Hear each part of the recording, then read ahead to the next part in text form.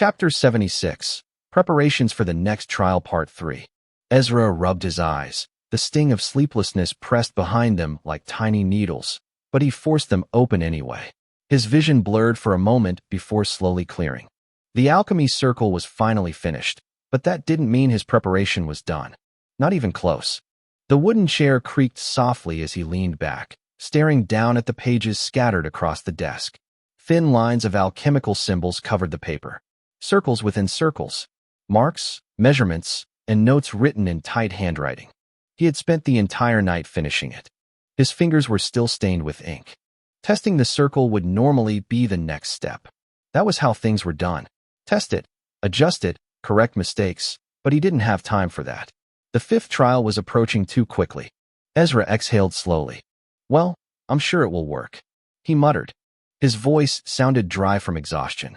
If the calculations were correct, the circle should be able to produce the structure needed for the Barrett M107 and its magazines. The design had already been broken down and reconstructed inside the alchemy formation. Now the only thing left was the materials. He pushed himself up from the chair. The movement made his back crack. Ezra scratched behind his shoulder blade and stretched his arms. So much to do. He walked toward the bathroom. The cold tiles felt icy under his bare feet. After splashing water on his face several times, he stared at his reflection in the mirror. His black and white hair looked messy, strands sticking out in different directions. Dark circles hung faintly under his eyes, and he was trembling from the little cold water splashed on his face.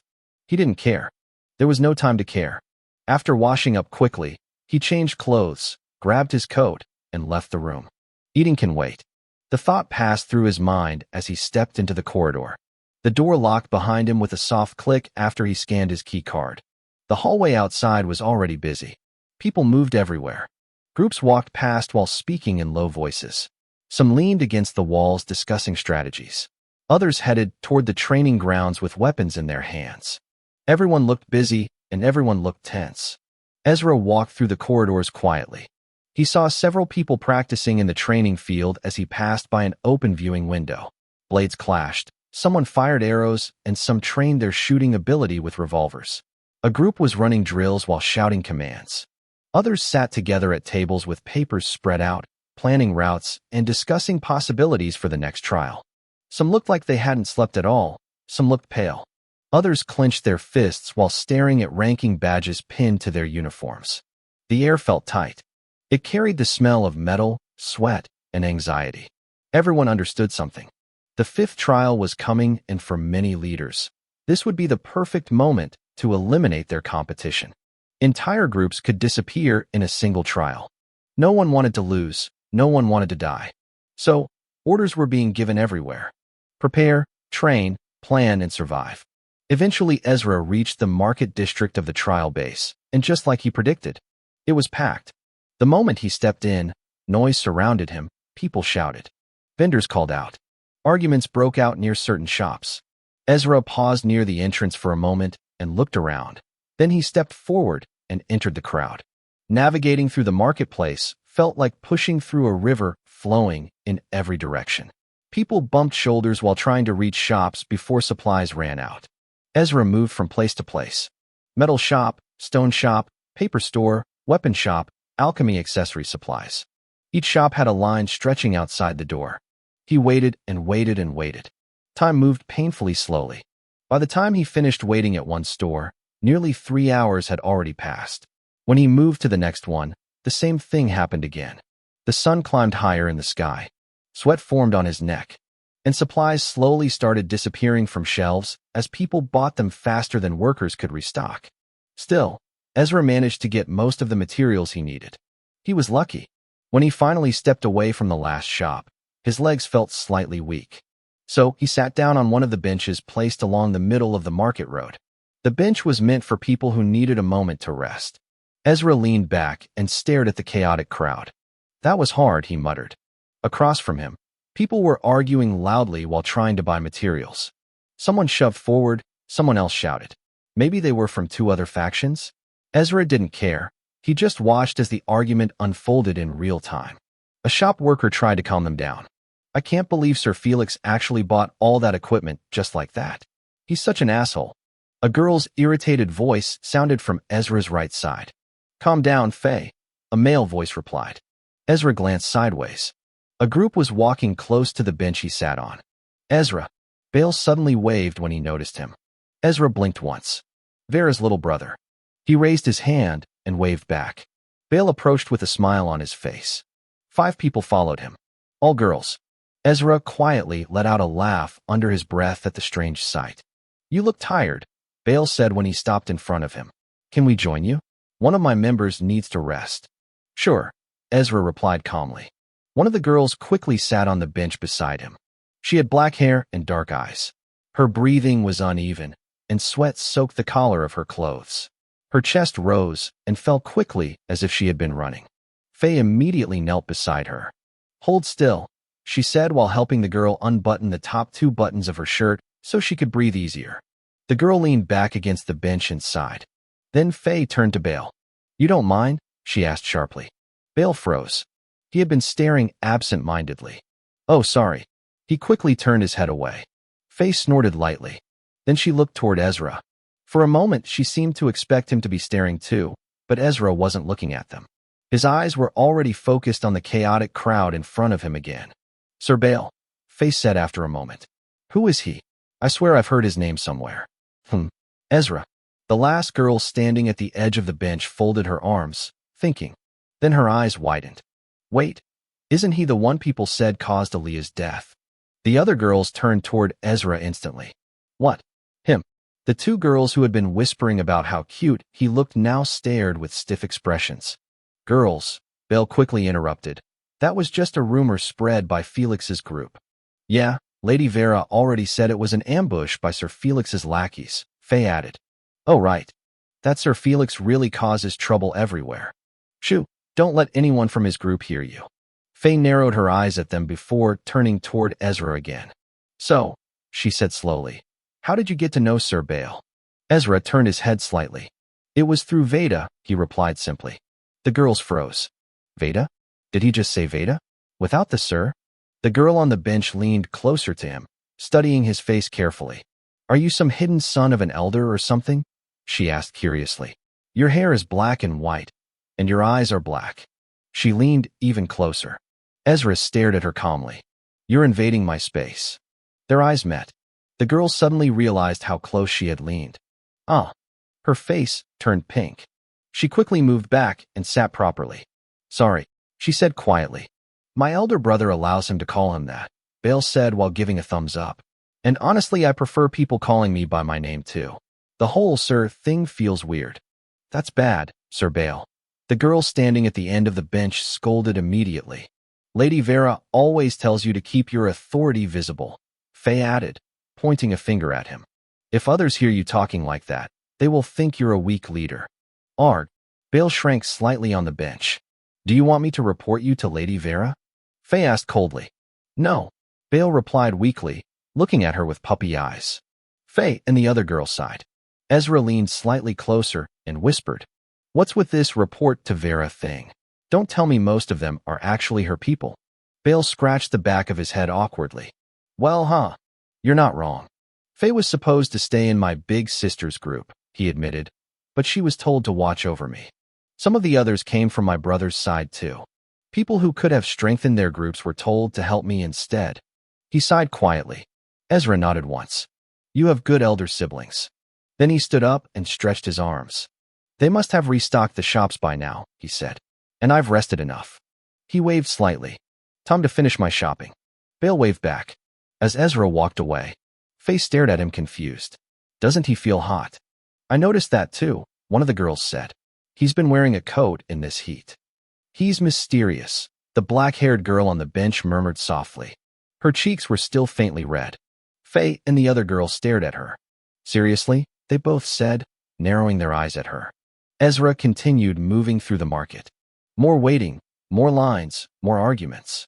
But eventually he managed to buy the rest of the materials he needed. By the time he finished, the sky had already begun turning orange. Evening was coming. After that he went straight to the cafeteria and ate quickly. Not being able to train felt strange to him, but today had still been productive. When he returned to his room, He showered again and immediately began creating the Barrett M107 magazines. One by one, carefully and slowly. He controlled his cognitive usage to avoid wasting too much energy. Hours passed. The room remained quiet except for the faint scratching sounds of metal shaping under alchemy. Finally, around midnight, he finished, but Ezra still didn't sleep. Instead, he sat cross-legged and began circulating his cognition. Energy flowed slowly through his body. The exhausted reserves gradually recovered. Morning arrived quietly. By then his cognition had almost returned to its peak. Ezra stretched his arms and cracked his neck. Thinking about it, I should buy materials for traps too. He scratched his head. Okay, I'll go back to the market today. He looked at the pile of magazines stacked neatly on the floor. Finish every preparation, then tomorrow. His eyes sharpened slightly. We get into serious action. He cleaned up, left the room again, and entered the market for another long battle of buying supplies. This time he focused on materials for traps. His points dropped quickly with every purchase, but Ezra didn't hesitate. Everything would be worth it once the trial began. After returning to his room, he packed everything carefully inside his space bag. Then finally, he slept deeply, and just like that, time passed. The fifth trial was about to begin. Chapter 77, Fifth Trial, Tower Defense. Everyone slowly gathered with their respective groups as they stared at the 6 massive doors built into the stone wall at the back of the hall. The hall itself felt different today. The air was more tight than usual. Soft murmurs spread through the crowd as people whispered among themselves. Some talked about their preparation. Some wondered what kind of monsters they would face. Others simply stood there silently, arms crossed or hands clenched, their eyes fixed on the doors. Everyone knew this trial would not be easy. Then, the door beside the podium opened. The sound of metal hinges echoed lightly through the hall. A woman stepped inside. 2 guards followed behind her. The moment she appeared, many students instinctively turned their heads. She had white hair. Not pale blonde or silver, pure white, like fresh snow under sunlight. Her eyes were the same color, calm but cold. She wore a white shirt tucked neatly into a black skirt. Black leggings covered her legs, and over her shoulders rested a long black coat that wasn't buttoned. It simply hung loosely, swaying slightly as she walked.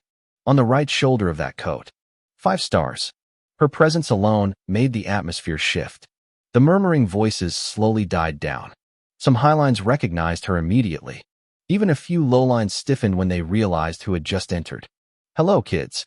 Her voice was soft, but it flowed through the hall like a cold breeze brushing against bare skin. There's been a change of plans for the 5th trial. A smirk appeared on her face as she looked at the many reactions spreading across the crowd. Surprise, confusion, worry. She slowly scanned the hall. Her eyes briefly landed on Vera, then moved toward Veda. Unlike many others, Veda did not react strongly to her words. Seeing that, her smile widened slightly. This trial, she continued, will take close to a month to end. Her words immediately stirred the crowd. A month? Many students looked at each other in disbelief. Not another month's trial. Shades of the 4th trial ringing in their heads. Until you finish defending against all waves of monsters while protecting your tower. The hall grew louder again. Whispers turned into worried murmurs. Some people frowned, others clenched their fists. A month-long defense trial meant exhaustion, long battles, and the risk of resources running out. The woman watched the reactions calmly. Don't worry, she added lightly. Once you reach your tower, certain things will be presented to you to help with your survival. Then her gaze sharpened slightly. So, leaders. Her eyes moved toward the 6 leaders. You should harden yourselves and carry your group to survival. Her gaze shifted again. And all you followers.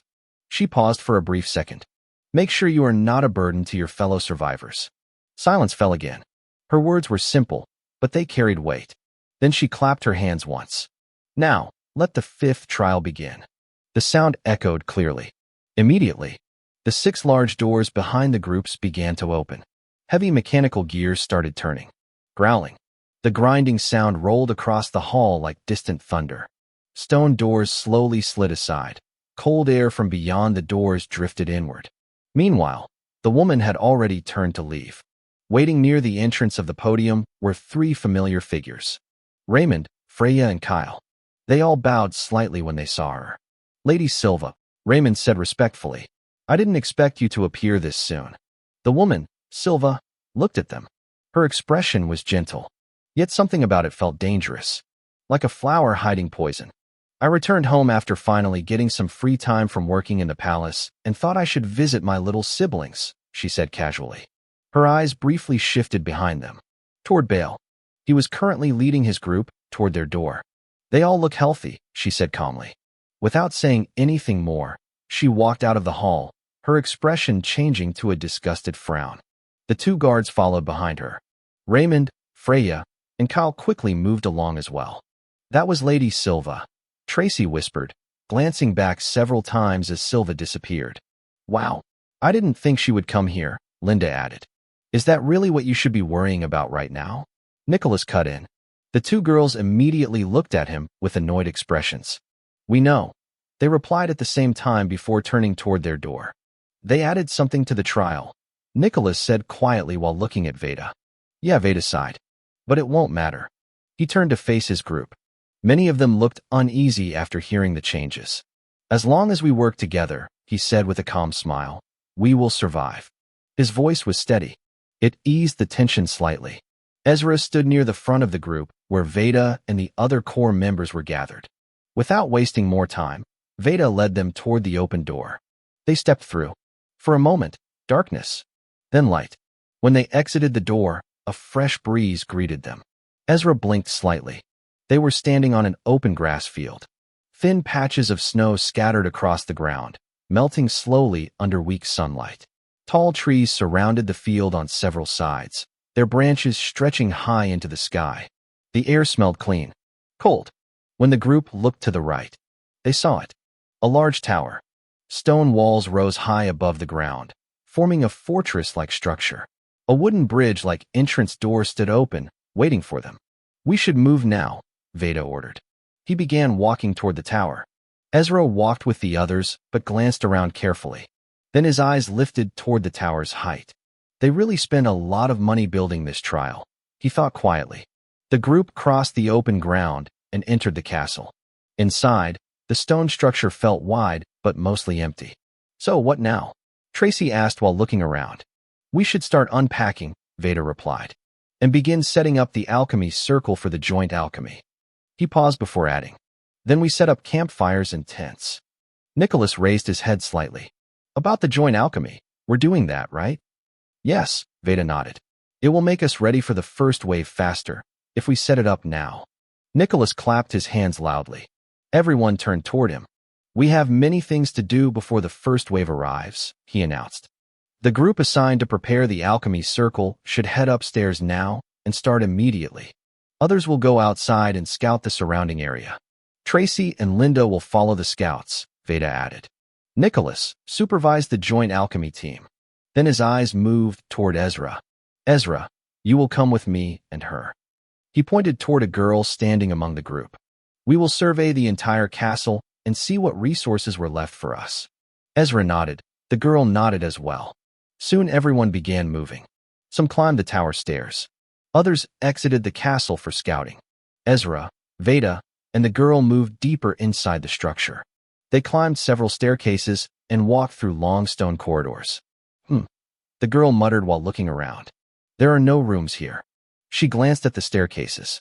Just stairs leading upward and this central tower structure. They continued walking around the upper level until they reached a door built into the side of the central tower. Veda pushed it open. The three stepped inside. Ezra looked around the circular stone walls. If this is the center of the castle, he said slowly, then it might contain some kind of control room. Control room? The girl repeated curiously. Well, Veda said with a smile, let's see. They climbed the narrow staircase inside the tower. Eventually, they reached a final door. Veda opened it. Inside the room, a black flag stood planted in the center. Beside it floated a glowing crystal. I guess you were right, Veda said with a smile. Ezra looked around quietly. So, if our flag gets stolen, he said calmly, that means we lose. His eyes rested on the flag. The girl moved toward the window. From there she could see almost the entire field outside. Group members were moving around below, setting up equipment. The scouting team was already disappearing into the forest.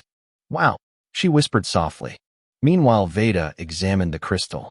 When he touched it, a holographic display appeared. Words and images floated in the air.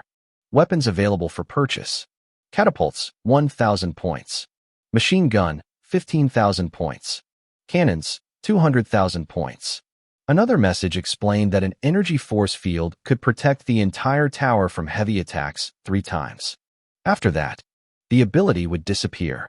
The weapon purchasing system would also deactivate. That's a lot of points, the girl muttered. For only one machine gun and cannon, Veda sighed. If we buy it now after spending so many points preparing earlier. He shook his head. Ezra spoke calmly. Don't worry too much. Both of them looked at him. If they added this system, Ezra continued, knowing most groups already spent their points preparing, then they will probably introduce a way to earn more points. What do you mean? The girl asked. Maybe after the first wave, Ezra explained. They will rank the groups based on how fast they defeat the monsters. The faster groups will receive more points. The slower ones will receive less. Veda nodded. That sounds like the most logical system they might use. He stepped toward the window. We should inform everyone. But Ezra was already walking toward the door. Well, I'm going to my post, he said while waving slightly.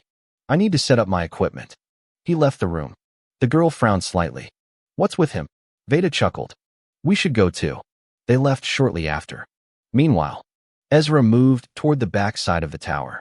Earlier discussions suggested monsters might slip through that area if the trial designers wanted to increase difficulty. He reached the outer wall, then opened his space bag. He pulled out a large sack. Inside, rows of Barrett M107 magazines. Loaded, prepared. Ezra stared at them briefly. At one point he had changed his mind and created more. 50 had not felt safe enough. So, he made another 50. 100 magazines in total. Then he removed the parts of his tent and began assembling it. The tent was square and large enough for 3 people. He placed it near the stone barricade wall that protected the edge of the castle. There was a reason for that. Inside the tent, he would hide his Barrett M107 while shooting. No one would see it clearly. Before finishing the tent setup, Ezra tied a rope to the wall and climbed down the outside of the castle. Once he reached the ground, he walked toward the tree line. After stopping a short distance away, he took out a digging tool. Then he began carving a long vertical line across the ground near the forest edge. A quiet preparation for what was coming next. Chapter 78, 5th Trial, Tower Defense Part 2. Several hours passed after the group entered the castle. The sun had slowly climbed higher in the sky, spreading pale light across the open grass field outside the fortress. Wind brushed across the land, bending the tall grass and carrying faint sounds from the forest. On the front side of the castle wall, Veda stood quietly. His arms were folded across his chest as he looked down at the field below. The wind pushed lightly against his clothes, but he didn't move. His eyes stayed on the horizon. Behind him, footsteps approached. The alchemy circles are almost done. Nicholas walked up and stopped beside him. That's fast, Veda replied calmly without turning his head. His eyes remained on the field. Everything looked peaceful. Too peaceful. Yeah, Nicholas said, rubbing the back of his neck before stroking his chin thoughtfully. We can't afford to waste time. He stared at the ground for a moment. His mind clearly began turning. After a few seconds he spoke again. Should we start producing the AK-47 and the calf repeater now? Veda nodded immediately. Yes. A bright smile appeared on his face. With immediate effect, he turned toward Nicholas and placed a hand on his shoulder. If we start now, the alchemists will have enough time to recover their cogniz to a decent percentage before the first wave arrives. Nicholas nodded. Okay, I'll inform them. He turned to leave, but suddenly stopped. Oh, before I forget, the tents are already set up. Good, Veda replied with a nod. Also, there's something I need everyone to know about the tower. Nicholas looked back at him. Veda pointed behind them toward the tall tower rising at the center of the castle. It seems we can spend points to buy heavy weapons for this trial.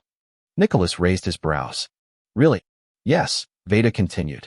There's also a defensive force field that can protect the tower from heavy attacks. He raised 3 fingers. But it only works 3 times. After those 3 activations, All the tower perks and defenses will shut down. Nicholas' face slowly turned serious. He fell into deep thought. So, how do we get points now? He asked slowly. His brows pressed together. Do we have to force everyone to give up their remaining points just to buy something? Veda frowned. No, I don't want everyone's points dropping to 0. He paused for a moment before continuing. What we'll do is survive the first wave using what we already have. Nicholas crossed his arms. And after that, from what Ezra told me, Veda looked at him. There might be a ranking system for the fastest groups to clear each wave. Nicholas blinked. The faster groups would receive more points while the slower groups would receive less. Nicholas glanced toward the tower again before turning back. So, the group that finishes last might receive nothing? Yes. Veda nodded. That's possible. Nicholas sighed slowly. But can you really believe what that Ezra boy said? His tone carried doubt. Veda shook his head. I'm not blindly believing him. I'm considering his idea because it sounds like the most obvious system the board would use. Nicholas stared at him for a moment. Then he groaned. He knew Veda was right, even though he hated admitting it. Ezra's guess sounded reasonable, but the thought of him being right annoyed the hell out of him. Speaking of that Ezra boy, Nicholas said, irritation creeping into his voice. What exactly is he doing right now? He hasn't helped the group with anything since we got here. His eyes drifted toward the direction where Ezra had gone earlier. Veda narrowed his eyes. The last thing he told me, Veda said calmly, was that he needed to prepare some things at the side he chose as his position. Nicholas scoffed. Hey, isn't he just drawing his alchemy circle and setting up a tent? That's something someone could finish within 2 to 3 hours. Nicholas pointed toward the back of the castle. But it's already been more than 6 hours. And he hasn't shown a bit of decency to help his team. Nicholas clearly looked angry. Veda gave him a long look. Says the person who treats him like he doesn't belong. Nicholas froze. Veda's words hit him directly. Nicholas took a step back. His face showed embarrassment. It's not like he can't prove himself, Nicholas muttered. But he's busy hiding like a coward. Veda's expression turned serious. But he owes us nothing. Nicholas blinked. So, why should he prove anything to us? Veda continued. And if you still want proof, he's already ranked. Nicholas clicked his tongue. Tisk. The ranking system isn't only about strength. He crossed his arms stubbornly. And I still don't understand why you'd trust someone who refuses to work with the team. Still the same argument. Veda shook his head. Do you remember what I said when I apologized to everyone for making you guys feel inferior when I first introduced Ezra? Nicholas nodded slowly. I said I believed Ezra would be a big boost to our group, and it's not because of his strength. Nicholas frowned. Veda continued. The first time I saw him was when he was unconscious in the hospital. I saw something in him. He paused. A fighter. Someone who wants to survive. Someone ready to give everything to escape this hell. Veda sighed quietly. Compared to that, he glanced toward the castle where many candidates were working. Some people here just want to hide behind stronger backs or act superior because they received training before coming here. He paused again. Then he looked directly at Nicholas. That Ezra boy, he's very different. Veda smiled faintly. He reminds me of myself. That's why I was excited when he joined our group, and you really shouldn't worry about his strength. Pamela already said it herself. Nicholas raised an eyebrow. That he's a monster. Nicholas exhaled heavily. All right. He rubbed his forehead. That one is my fault. I was acting like a jerk. He looked down. I just didn't like the idea of a lowline making you talk about him like that. Nicholas' voice dropped. I thought I might lose my place as your right-hand man. Veda stared at him. Then suddenly, he burst into laughter. The loud laugh echoed across the castle wall. Some nearby group members looked over in confusion. There's no way he'd even want that, Veda said while still laughing. He grabbed Nicholas' shoulder. Tears formed slightly at the corner of his eyes from laughing. Trust me, Ezra doesn't look like the kind of guy who wants to become my right-hand man. The only reason he joined us in the first place was because Felix was targeting him, and our group was the safest option he had. Oh, Nicholas blinked. He suddenly felt foolish. He had been worrying over nothing all this while. He sighed in relief. I'll go deliver the orders to everyone. His face turned red from embarrassment. Good. Veda smiled. After that, we should go check on Ezra. Nicholas nodded and left. Veda stayed behind for a moment. I wonder when the scouting team will return. He turned around and walked down the castle stairs. Below, several group members were dragging large wooden logs. They were reinforcing the castle entrance, preparing for what was coming. Time passed. The sun slowly moved toward the horizon. Finally, the scouting team returned. Linda and Tracy quickly gathered everyone together.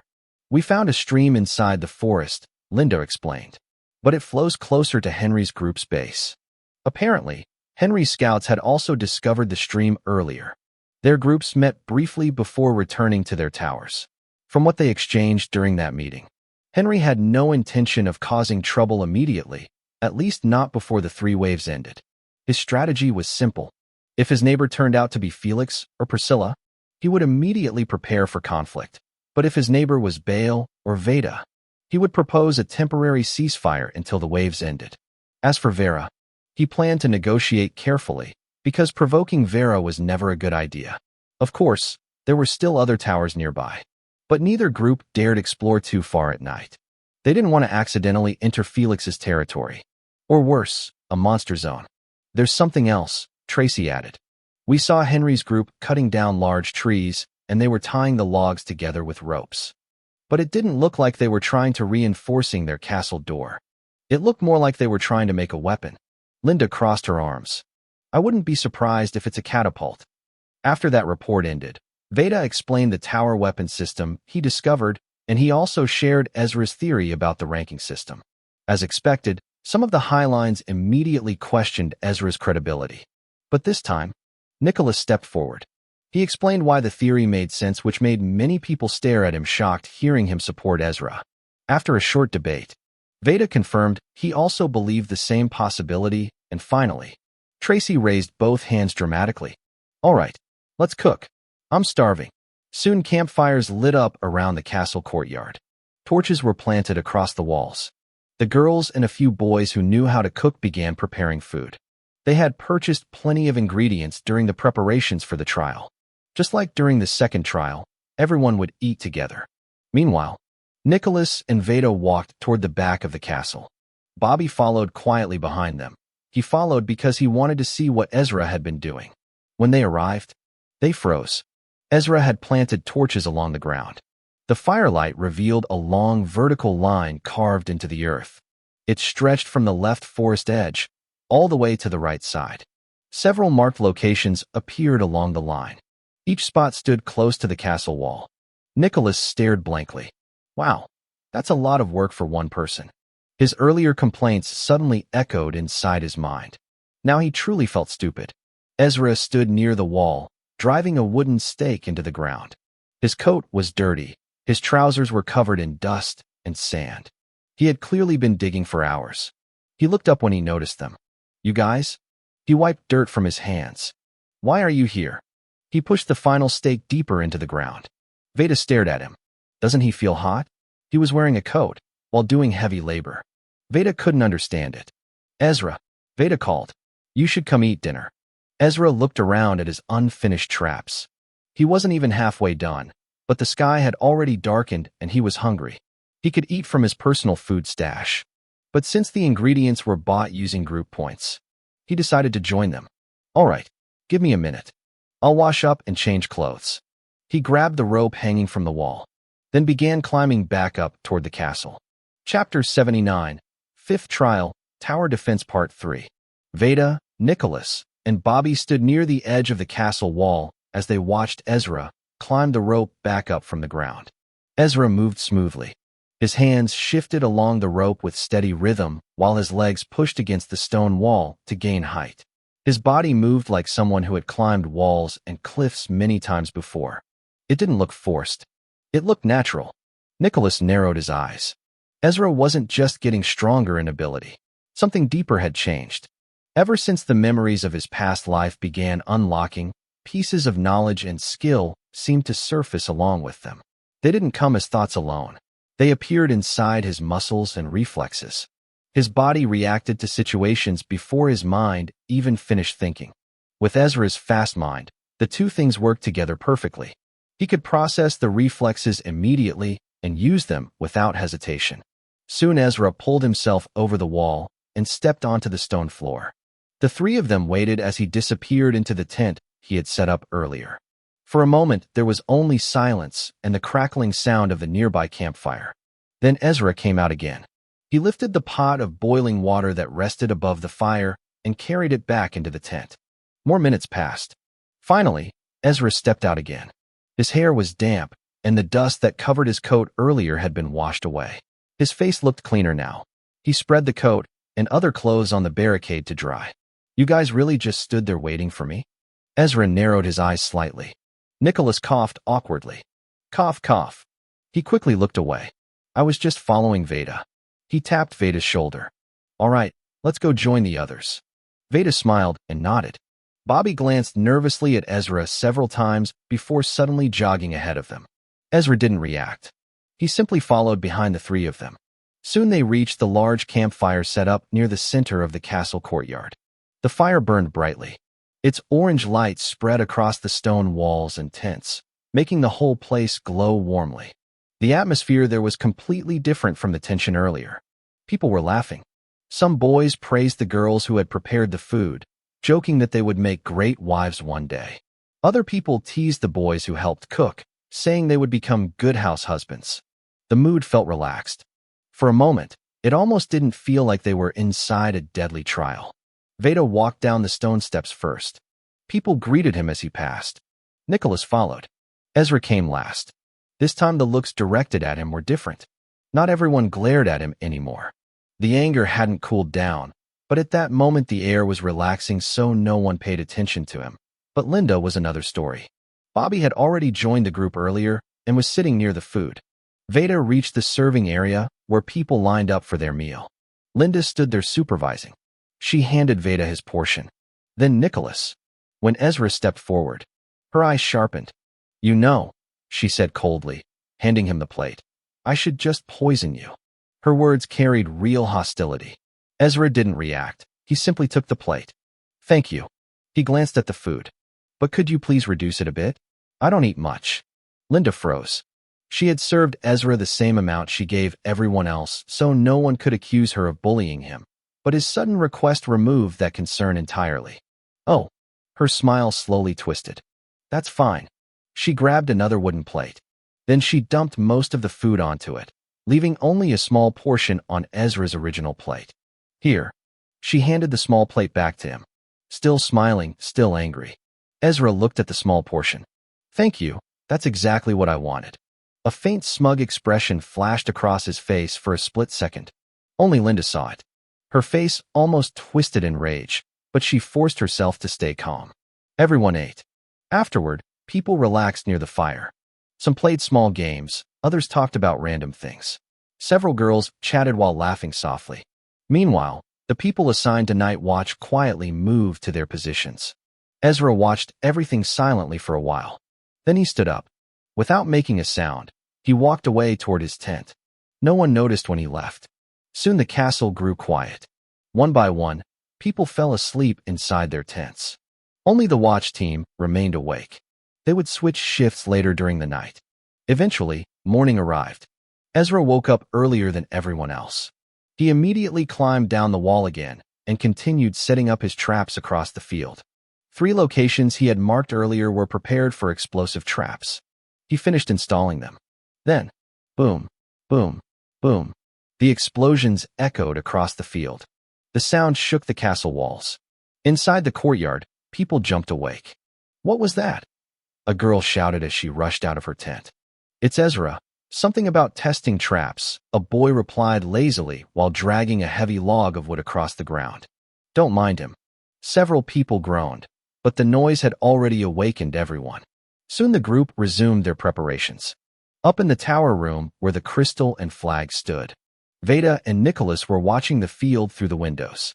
A girl assigned to monitor the crystal stood nearby. "Veda," Nicholas said, squinting into the distance. "Do you think the first wave will start now?" Veda crossed his arms. "Honestly, I don't know. That's why I didn't send the scouts out today. We're focusing on cutting trees and storing logs." "But," he frowned slightly, "I wouldn't be surprised if the first wave suddenly begins." Nicholas nodded. "We should call the outside teams back soon." Down below, the shooters assigned to the AK-47 47 positions stood ready. Others moved around setting up defensive logs. Hours passed. Eventually, the signal was given to return inside. People outside quickly carried the remaining logs toward the entrance. Some workers planted wooden torches across the field so the battlefield could be lit during the night. "Hey, hurry up," a girl shouted. "They're calling everyone back." Her voice carried worry. Yeah. The boy beside her waved his hand. "I'm almost done." Inside the castle, a boy looked through binoculars. "I don't see anything, Sir Veda." He turned left and right. "You sure?" Linda asked. Veda didn't answer immediately. His eyes sharpened. He was using cognizance to strengthen his vision. "Wait." The boy suddenly lowered the binoculars. "We need to call everyone back. Now, Nicholas." Veda turned immediately. Nicholas was already running. Meanwhile, Veda pointed at another boy. "You.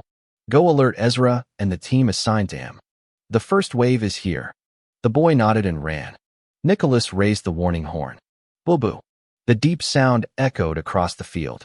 Then, other horns blew simultaneously from the forest in multiple directions. The first wave had begun. Outside, 2 workers placing torches felt the ground shaking beneath their feet. The vibration grew stronger. Then, a long, chilling howl echoed through the forest. Howl! The sound froze their blood. Up in the tower, the boy watching through the binoculars finally saw them clearly. His face turned pale. "It's silverback dire wolves." He swallowed. "A whole colony." He looked at Veda. "We're starting hard." Veda forced a smile. "Everyone to your positions." A girl from the shooting squad shouted. "Sir Veda, 2 people are still outside." Veda turned. He saw them running toward the castle. Behind them, 6 enormous wolves chased them. Their bodies were huge. Gray fur rippled across their muscles. Their silver backs shone under the sunlight. Their paws slammed the ground like hammers. Veda gritted his teeth. "Linda." She instantly tossed him a calf repeater. "What are you doing?" Tracy grabbed his arm. "It's just the start of the wave." Veda looked at her calmly. "I'm not losing anyone this early." He pulled free, then jumped down from the wall. "Nicholas," Veda shouted while still falling from the castle wall. "Make sure everyone is ready to close the door and fire the moment I get inside with the rest." His body hit the ground hard. Both feet landed first, knees bending slightly as he absorbed the impact. Small cracks spread across the dirt beneath him. Then, he moved. His body burst forward with sudden speed. The air behind him shifted as he dashed across the field. At the back of the castle, Ezra had just climbed up the rope when the boy Veda sent came rushing toward him. 5 others followed close behind. The boy was breathing hard. "The first wave." He gasped. His legs nearly gave out. A boy beside him quickly grabbed his arm before he collapsed. "What happened to the first wave?" the boy asked urgently. Ezra looked at the exhausted messenger calmly. "It has started." The boy nodded quickly. Ezra turned his head and glanced toward the open field behind the castle. The grass moved gently with the wind. Nothing was there. "For now?" "Well," Ezra said slowly, narrowing his eyes. "I don't see any monsters coming from this side yet." He shifted his gaze toward the tower, blocking his view of the front battlefield. "That means the first wave is coming from the front." His voice remained calm, but his eyes sharpened slightly. Meanwhile, at the front of the castle, chaos had already begun. Veda sprinted across the field. Ahead of him, the 2 group members ran desperately toward the castle entrance. Behind them, the ground trembled. The pounding footsteps of massive wolves shook the earth. A chaser was already closing in. Its body was huge, although not as huge as the scouter or flankers. Its muscles moving under thick silver-gray fur.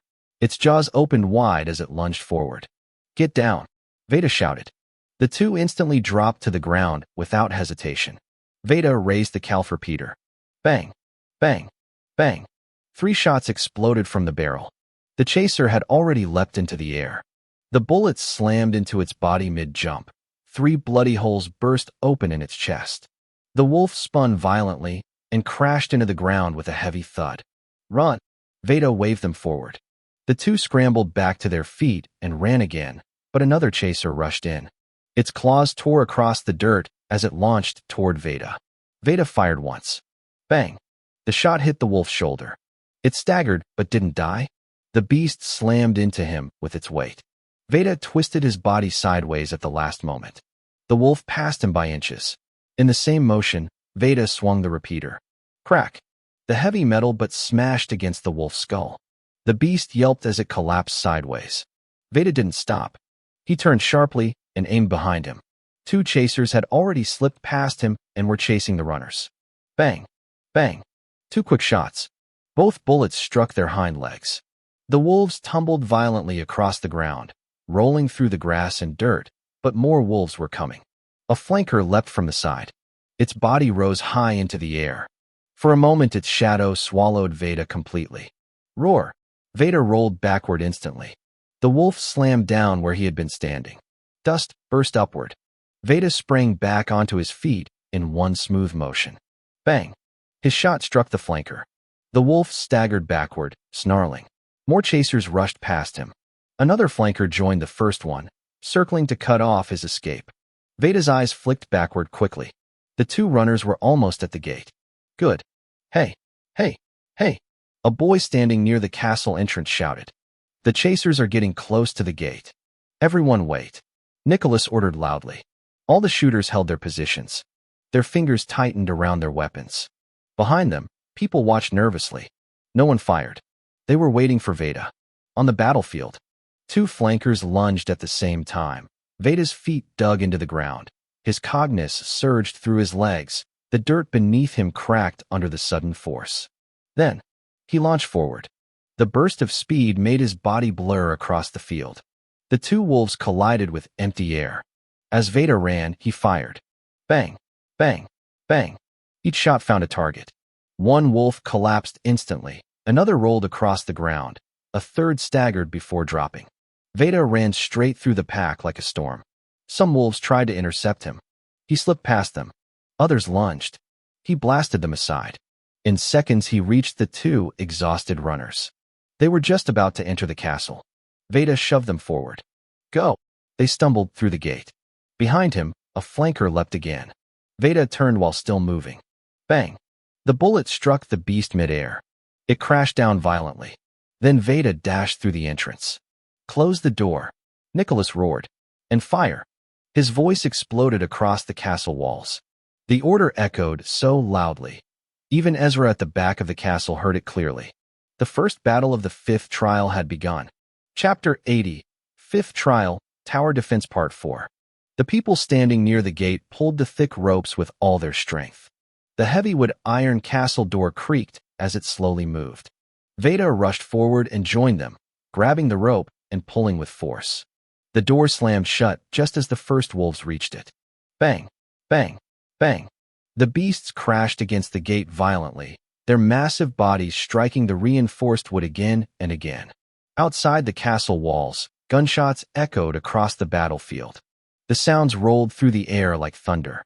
Veda immediately released the rope and ran toward the stairway. He climbed quickly, taking the steps two at a time. When he reached the top of the wall, the entire defensive line had already begun firing. Everyone stood in position. AK-47 rifles barked continuously. Bullets rained down across the grass field below. Veda stepped closer to the edge and looked down. Wolf bodies were already collapsing one after another, but when he lifted his eyes farther ahead, his expression changed, his brows slowly tightened. The battlefield was much worse than it first appeared. Hundreds of wolves were still running toward them. Among them were different types. Chasers sprinted across the field with terrifying speed. Flankers moved in wider arcs, their bodies thicker and their hides tougher. Scouters stayed behind, watching the battlefield carefully and deeper within the pack. Several alphas ran with commanding presence, but the most terrifying creature stood even farther behind. It was enormous, twice the size of a flanker. Its muscles rolled beneath its silver fur as it moved. Its speed was terrifying. Even from that distance, it stared directly toward the castle walls, like it could see everything happening. It was the alpha of alphas, the ruler of the entire colony, the silverback dire wolf leader. The beast slowly lifted its head. Then, howl! Its howl tore through the air like a blade. The sound rolled across the field and echoed through the forest. Immediately, more howls followed, one after another. The wolves suddenly shifted formation. Two flankers rushed ahead of the chasers. A scouter remained behind, watching the field. "What are those wolves doing?" The boy holding the binoculars shouted in shock. "They changed formation," Nicholas said, narrowing his eyes. Veda raised a hand. Immediately, the people standing behind the shooters drew their weapons. Each of them held a big 4-barrel revolver in their other hand. The strategy of Veda's group was actually very interesting when seen from a wider view. From the top of the castle wall, the formation looked simple at first glance, but the longer one watched, the clearer the thought behind it became. The shooters stood in a straight defensive line along the edge of the wall. Each of them held an AK-47, the barrels already glowing faintly from the repeated firing. Their job was simple: bombard the monsters with raw firepower. For a normal forged AK-47, the weapon statistics were already impressive. Muzzle velocity, about 715 meters per second, 2,350 feet per second. Muzzle energy, about 2,000 to 2,100 joules. Effective range, about 300 to 400 meters. Maximum range, about 800 meters. But the rifles used by the group were Alchemy-created AK-47s, which meant their performance had been enhanced by Cognis during the creation process. That changed everything. For these weapons, muzzle velocity, 2,145 m/s. Muzzle energy, 6,000 to 6,300 joules. Effective range, 900 to 1,200 meters. Maximum range, 2,400 meters. Each rifle held 30 rounds per magazine. With that level of power, most silverback dire wolves could be killed with a single shot. However, it was not always guaranteed. There were several reasons for that. Sometimes a bullet would miss its vital target during the chaos of battle, either because of the movement of the wolves or the shooter's aim accuracy. Other times, the problem came from the wolves themselves. The flankers were especially troublesome. Their hides were thicker than the rest of the pack, and some flankers had skin so tough that the first bullet only tore through fur and muscle instead of killing them instantly. Just like how chasers varied in speed. Some chasers moved like normal wolves. Others moved like shadows across the grass, crossing distances faster than the eye could properly follow. Even the scouters had their own strange advantages, using their keen senses to analyze the battlefield before moving in. Because of these differences between individual monsters, Veda designed a second layer in the formation. Beside every shooter stood another fighter. Their role was simple. If any monster managed to climb the wall, they would kill it before it enters the castle completely. Behind them stood a third group. These fighters held calf repeaters. Their duty was to shoot the wolves while they were still climbing, stopping them before the second line had to fight directly. 3 layers: shooters, close defenders, and climbing suppressors. A simple structure, but extremely effective. The gunfire continued without pause. The air itself seemed to tremble. Bullets rained down toward the battlefield below. The repeated roar of the AK-47 rifles echoed like thunder rolling across a storm. Sparks flashed from the barrels with every burst of fire. The smell of burning gunpowder spread across the wall. Down below, the wolves continued charging. The flankers had taken the lead position in the pack. Their bodies absorbed most of the incoming bullets. Some of them collapsed after several hits. Others kept running despite bleeding wounds. One flanker was struck in the chest twice, yet it still continued sprinting forward, shaking its body violently as if trying to throw the bullets out, but the repeated impacts slowed them down. Even monsters could not ignore that much damage forever. Behind them, the chasers ran in tight groups, using the flankers as living shields. The ground trembled from the pounding of hundreds of paws. Dust clouds rose behind them like smoke. Soon, the wolves that survived the barrage reached the castle entrance. Their bodies slammed violently against the reinforced wooden gate. Thud, thud, thud. Each impact shook the door. Splinters cracked from the surface. Calth repeater holders, shoot down, Nicholas ordered. The candidates immediately moved. They climbed onto the stone barricade along the castle wall and leaned their bodies forward. Their rifles tilted downward. Then they fired. Bang, bang, bang. The wolves pounding the gate were struck one after another. Some collapsed instantly. Others rolled across the ground with broken legs before finally dying.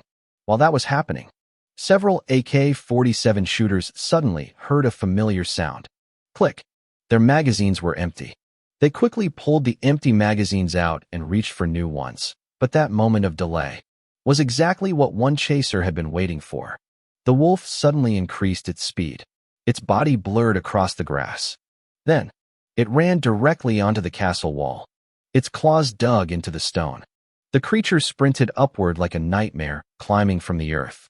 The Calf Repeater squad noticed it. They raised their guns and fired quickly, but the wolf moved too fast. Their shots struck the stone wall instead. Nicholas reacted instantly. He stepped forward, raised his repeater with perfect aim. Bang! The first shot struck the wolf's rear leg, breaking its balance. The beast stumbled, but it kept climbing. Bang! The second shot hit its eye. The wolf's body twisted violently. Then it lost its grip. The creature fell backward and crashed into the pack below. Be focused, everyone. Don't show any fear, Veda shouted loudly. His voice cut through the battlefield noise. If we show fear now and slow down even a little, these monsters will smell it. And once they smell fear, they will pounce on it. His eyes swept across every fighter. So, what we must do now is simple. Grip your weapons tight and shoot. Pull the trigger without hesitation. He pointed toward the battlefield. Trust the partners beside you. Trust your gut. Trust yourself. His voice grew louder. No matter what happens, you will cover each other. He paused for only a moment. Then he shouted again. We will win this first wave. We will kill these beasts. And we will live to fight the next wave. So don't back down. Look forward. And shoot to your heart's content. He raised his fist. Let the steel running in your blood harden your resolve. The effect was immediate. The hesitation in the group disappeared. Their eyes sharpened, breathing steadied, and their resolve hardened like steel fresh from a forge being plunged into water. The shooters resumed firing. This time, not a single one wavered. Meanwhile, at Ezra's side of the castle, the situation felt strangely different. The sounds of the battle were distant. Gunfire echoed from the front. Wolves howled somewhere beyond the walls. The castle gate shook from the impact of monsters outside. Yet Ezra himself remained relaxed. He sat on a beach chair he had created before at the trial base. His body leaned back comfortably. A cap covered his face. From the outside, he looked like someone taking an afternoon nap. Ezra, a girl said hesitantly. Her voice carried nervousness. Shouldn't we join the rest? She looked toward the direction of the battlefield. The gunfire, the howls, the heavy banging from wolves slamming into the castle gate. Every sound made the 5 people assigned to guard this side feel more uneasy. They couldn't see the battle. They could only hear it, and that made their imagination worse. We can't, Ezra replied calmly without lifting the cap from his face. Why? A boy stepped closer. His face looked annoyed. Are you too scared to help others? Ezra did not move. Whatever you say. His voice remained flat. If we leave here, this side becomes open, and if monsters appear from this side, no one will know. All because someone wanted to play hero. His words were blunt. Play hero. The boy clenched his fists. Ezra raised a finger slightly and pointed toward him without even looking. If you want to go, you can, but you won't help them. You'll just become a burden. They are already fighting in rhythm. Throwing in a random variable will disrupt that rhythm, and then everything collapses. What? The boy waved his hand dismissively. Hey, I think we should just relax, another boy said quickly. He grabbed the angry boy's shoulder before the situation worsened. He's not wrong. If you think about it calmly. The others looked at each other. It's true, one girl said slowly. Everyone has a role, and our role is protecting this side. So, let's trust the others. Their words gradually calmed the group. The angry boy pulled his arm free. He clicked his tongue and walked away from Ezra. Arrogant piece of shit, he muttered loudly. You're just like us. A lowline, and yet you act like you're something special. He spat on the ground. Ezra didn't react. He didn't even move. The cap still covered his eyes, and the noise of the battlefield sounds continued echoing in the distance. Back at the front of the castle, the fight continued without pause, and none of the defenders could truly tell how much time had passed since the battle had started, because every second was swallowed by the roar of gunfire and the desperate focus required to keep the wolves from climbing the walls. The shooters kept firing. They fired again and again, their fingers repeatedly squeezing the triggers of the AK-47 rifles. the sharp explosions of the gunshots echoing across the battlefield like continuous thunder, while the wolves below kept rushing forward without any sign of fear. Most of the shooters' hands were already beginning to feel numb from the constant recoil. Their shoulders trembled from the repeated impact of the rifles pushing against them. Some of them had already lost feeling in their fingers. Yet none of them dared to stop. They utilized their cognizance to heal the parts that hurt, and some used it to strengthen their bodies. They knew if they stopped shooting, even for a moment, the wolves would reach the walls. "How many reloaded magazines do you have left?" Veda shouted while moving along the wall, walking back and forth behind the shooters and the support fighters, his sharp eyes watching the battlefield and the condition of every person in the formation. "If your stock of magazines is getting low," he continued loudly, making sure everyone could hear him over the noise of battle, "tell me immediately so we can get you restocked before you run out." His voice carried authority, cutting through the chaos. While he was speaking, a scouter wolf suddenly appeared from the left side of the wall.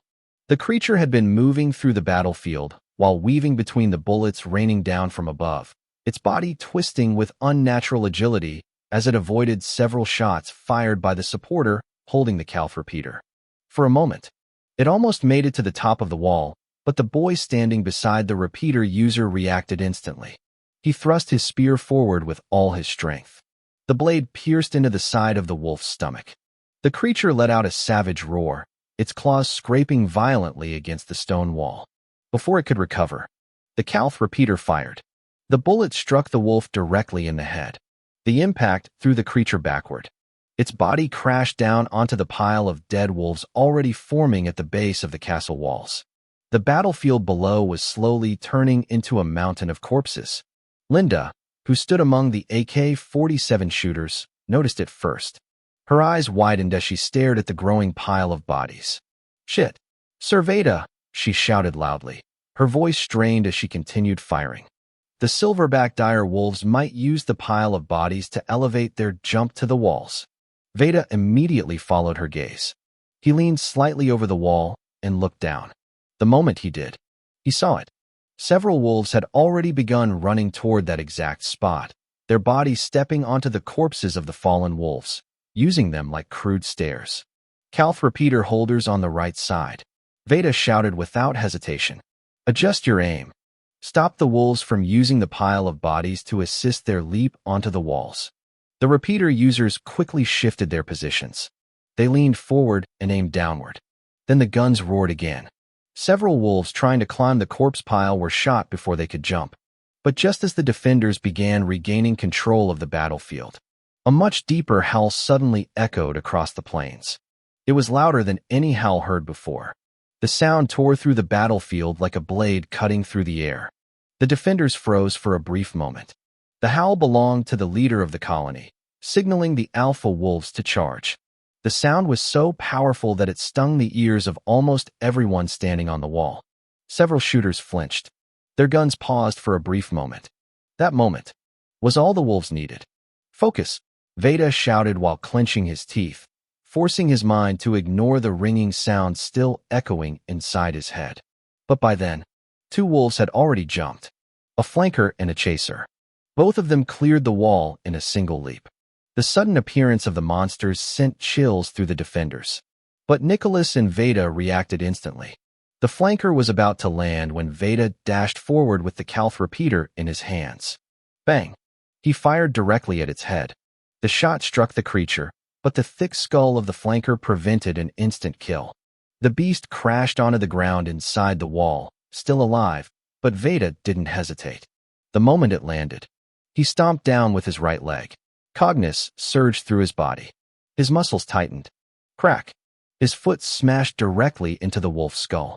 The impact crushed the creature's head against the stone floor. At the same time, several defenders who had recovered from the shock of the howl immediately raised their guns and bombarded the flanker with bullets, making absolutely sure the monster was dead. Meanwhile, Nicholas drew out his heavy long sword from his space bag, while the chaser wolf rushed straight toward him, its jaws open wide. But Nicholas stepped forward instead of retreating. His sword swung in a powerful arc. The blade flashed in the air. The wolf's body split cleanly into two halves. Blood sprayed across the stone floor. "It got my gun," a girl suddenly screamed. Everyone turned. A scouter wolf had grabbed her AK-47 while pulling her downward, its claws digging into her body as it tried to drag her off balance. Veda reacted immediately. He flashed forward with incredible speed. He grabbed the girl and pulled her backward while gripping the rifle. Now both him and the wolf were pulling on the same gun. The creature snarled as it tried to drag the weapon away. Veda planted his left foot against the stone barricade. His muscles tightened. With a burst of enhanced strength, he yanked the rifle back. The scouter lost its balance. The sudden force sent the wolf flying. Its body slammed violently into the tower wall. Small fractures appeared in the stone where it struck. Before the creature could recover, several defenders rushed forward. Spears stabbed down and swords slashed. They attacked repeatedly until the wolf stopped moving completely. "Everyone get back to your positions," Nicholas shouted, raising his sword and pointing back toward the defensive line. The defenders quickly returned to their formation, but the situation was becoming worse. "Sir Veda, my stock of magazines is about to finish," one boy shouted nervously. Another voice followed. "Mine too." Then another and another. Soon multiple shooters began reporting the same problem. Their ammunition supplies were running dangerously low. The battle had already lasted longer than expected. The tide of the fight was slowly becoming more complicated. But even that was not the worst problem. Far across the battlefield, a huge cloud of dust began rising. The ground trembled more than slightly beneath their feet. Something massive was approaching. The alpha wolves were finally charging, and behind them, something even worse moved within the dust. The creature that controlled the entire colony. The Alpha of Alphas. The name whispered among the defenders. Morvark, the Lord of the Silverbacks. Chapter 81. Fifth Trial, Tower Defense Part 5. Monsters. Since the founding era of Britannia, the battle for survival against beasts that threatened their survival in the land had always been ruthless and soaked with blood. In those early years, before the awakening of Cognos, the people of Britannia stood almost powerless against them. Villages vanished overnight. Travel routes became graveyards. Entire families disappeared into the forests, leaving only scattered bones and broken wagons behind. The monsters possessed terrifying strength and strange mythical abilities that the people at that time could neither explain nor counter. And so, many people died. Not dozens, not hundreds, but thousands. The land of Britannia only began to change when Cognos awakened within their ranks. The moment the people learned to harness that hidden force, the balance of power slowly shifted. It did not happen overnight, but step by step, they began fighting back. Monsters were pushed away from cities. Hunting squads were formed. Borders were fortified. Eventually, the great Duke families of Burgwyn and Drakes became the guardians of Britannia's outer territories, their role being to constantly fight and suppress the monsters that still roamed the lands near their domains. Yet even now, it was never perfect, because monsters still existed and they were still dangerous. Now the question that historians and scholars had asked for centuries remained unanswered by many ordinary citizens. Where did these monsters come from? Just like all living things, monsters had an origin. But the truth behind their birth was darker than most people realized. Many of the creatures that now roamed Britannia were not born naturally. They were the result of a terrible secret, an abomination created by the demis of Paris. That forbidden act had led to the creation of countless monstrous species that soon escaped control and spread across the central continent. Some of them even crossed seas and appeared in other continents. Their existence eventually triggered the first Great Condemnation War, the Second World War of the Central Continent. The war was led by the Holy Empire of Rome of the Central Continent and supported by the Jade Empire of the Eastern Continent. At the time, many humans believed that demis and monsters were the same, the only difference being that demis possessed intelligence. And so began the Purge War. Kingdoms and nations from across the world joined the crusade. Meanwhile, the demi-kingdoms from different places in the world were forced to unite in order to survive the extermination. The war lasted many long years. Entire kingdoms of different continents burned. Only when a group of powerful figures intervened did the war finally come to an end, establishing the difference between monsters, demis, and domestic animals. Even after peace returned, the spread of monsters continued to affect many nations. Britannia suffered greatly because of its proximity to Paris, the birthplace of many monster species. But over time, monsters became something else as well. A threat, a resource, and a reason for warriors to keep fighting. Back at the castle battlefield, the fight had already reached its most brutal stage. Veda listened carefully as several defenders shouted that their ammunition was running low. Without hesitation, he signaled to one of the reserve weapon carriers standing behind the formation. "Go." The boy nodded and sprinted toward the stairs that led down into the castle. His boots echoed loudly as he ran. Below the wall, several people had been stationed to guard the entrance and continuously create new ammunition through joint alchemy while the battle continued above. Veda turned his attention back toward the battlefield. "Keep firing," he ordered. The shooters obeyed immediately. The storm of bullets continued. From the wall, Veda could see the battlefield stretching far across the plains. From this distance, the wolves looked almost like ants flooding toward the castle. "How many are there?" Veda muttered under his breath. A cold sweat slid down the side of his face. The battle had lasted far longer than expected. Many of the defenders were already showing signs of exhaustion. Their breathing had grown heavier. Their cognous reserves were slowly draining. And worst of all, the sky was already turning darker. Evening was approaching. They had been fighting for nearly an entire day. "Veda," Nicholas said as he quickly moved toward him through the line of defenders, the sound of gunfire echoing constantly behind them, while the wolves continued rushing across the battlefield like a living tide of fur and teeth. "We have to take down the Morvarg," he said, gripping the heavy sword tightly in his hand while glancing toward the massive wolf that commanded the pack from behind the charging alphas before he placed it back into his space bag. "If we kill it, the silverback dire wolves will lose the fighting spirit driving them forward." Veda already knew that. He had been thinking about it from the moment the Morvarg appeared. "I know that," Veda replied quietly before letting out a slow breath, his eyes fixed on the battlefield while the roar of the AK-47 rifles continued shaking the castle walls. Around them, the defenders kept firing relentlessly. More people began arriving from the lower levels of the castle carrying fresh ammunition created through joint alchemy. They moved quickly along the wall, handing magazines to the shooters whose rifles had already begun clicking empty. The sound of empty magazines dropping echoed repeatedly. Click, click, click. Almost at the same time, fresh magazines were slammed into place, the defenders quickly pulling back the charging handles before returning to firing again as the alpha wolves and their leader began closing the distance. However, another complication soon appeared among the defenders. The people assigned to use the calf repeaters did not have the same advantage as the AK-47 shooters. Unlike modern rifles, the calf repeater did not use detachable magazines. Instead, the bullets and powder were stored inside the body of the weapon itself. A clever lever-driven feeding mechanism hidden beneath the trigger guard pushed ammunition into the chamber every time the trigger was operated. Because of that design, the weapon required preparation. For this battle, they had already prepared at least 3 calf repeaters for every user, each created earlier through joint alchemy, so that when one ran dry the user could immediately switch to another. Suddenly, an alpha chaser burst forward from the pack. The beast moved like a streak of shadow across the battlefield. It sprinted past its fellow wolves, ignoring the ones that collapsed under the storm of bullets raining from the castle walls. The alpha chaser twisted its body through the rain of bullets with frightening speed.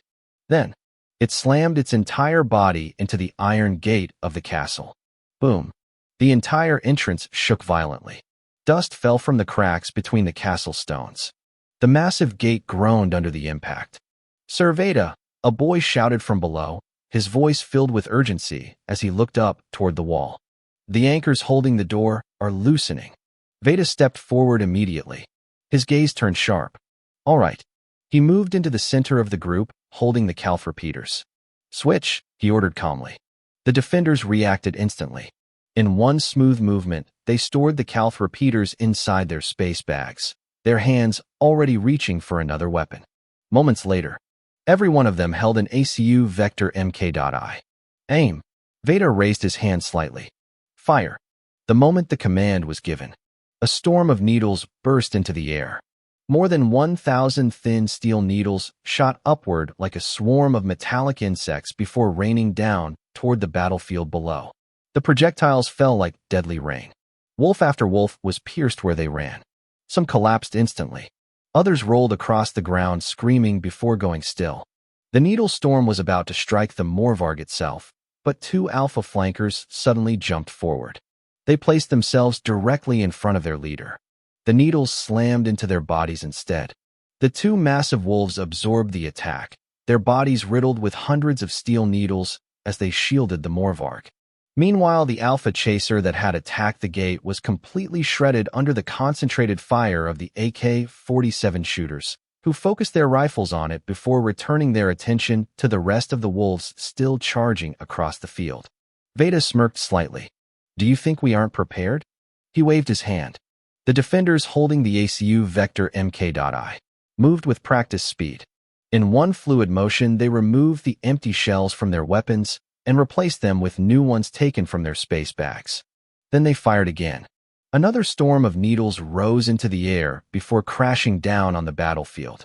Dozens of wolves were struck and dropped instantly. With the pack thinning out, the AK-47 shooters began eliminating the remaining wolves much more easily. The number of enemies slowly started to decrease. Morvarg saw it. Its massive body stood still for a moment before it lifted its head and released another deep howl. The terrible sound rolled across the battlefield.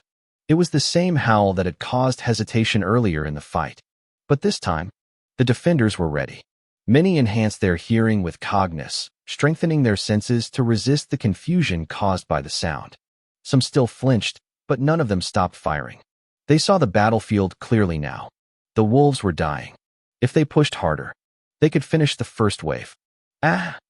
Several defenders screamed as they forced themselves to keep fighting. Their fingers squeezed the triggers again and again. Bullets rained down. Blood splashed across the stone walls of the castle. Below them, the ground had already turned red. The Morvarg watched everything. Then it growled deeply. Its massive muscles tightened. Finally, it moved. The alpha wolves followed immediately behind it, but before they could get to the castle walls, Nicholas and Tracy had already begun their own preparation. 7 steel bars were placed onto a drawn alchemy circle. They clapped their hands together. Cognus surged outward from both of them. Then they slammed their palms onto the circle. The steel bars melted instantly. The metal twisted and reshaped in midair. Moments later, an AA-12 shotgun, 3rd grade, formed from the molten steel. Nicholas grabbed it and immediately threw the weapon toward Veda. Veda caught it. At the same time, the defenders holding the ACU Vector MK.I switched to big 4-barrel revolvers. They stepped forward behind Veda, forming another firing line.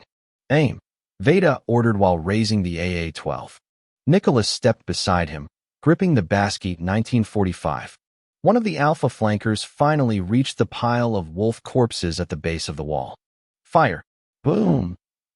A massive explosion of gunfire echoed across the castle walls. The big 4 revolvers and Nicholas's Basket 1945 fired at the same moment.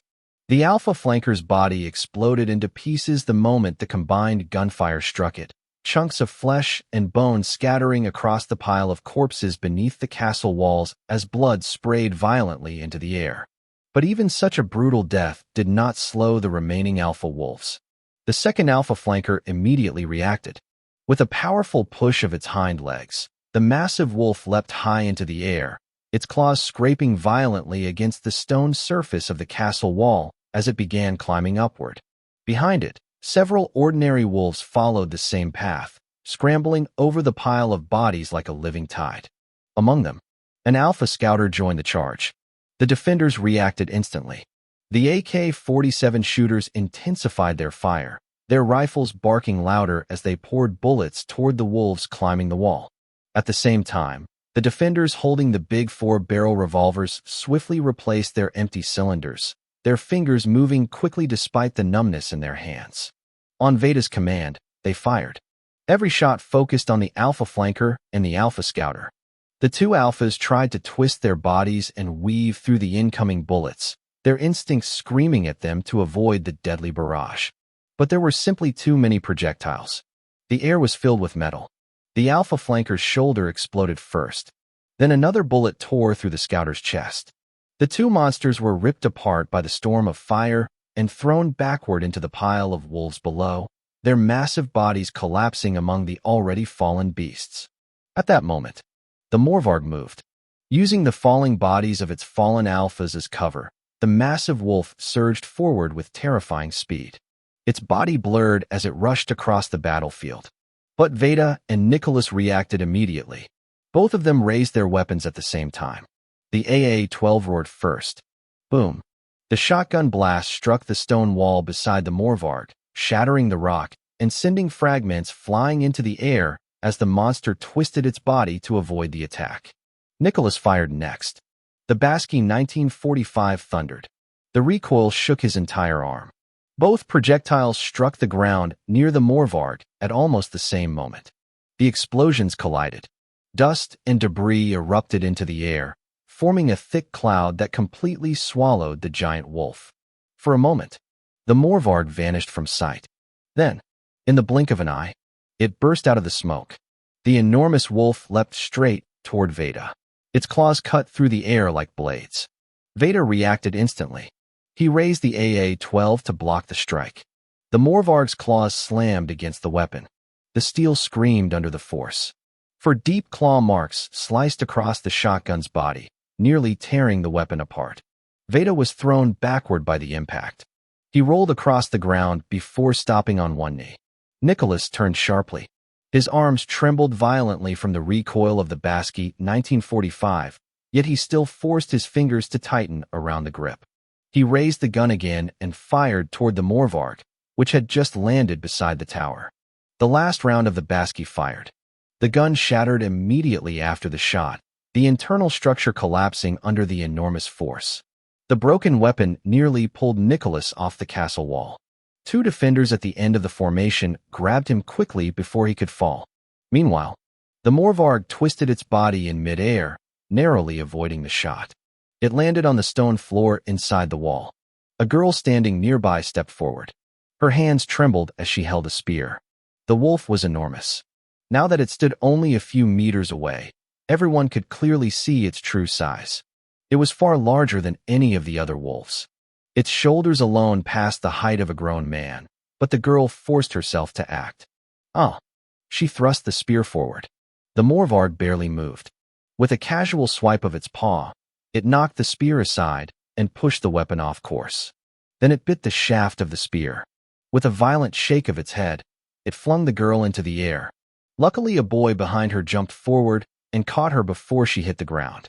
"Don't break your formation," Veda shouted loudly as he stood up. "Focus on the remaining wolves." Cognition surged around him. During the moment when Nicholas fired earlier, Veda had already taken out 2 steel bars. He clapped his hands together. An alchemy circle appeared between his palms. When he slammed his hands onto the steel, the metal melted instantly. Moments later, 2 big 4-barrel revolvers formed in his hands. Without hesitation, Veda charged forward. There was no fear in his eyes. It looked as if he had already faced a monster like this before. Morvarg responded instantly. The giant wolf lunged toward him as well. Its left claw swept across the air. Then its right claw followed immediately after. Veda jumped backward. He could clearly see the moment the Morvarg's claws sliced through the air. Even the wind itself seemed to split. Nearby defenders who were not part of the AK-47 firing line quickly pulled out their own revolvers. They fired at the giant wolf, but none of the bullets pierced its hide. "TSK, its skin is too tough," one boy muttered in frustration. The Morvarg almost looked amused. A strange grin appeared in its eyes as it turned toward the group that had fired the most shots. Then it charged straight toward them. "Get out of the way," Veda shouted immediately. He raised both revolvers and aimed toward the wolf's stomach. Bang! Bang! The 2 shots exploded toward the Morvarg. The wolf jumped backward instantly. It had already recognized its weak point.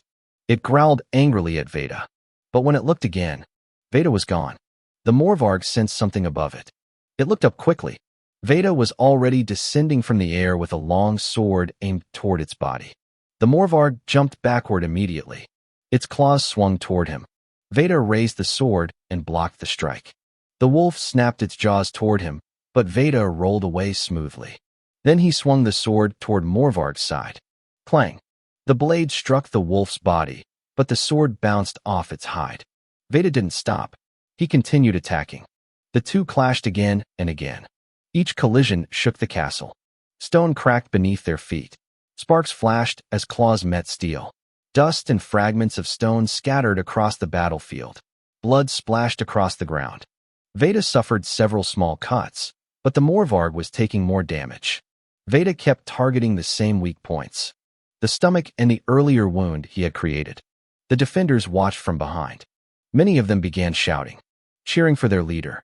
The Morvarg struck again. Its claw collided with the sword. This time, the blade shattered. The wolf immediately lunged forward, its jaws aiming to bite off Veda's arm. But Veda planted his foot firmly into the ground. Cognus surged through his body. With explosive force, he punched the Morvarg directly in the mouth. The impact sent the massive wolf flying upward. At that moment, Linda threw a basket 1945 toward him. Veda caught it. His hand was already bleeding heavily, but he tightened his grip around the weapon. His eyes locked onto the Morvarg. "You die now." He fired. The gunshot echoed across the castle. The Morvarg sensed the incoming death. It twisted its body desperately. The bullet tore away a large chunk of its flesh instead of killing it. The wolf landed on the tower. Then it leapt away toward the back of the castle. "It's running," Nicholas shouted while forcing himself to stand. But Veda only waved his hand casually. "It's fine," he said as he finally collapsed into a sitting position. He smiled slightly. "Don't forget who is there." He looked toward his group. Most of the silverback dire wolves were already killed. The first wave was nearly over. Chapter 82, Fifth Trial, Tower Defense Part 6. The back of the castle felt strangely quiet compared to the battlefield at the front. It was almost peaceful. Ezra continued sitting on the same beach chair he had brought earlier from the trial base, his body leaning back lazily while his cap covered most of his face. The stone ground around him was clean, untouched by blood or gunfire. A few meters away, the other 5 defenders assigned to this side sat together in a loose circle. Their weapons rested beside them while they talked nervously among themselves. Every now and then, loud sounds echoed from the other side of the castle. Gunfire, howls, explosions, the heavy thud of wolves crashing into the gate. Each sound made them glance toward the wall with growing worry. "What do you think is happening up there?" one of the boys asked quietly. "It sounds worse than before," another replied while rubbing the back of his neck. The girl among them looked uneasy. "I hope everyone is okay." Then, boom, a massive impact shook the ground. Something enormous crashed down from above the wall. Dust exploded outward as the body hit the ground. When the 5 defenders turned, they saw it. The creature's size alone told them what it was: the massive gray fur, long claws, and the deep breathing. "H, the girl screamed. "That's the Morvarg," one of the boys shouted in shock. "The leader of the silverback dire wolves." The giant wolf growled while shaking its head slowly. Its movements were heavy. Blood poured down its side. The wounds left by Veda and the others were still fresh. For a moment, the Morvarg turned its head toward the open fields beyond the castle, as if thinking about escaping. But then, another sound caught its attention. The presence behind it. The wolf slowly turned its head back toward the group standing there. 6 humans. 5 of them trembling while one of them, sitting calmly in a chair. In the middle of the situation, Ezra still hadn't moved. He remained seated on the beach chair, resting as if nothing unusual had happened. "Hey, Ezra," one of the boys shouted nervously, trying to warn him. The Morvarg began running. Its huge body moved violently across the ground. Its target was clear. Ezra was the closest. The giant wolf lunged forward with its claws raised and jaws wide open. Ezra finally moved. He lifted his cap slightly and glanced at the incoming monster. TSK. It just had to be the alpha of alphas, huh? The moment the Morvarg reached him, Ezra moved. In one smooth motion, he stood up while pulling a harpoon gun from his space bag. Instead of stepping away, he stepped forward. As the wolf lunged at him, Ezra spun his body under the attack. At the same time he fired. The harpoon shot forward. The metal spike pierced directly into the Morvarg's stomach. The giant wolf howled in pain. The harpoon rope stretched tight between them. The Morvarg tried to keep running, but its movement dragged Ezra with it. Even wounded, the beast was still powerful. Yet Ezra did not resist the pull. Instead, he used it. When the wolf ran past the tower wall, Ezra swung himself sideways using the rope's tension. His body lifted off the ground. He kicked against the tower wall. Then he pushed off it. In the next instant, Ezra came flying back. Both of his legs struck the Morvarg's body at the same time. A double kick. The impact landed directly on the wounded stomach. The massive wolf was thrown backward. Its body crashed down the slope behind the castle. Boom. The sound echoed loudly. The 5 defenders stood frozen. For several seconds they didn't move. Ezra calmly dusted his hands. "Blood stained my shoes," he muttered with a small sigh. The 5 stared at him. Then they ran toward the slope where the wolf had fallen. When they reached there to check the bottom, they saw the Morvarg twitching weakly. The harpoon had dragged the creature straight into the wooden stakes Ezra had planted earlier along the wall's outer defense line. Several spikes had pierced through its body. The giant wolf struggled briefly. Then it stopped moving. Its final breath left its lungs. Silence followed. The 5 defenders looked at each other, then slowly turned back toward Ezra. All of them had the same thought. He had just killed a Morvarg. Just like that. Even though the beast was injured, it was still the leader of the silverback dire wolves. A monster even binder rank alchemist struggled to kill. Yet Ezra defeated it within seconds. And he was only novice rank. The realization left them stunned, and just like that, the first wave ended. Across the battlefield, the remaining wolves were already dead. The defenders on the castle walls slowly lowered their weapons. Relief spread through the group. "We finally did it," Linda said, trying to shout in excitement, but her voice barely came out. She had been screaming orders throughout the entire battle and had nearly lost her voice. "Ah." Veda looked around at everyone. "The injured need treatment immediately." "On it," Body replied. He and several others rushed up from below the castle carrying stretchers and first aid kits. Bobby immediately began helping the wounded. Using his flora alchemy skills, he produced medicinal herbs and began treating serious injuries. "We cannot rest yet," Veda said firmly while standing up. "We must dispose of the bodies immediately, clean the battlefield, prepare food to eat, and restock our supplies." He knew his words sounded harsh, but this was tower defense, and no one knew when the second wave would begin. Although the trial would last for 1 month, still assuming they would be given time to rest would be naive. So, he gave the order anyway. Everyone forced themselves to move. The wounded were carried away. The rest began cleaning the battlefield. Blood was washed from the stone walls.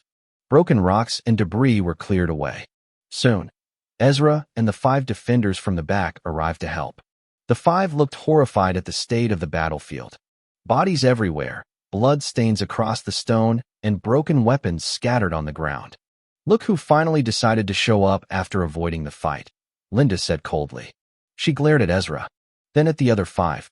"I wonder how relaxed you all were while we fought for our lives." She smirked. It was him. The boy who had argued with Ezra earlier immediately pointed his finger straight at him, his arm stretched stiffly as if accusing a criminal. "He was the one who stopped us," the boy continued quickly, afraid someone might interrupt him before he finished explaining. "He said if we went to help, we would only become a nuisance and cause problems for everyone fighting at the front." After saying that, he glanced sideways at Ezra with a satisfied look on his face, clearly expecting that Linda would now turn her anger toward him. Ezra, however, didn't react. He simply stood there quietly, his expression calm and flat, as if the situation had nothing to do with him. The 5 people who had stayed with him earlier shifted their gazes toward him as well. Their eyes narrowed slightly, not exactly angry, but clearly uncomfortable with the attention suddenly placed on them. Before anyone else could speak. "He's not wrong, though." Tracy's voice cut through the air. She looked at the boy with a dry and unimpressed expression, her eyes half-lidded, as if she couldn't understand why he was making such a fuss. Several others nearby, who were currently busy disposing of broken stones, clearing dust from the cracked ground, and washing away the dark stains of blood left from the battle, nodded almost at the same time as they overheard the conversation. "What?" The boy froze in place, his face twisting in confusion. He looked around at the people nodding, clearly not expecting them to agree. Then he quickly turned his head toward Linda, hoping she would support him. Linda stared at him for a moment. Her eyes slowly narrowed. Fool. Her voice was sharp. Go help the others now, she snapped, pointing toward the cleaning teams working around the battlefield. The boy immediately shrank back. Sorry. With his head lowered, he quickly ran off to join the others who were clearing the battlefield where the fighting had taken place earlier. Linda snorted quietly. Humph. Even after that, her eyes still moved back to Ezra, glaring at him with clear annoyance. Meanwhile, Veda watched the exchange with a faint smile. You took care of the Morvarg without any trouble? He asked with a small laugh, clearly amused by Linda's reaction toward Ezra. Ezra looked at him briefly. It's thanks to your hard work, he replied in a flat voice. That's what made it easier for me to defeat it. Before Veda could reply, Sir Veda, a girl's voice suddenly echoed from inside the tower. The crystal is glowing bright. Everyone nearby instinctively looked up. Through the small windows near the top room of the tower, a strong blue light was shining outward into the dark night sky. Since night had already fallen, the glow stood out clearly, illuminating the stone walls around the tower like a beacon. Veda immediately noticed it. His expression became serious. Ezra, Nicholas, follow me. He turned and walked toward the tower entrance without wasting another second. The heavy wooden door creaked slightly as he pushed it open and stepped inside. Ezra and Nicholas followed behind him. The three of them climbed the narrow spiral staircase, their footsteps echoing softly against the stone walls as they ascended toward the source of the blue light. When they finally reached the top room, Veda walked straight to the crystal. The large blue crystal floated slightly above its pedestal, glowing gently like a quiet star trapped inside stone. Veda placed his hand against its surface. Immediately, a holographic screen appeared in the air. Lines of glowing text formed one after another, showing the rankings, the completion times for each group, and the points awarded for surviving the first wave. For a moment, the room became quiet. Then, wow! Veda stared at the screen with genuine surprise. First wave completion rank. First, Vera Group, 14 hours 38 minutes, 100,000 points. Second, Felix Group, 18 hours 55 minutes, 50,000 points.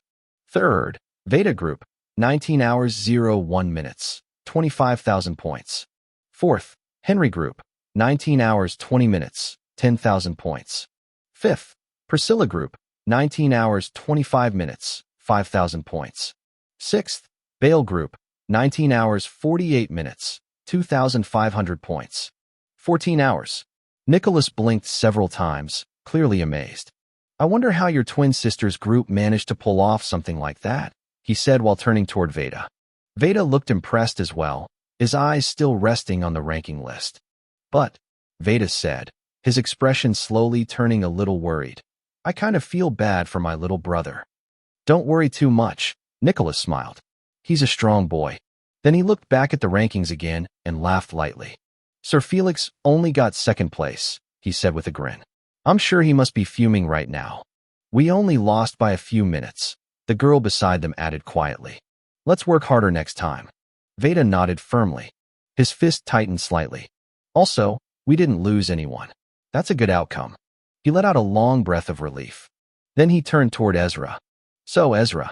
He tilted his head slightly while stroking his chin thoughtfully. What do you think? When do you think the next wave will come? Ezra slowly narrowed his eyes at him. Since when did you start relying on me for answers like that? He asked dryly. Well, Veda scratched the back of his head and smiled sheepishly. You're smarter than me, he admitted openly. And you're really good at figuring out how the board thinks. He looked at Ezra with an unusually bright smile. Ezra stared back at him with a flat expression. For a few seconds, neither of them spoke. Then, Ezra sighed. He rubbed his forehead as if the situation itself was tiring. Don't smile at me like that again, please, he muttered. Then he folded his arms and turned his attention toward the holographic ranking screen. His eyes moved slowly across the information, silently processing what he could deduce from the numbers and timing. After a short pause, honestly, he finally said, from the way the first wave started, it wouldn't surprise me if the next one began early tomorrow morning. What? Nicholas and the girl both turned toward him immediately, their eyes widening in shock. Why would you think that? Nicholas asked, staring directly at him. Ezra lifted his hand slightly. Calm down. I'm just saying it wouldn't surprise me, he replied in a casual tone. It's not like that's what's definitely going to happen. I don't think they would do that. Ezra continued calmly after a moment of thought. They already said the trial will last 1 month. And if they suddenly throw the second wave at us tomorrow morning, that would almost feel like they are trying to wipe everyone out too quickly. He spoke in a steady tone, his gaze still resting on the floating holographic screen. So what do you think then? Veda asked again, this time watching him closely, clearly interested in hearing the rest of his reasoning. Ezra slowly raised 4 fingers. What I think will happen, he said, is that we will probably be given several days to rest before the next wave begins. He lowered his hand slightly while continuing to explain. It might even stretch all the way to the end of the second week, but let's assume something simpler for now. He gestured lightly toward the air as if drawing an invisible timeline. We already know there are 4 weeks in a month, he said. The first wave started on the second day and ended today, which is still the second day. That leaves 5 days remaining in the first week. He dropped his hand. So those 5 days will most likely become our rest period. Nicholas crossed his arms while listening, his expression still doubtful. Ezra continued. I would say we can relax properly for about 4 days, he said calmly. But on the 5th day, we should start switching back into a cautious mindset. He paused briefly, thinking. Personally, I feel the second wave might begin around the 4th day of the second week. Veda raised an eyebrow slightly. Ezra continued explaining. They'll probably choose the moment when everyone is already relaxed too much, he said. People will start getting comfortable after several days of peace. Then he suddenly clapped his hands together. Then, the second wave begins. He spread his hands slightly. And that's when the real trouble will start. Nicholas stared at him for a moment. And we're just supposed to believe everything you said like that? He asked skeptically, clearly not convinced by Ezra's explanation. Ezra simply lifted both hands in a careless shrug. I'm not asking you to believe it, he replied flatly. Veda asked for my thoughts, so I gave him my thoughts. His gesture clearly showed that he didn't particularly care whether Nicholas accepted it or not. Veda nodded slowly. We can go with your idea for now. Nicholas looked at him immediately. Aren't you trusting him a bit too quickly? He asked, confused. Veda looked at him calmly. Do you have a better idea? Nicholas opened his mouth, then closed it again. No. He sighed. Well, Veda said while placing a hand on Nicholas's shoulder. At the very least, it helps remove the anxiety of constantly wondering when the next wave might start. Nicholas nodded reluctantly. We can stay alert tomorrow just in case, Veda continued. If nothing happens, then we use the next day to recover properly. He gestured lightly toward the holographic ranking display still floating in the air. After that, we can restock supplies, buy new weapons using the points we earned, and reinforce the defenses around the tower. Okay, Nicholas finally said with a nod. All right then. Veda removed his hand from Nicholas's shoulder and turned toward Ezra again. Ezra, I'll still need your help tomorrow, he said seriously. But for tonight, you can go back and rest after dinner. Ezra waved his hand dismissively. Nah, I'll help the group a bit with the cleaning first. Veda blinked in surprise. Oh, then he smiled slightly. All right then. He turned toward the staircase leading back down. Let's go. Chapter 83, 5th Trial, Tower Defense Part 7. Ezra quietly joined the rest of the group in cleaning the battlefield, while the people assigned to cooking had already begun preparing food for everyone near the large campfire that had been lit in the middle of the castle courtyard. The night air carried a strange mixture of smells: burnt gunpowder, iron from dried blood, and smoke from the cooking fire that crackled slowly beneath the hanging pot. The atmosphere should have been filled with celebration. After all, they had survived the first wave, but instead of joy, the air was filled mostly with tired groans. Everywhere people moved slowly, dragging their feet while forcing their aching bodies to keep working. Some carried broken stones away from the wall. Others scrubbed blood from the ground with buckets of water. Several people leaned against the barricade for a few seconds before forcing themselves back to work again. When Ezra joined them, the atmosphere around him became slightly awkward.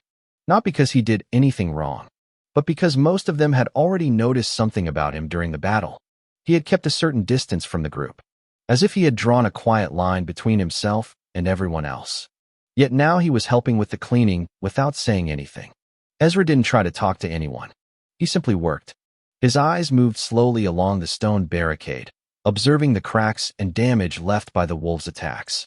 The iron gate had deep claw marks across its surface. The stone walls had several chipped sections where the alpha wolves had slammed their bodies into it. Ezra crouched slightly and ran his fingers across a cracked stone. "That's bad," he muttered quietly. It was caused by the alpha chaser of the silverback dire wolves. The voice came from a girl cleaning nearby. She had overheard him. Ezra turned his head toward her. Were you assigned here?" he asked. "No." The girl stopped scrubbing the floor and straightened her back. "I was assigned up there," she said while pointing toward the top of the wall. "One of the AK squads." Her expression looked slightly tense. It seemed like she wanted to say something else, but didn't know how to start. Ezra studied her briefly. He could tell she had something on her mind, but he didn't feel like getting involved. So, he turned away and prepared to move toward another section of the wall. "Hey!" The girl suddenly reached out and called to Ezra just as he was about to move to another section of the wall to continue cleaning. Ezra stopped and turned his head toward her. "Yeah." The girl hesitated. Her hands tightened around the cloth she had been using to scrub the blood-stained stones. "Well, she stammered, her lips parting slightly as if the words were stuck somewhere in her throat. Her eyes shifted nervously. Then she clenched her fists tightly. "I wanted to know if Miss Aaliyah was happy before she died." The question came out quickly, almost forced.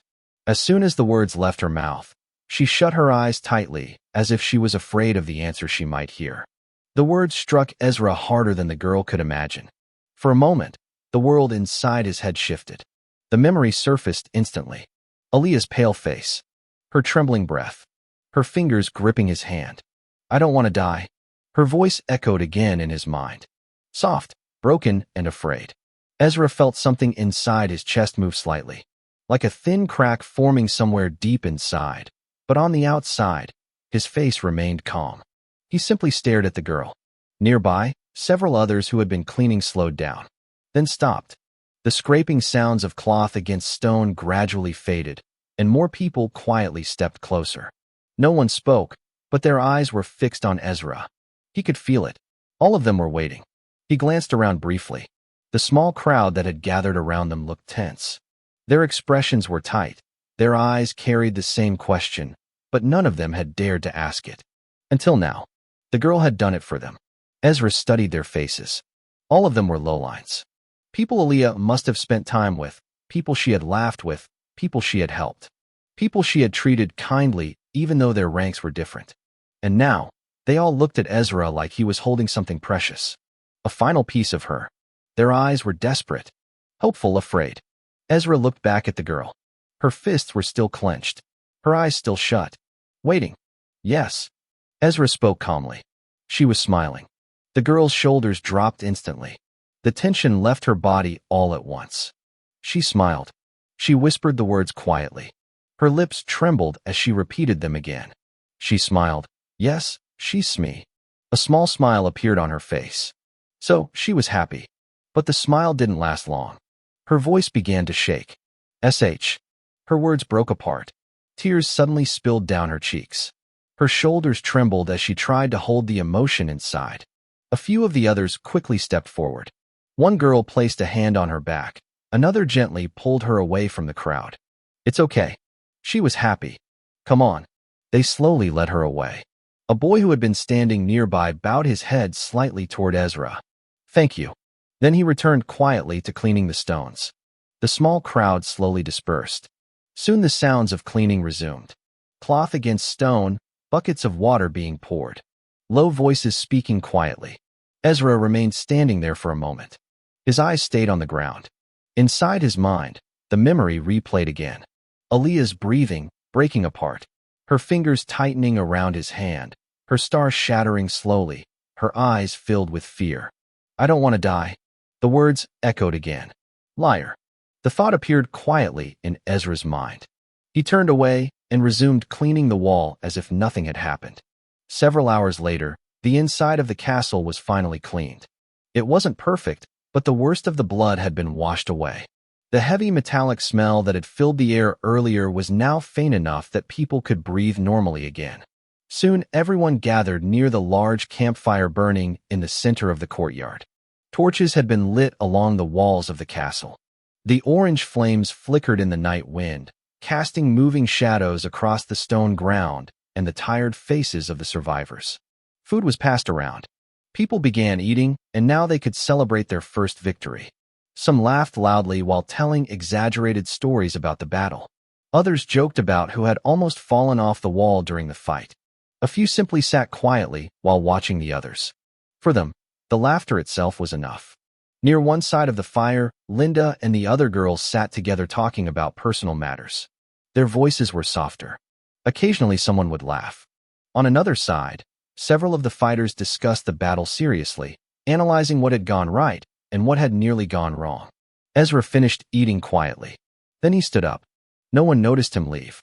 His tent was placed slightly farther away from the main camp. The distance made the place quieter. The sounds of laughter and conversation faded into the background. Ezra stepped inside his tent, then dropped onto his camp bed. The thin mattress creaked softly beneath his weight. His body felt heavier than expected. "I didn't even do much," he muttered quietly. "But I'm exhausted already." He frowned slightly. Then, the image of the crying girl returned to his mind. The moment she heard his answer, the way her shoulders dropped in relief, her trembling smile, her tears. Ah, Ezra sighed softly. She was really loved by others, huh? He turned his head slightly. The lantern inside the tent burned quietly. Its dim light reflected on the canvas walls. Ezra rested his right cheek against the pillow and stared at the lamp. "Love." He whispered the word slowly, then frowned. What a trash word. Ezra slowly pushed himself up from the bed. For a moment, he simply sat there, staring at the faint lantern light that flickered against the canvas walls of his tent. Then he reached for the space bag hanging around his neck and removed it, placing it on his bed. Then he took out a piece of cloth wrapped carefully around something inside, and placed the wrapped cloth on the bed and unfolded it slowly. Inside were the parts of a Glock 19. The moment the cloth opened, the faint metallic scent of clean steel mixed with the light trace of alchemical residue drifted into the air. Ezra stared at the pieces quietly for a moment. Then he began assembling them. He arranged the parts carefully on the bed, placing each component beside the other with neat precision, almost like someone laying out the pieces of a puzzle before solving it. Slide, barrel, recoil spring, frame, trigger assembly, and magazine. Each part rested silently under the lantern's soft glow. Ezra leaned forward and picked up the frame first. The lantern light reflected faintly across the matte surface as he turned it slowly in his hand. His fingers slid along the grip, feeling the rough texture pressed into the polymer surface. Even in this world, the shape still felt familiar. For a brief moment, faint fragments of the other life flickered through the back of his mind. Work tables covered in tools. The smell of machine oil. Blueprints spread across metal desks. The steady rhythm of assembly lines moving in quiet order. Ezra closed his eyes for a moment, then opened them again, forcing his thoughts to settle. He placed the frame back down and picked up the trigger assembly. The small mechanical structure rested lightly in his palm. Ezra tilted his head slightly, examining the compact pieces the way someone might study the inner workings of a machine rather than a weapon meant to kill. Then he lowered it carefully into the frame. Click. The sound was soft but clear inside the quiet tent. Ezra pressed his fingers gently along the housing, ensuring that the trigger mechanism had settled properly into place. His movements were slow and precise, not because he was uncertain, but because this moment carried a certain meaning for him. Assembling a weapon manually, without relying on alchemy, felt different, more grounded, more real. And strangely enough, during moments when his mind felt tired or restless, this was the one activity that seemed to bring a quiet balance back into his thoughts. Perhaps because somewhere deep inside his memories, this was something he had done many times before.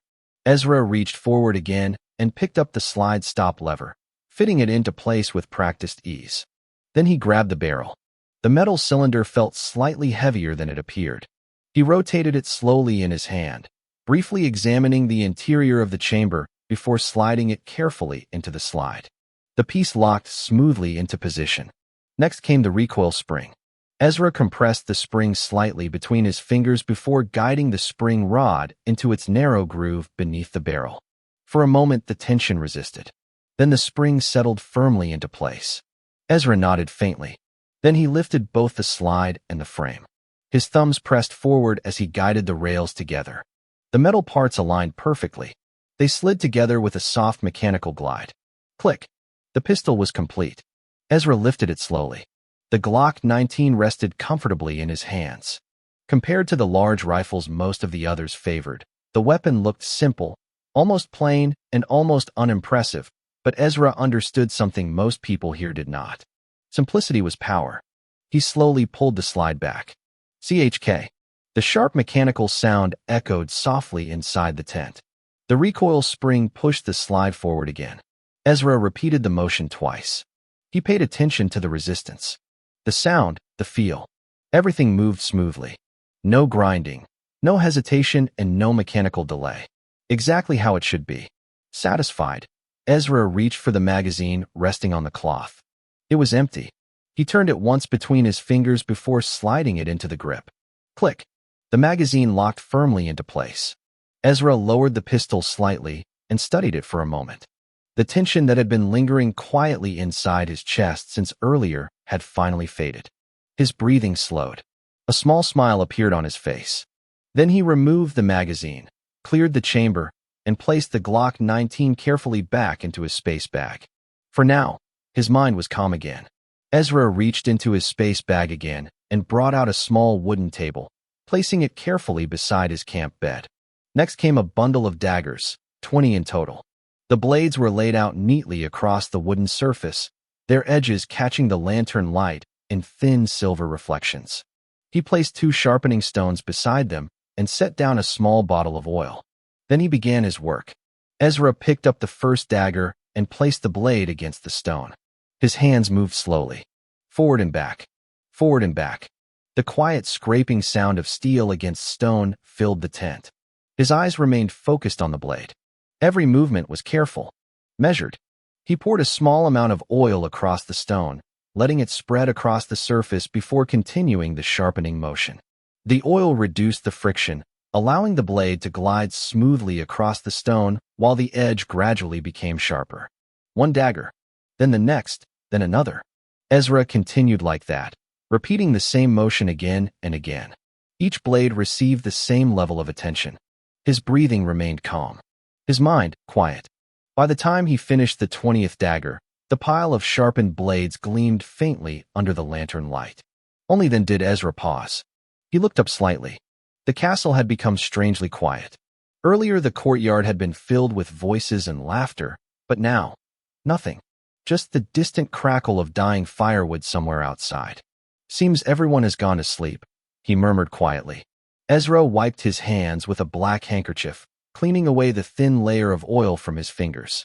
After that, he poured water into a wooden bowl and washed his hands with soap, rubbing away the scent of metal and oil. He stepped outside the tent briefly and poured the used water away onto the ground. Then he returned and lit a small campfire beside the tent. Soon a small pot of water began to boil. Ezra used the warm water to clean his body, wiping away the sweat and dust gathered during the day. After changing into lighter clothes, he finally lay down on his bed. His body relaxed almost immediately. And not long after, sleep took him. In his sleep, a memory surfaced. It was a moment during the 4th trial. Back when they had just finished the 4th stage, Aaliyah was dragging Lime's unconscious body along the path behind them. The rope tied around the blanket that wrapped Lime's body scraped across the ground with every step. Aaliyah walked quietly behind Ezra, but Ezra could tell something was bothering her. Her expression looked strange. "What's got you looking like that?" Ezra asked without turning around, his eyes still focused on the road ahead. "Nothing," Aaliyah replied quickly. "You don't like dragging Lime?" Ezra asked again. "No." Her answer came out flat. "Okay." Ezra simply nodded and continued walking. The road became quiet again. Aaliyah stared at Ezra's back while continuing to drag Lime's body behind her. The rope tightened in her hands as she walked. Her thoughts, however, were somewhere else entirely. The person she thought she knew didn't quite match the person she was seeing now. A person's name was their identity, It defined who they were. Only people born without names had the excuse of not having one. But Ezra wasn't like that. He had a name. Yet the name the board called him was different. The board had registered everything about everyone. She had noticed that since the beginning of the trial, no one else could have had a false name. So why did Ezra? Why did he insist on being called Ezra when the board clearly called him Zara? Aaliyah frowned slightly. Why doesn't he even try to explain it? She kept staring at his back. Her expression slowly became more troubled. We're a team now, right? We fought together. We survived together. Life and death situations. So why doesn't he clear the confusion? Why doesn't he explain anything? Aaliyah let out a small, frustrated groan. Well, it's not really my right to ask. She lowered her head slightly. But still, I want to know. I want to know more about him. I want to know about you. The words escaped her mouth before she could stop them. Ezra immediately stopped walking. Aaliyah froze. The rope slipped from her hands, and Lime's body dropped to the ground with a dull thud. Ah, why did I say that? Aaliyah panicked inside her head. Her face turned red with embarrassment. Aaliyah, you idiot. Why would you say that out loud? What's there to know about me? Ezra said calmly while looking at her. You should focus on surviving first. Aho! Aaliyah looked at him quickly. Her fingers grabbed the edge of her skirt nervously. But, I want to know why the mechanical voice calls you Zara, she said quickly, almost stumbling over the words. Ezra stared at her silently for a moment. Then he sighed. I knew that was why you've been staring at me all this while, he said while shaking his head slightly. I wasn't staring at you for that long. Aaliyah quickly defended herself. She forced a laugh and looked away from Ezra's deadpan expression. Aaliyah, Ezra said calmly. You shouldn't worry about what the board calls my name. He turned and resumed walking. Just know my name will always be Ezra. Aaliyah watched him walk ahead again. His real name is Ezra, but... She placed a hand over her chest. He didn't explain anything. Not really. She kept staring at his back as she walked. Then suddenly, something clicked in her mind. Ah. She spoke quietly to herself. He's one of them. A soft smile appeared on her face. Aaliyah picked up the rope again and resumed dragging Lime's body. Then she hurried forward. Wait for me. Don't leave a lady like me behind. She quickened her steps to catch up to Ezra. Chapter 84. Fifth Trial, Tower Defense Part 8. Morning light slowly slipped through the small gaps in the fabric of Ezra's tent, thin golden lines passing through the tiny holes and landing directly on his face. Ezra's eyes opened once. He didn't move immediately. Instead, he simply stared at the ceiling of the tent for a while, his gaze blank as his mind slowly caught up with the new day. After a few seconds, he covered his mouth and yawned quietly, rubbing his eyes with the back of his hand before pushing himself up from the bed.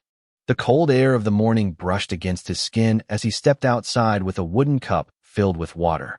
Standing beside his tent, Ezra began brushing his teeth. Even during a brutal trial like this one, Ezra never ignored hygiene. In fact, it was one of the few things he refused to compromise on. Sometimes he even felt annoyed when he remembered parts of the life that seemed to be his past life, especially the memories where his soldier self had gone days during battlefields without proper hygiene. The thought alone made him uncomfortable. Of course, Ezra understood that there would be moments when bathing wasn't possible, but at the very least, he would still brush his teeth and clean his body whenever he could, just like he had done during the fourth trial. After finishing, Ezra lifted his gaze toward the field outside the castle. The grassland stretched quietly beneath the pale morning sky. Not long ago, that area had looked like a battlefield prepared for slaughter. Ezra had filled it with holes, spikes, and traps, shaping the terrain into a defensive killing ground. Now, however, it looked strangely normal again. The traps were still there, hidden, carefully arranged. The grass swayed gently as if nothing dangerous existed beneath it. Perfectly set traps. Ezra lowered his eyes slightly. The massive body of the Morvarg still lay not far away, its enormous form poked by spikes. I should carry it and bring it to the others, Ezra muttered quietly. It might be useful. Meanwhile, the camp had already begun waking up. One by one, the candidates stepped out of their tents. Some stretched their sore bodies. Others quietly inspected their injuries. Everyone shared the same concern. The second wave. No one knew if it would arrive today. Many of them had not fully recovered from the injuries they suffered during the previous battle and their cognizant reserves were also far from fully restored. A quiet tension hung over the camp. Then, guys, Veda suddenly climbed onto a long wooden bench. He clapped his hands loudly to gather everyone's attention. The scattered voices slowly quieted. I had our beautiful-minded Ezra share his thoughts with me yesterday, Veda announced loudly. He gave his opinion on when the second wave might begin. What? Him again? Someone whispered. Why is Sir Veda talking about that arrogant boy this early in the morning? Another voice muttered. A wave of murmurs spread through the crowd. Guys, calm down, Veda said while lowering his hands. It's important that everyone hears this. Veda repeated the explanation Ezra had given him the night before, carefully describing how Ezra had analyzed the situation and what conclusions he had drawn from it. He explained how it was technically possible for the second wave to arrive today if the board wanted to push the trial harder, but how that outcome was unlikely because of the overall purpose of the trial of steel. The purpose of this trial, Veda said loudly while standing on the wooden bench so everyone could hear him clearly, is to produce strong soldiers for the family. They are not trying to wipe everyone out just to leave a single survivor behind. He paused and looked around at the faces gathered below him. So based on that reasoning, he continued, it is very unlikely that the next wave will begin during this first week. If anything, the earliest it might happen would be near the end of the week. But the safest assumption would be sometime around the middle of the second week. He clapped his hands together once. So, with that in mind, he said while raising his voice slightly, we will continue focusing on recovering our strength and cleaning the bodies of the silverback dire wolves. At the same time, we will keep watch on the surroundings in case there are any signs of the second wave arriving earlier than expected. He lifted one finger. If today passes without another wave appearing, we will continue resting for the remainder of the week and only return to full alert on the fourth day of this week. After hearing the explanation, most of the group nodded in agreement. However, not everyone was satisfied. Some people still didn't like the fact that Veda was following a suggestion that originally came from Ezra. At the same time, there were also those who had begun supporting Ezra's ideas, especially after noticing that his earlier predictions regarding the point reward system had been accurate. Many of those who supported him were lowlines, people who had slowly begun to see Ezra in a different light. The highlines, on the other hand, still held their distance. Most of them didn't like Ezra. The only one whose attitude had softened slightly was Nicholas. He still didn't like Ezra very much, but the hostility he once carried toward him had clearly faded. Just then, Ezra stepped down from the tower stairs and glanced briefly at the crowd as it began to disperse. Hey, Veda, he said while walking over. I need some help moving Morvarg's body. It might be useful to us later. Yeah, Veda replied immediately. We already have some ideas about how we might use the wolves' bodies. He let out a small sigh. I just wish we had time yesterday to preserve the meat properly. That would have made a really good food supply for the coming weeks. Then he pointed towards 6 nearby members. You 6, go help Ezra move the Morvarg. The 6 people immediately followed Ezra without hesitation after hearing Veda's order. Meanwhile, Nicholas stepped closer. Veda, we should go spend our points now, he said. Okay. The 2 boys walked past several members who were already beginning their work for the day and headed toward the tower. They climbed the stairs to the upper room. Good morning, Sir Veda. Nicholas, the girl assigned to guard the tower, greeted them politely. I'm sorry, Miriam, Veda said while lowering his head slightly in apology. You've been staying here watching the flag and crystal while the others are outside with their friends. No, Sir Veda. Miriam quickly waved her hands in embarrassment. I was the one who chose to stay here and watch the crystal. Her face turned slightly pink as she spoke, clearly flustered by Veda's polite tone and gentle smile. Nicholas glanced at her reaction with a dry expression. Smooth, Veda, he said sarcastically. What? Veda looked at him in confusion. Let's just get to business, Nicholas said while turning away with a slightly irritated expression. Veda scratched the back of his head. What got him annoyed all of a sudden? Okay. He placed his palm against the crystal. Immediately, the holographic interface appeared again. Veda scrolled down until the weapon market section appeared. Weapons points, Veda Group, 25,000 points. Catapults, 1,000 points. Machine gun, 15,000 points. Cannons, 200,000 points. So, Nicholas said while stroking his chin, his eyes moving across the list of weapons. Have you thought about which one we should go for? We only have 25,000 points, Veda replied while also rubbing his chin thoughtfully. So, we need to spend them carefully. I would personally prefer the cannons, Miriam said with a small sigh. Don't worry, Veda replied confidently while raising his thumb toward her. We'll earn more points this time. With better preparation and planning, we definitely will. After staring at the list for another moment, Veda finally made his decision. He selected machine gun. The section of the crystal he touched rippled like water. The crystal began glowing with a stronger blue light, and a scanning beam formed in the center before a scroll slowly materialized in the air. Veda caught it before it could fall to the floor. So, this is a scroll alchemy for the machine gun, Veda said while examining it carefully. It even already contains a certain amount of cognus. He frowned slightly. This must have cost a lot to create. They really are depending on this trial to help the family rise. He handed the scroll to Nicholas. Then he selected catapult 5 times. The same glowing process repeated itself. 5 scrolls appeared one after another, and Veda caught them all. Their remaining points dropped to 5,000. This should be enough for now, Veda said. The only problem left is that we need ammunition for the machine gun and large rocks for the catapults. For the machine gun, Miriam said while stepping forward. She pressed and held the machine gun option on the crystal. A new page opened immediately, displaying a list of ammunition boxes containing 600 to 1,000 rounds each. The information beside it displayed the weapon details.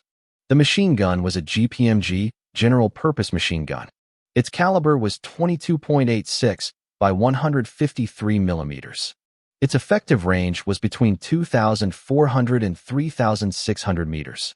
It used a belt-fed feeding system, allowing it to fire belts containing 50 to 200 rounds. Its firing rate ranged between 600 and 1,000 rounds per minute.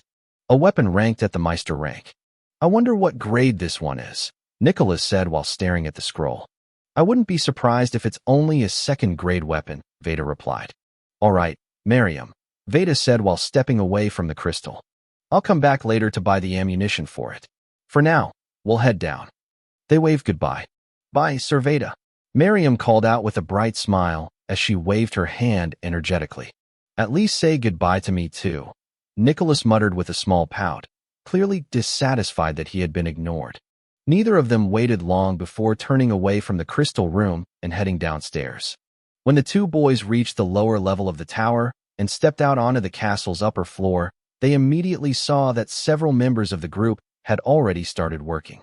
Outside the castle, some of them were busy carefully removing the thick, silver-gray fur from the bodies of the fallen silverback dire wolves, laying the skins flat on the stone ground to dry under the morning sun. Others had taken shovels and were digging large burial pits nearby, pushing the remaining wolf carcasses into the holes before covering them with soil. The air smelled faintly of blood, earth, and animal fur. You guys are back. Linda suddenly ran toward them from across the wall, her boots tapping quickly against the stone floor. She immediately looked down at Veda's and Nicholas' hands, her eyes searching eagerly. So, she asked with excitement, what did you buy with the points? Her eyes sparkled with curiosity as she waited for the answer. We got 5 catapults and a GPMG, Veda replied with a small smirk. Wow! Linda's mouth opened in excitement. Her reaction was so loud that several people nearby turned their heads. Tracy. Linda suddenly ran to the far edge of the castle wall and leaned over the barricade, looking down toward the field outside. Tracy was there, standing beside a huge pit where several people were burying piles of wolf corpses. Yes, Tracy replied, looking up while wiping sweat from her forehead with the back of her hand. We got a GPMG, Linda shouted while waving her arms. Tracy's normally serious expression immediately changed. Really? She shouted back. She raised the shovel in her hand high into the air. Yee. For the first time since the previous night's brutal fight, a genuine smile appeared on her face. The others working beside her also paused their digging. Their tired expressions slowly turned into smiles. With a GPMG, the tide of fighting the next monster wave will change, one of the boys said while tightening his grip on his shovel. Very true, another replied with a nod. Meanwhile, not far away from them. Ezra continued digging a burial pit on the other side of the castle wall. Several wolf bodies had already been piled beside him. He briefly glanced toward the excited crowd celebrating the new weapon before returning his focus to the shovel in his hands. A GPMG will definitely help them deal with the next waves more effectively. And knowing Veda, he probably bought catapults too. Ezra pushed the shovel into the soil again, lifting another heavy scoop of dirt before tossing it aside. Meanwhile, about the catapults, Veda said while turning toward Linda. We need to mobilize the scout team and a few strong members to search for boulders we can use as ammunition. He tilted his head slightly, but finding good ones nearby might be difficult. Linda crossed her arms for a moment while thinking. Actually, when we visited Sir Henry's base earlier, we passed by a mountain slope that had quite a few large boulders lying around. Veda's eyes lit up. That explains it. He snapped his fingers suddenly. That must be why they were building a catapult there. Yes, I think so, Linda replied with a small nod. But honestly, she giggled. I bet Sir Henry must feel a bit awkward now. They spent all that effort building a catapult when it turns out the weapon market could just provide one. Veda rubbed his chin thoughtfully. Still, we'll probably need to negotiate with them if we want to take some of those boulders. He turned toward Linda. Can you handle that? Trust me, Linda replied with a confident nod. Then Veda walked toward the castle barricade and looked across the courtyard. Ezra, he called out loudly. Ezra stopped digging and lifted his head slightly. I need your help with something, Veda shouted. Ezra stared at him for a brief moment. Looks like he already has some ideas for fortifying the castle. Without saying anything, Ezra pushed the shovel into the ground, removed the gloves he had been using, brushed the dirt from his hands, and calmly walked toward Veda.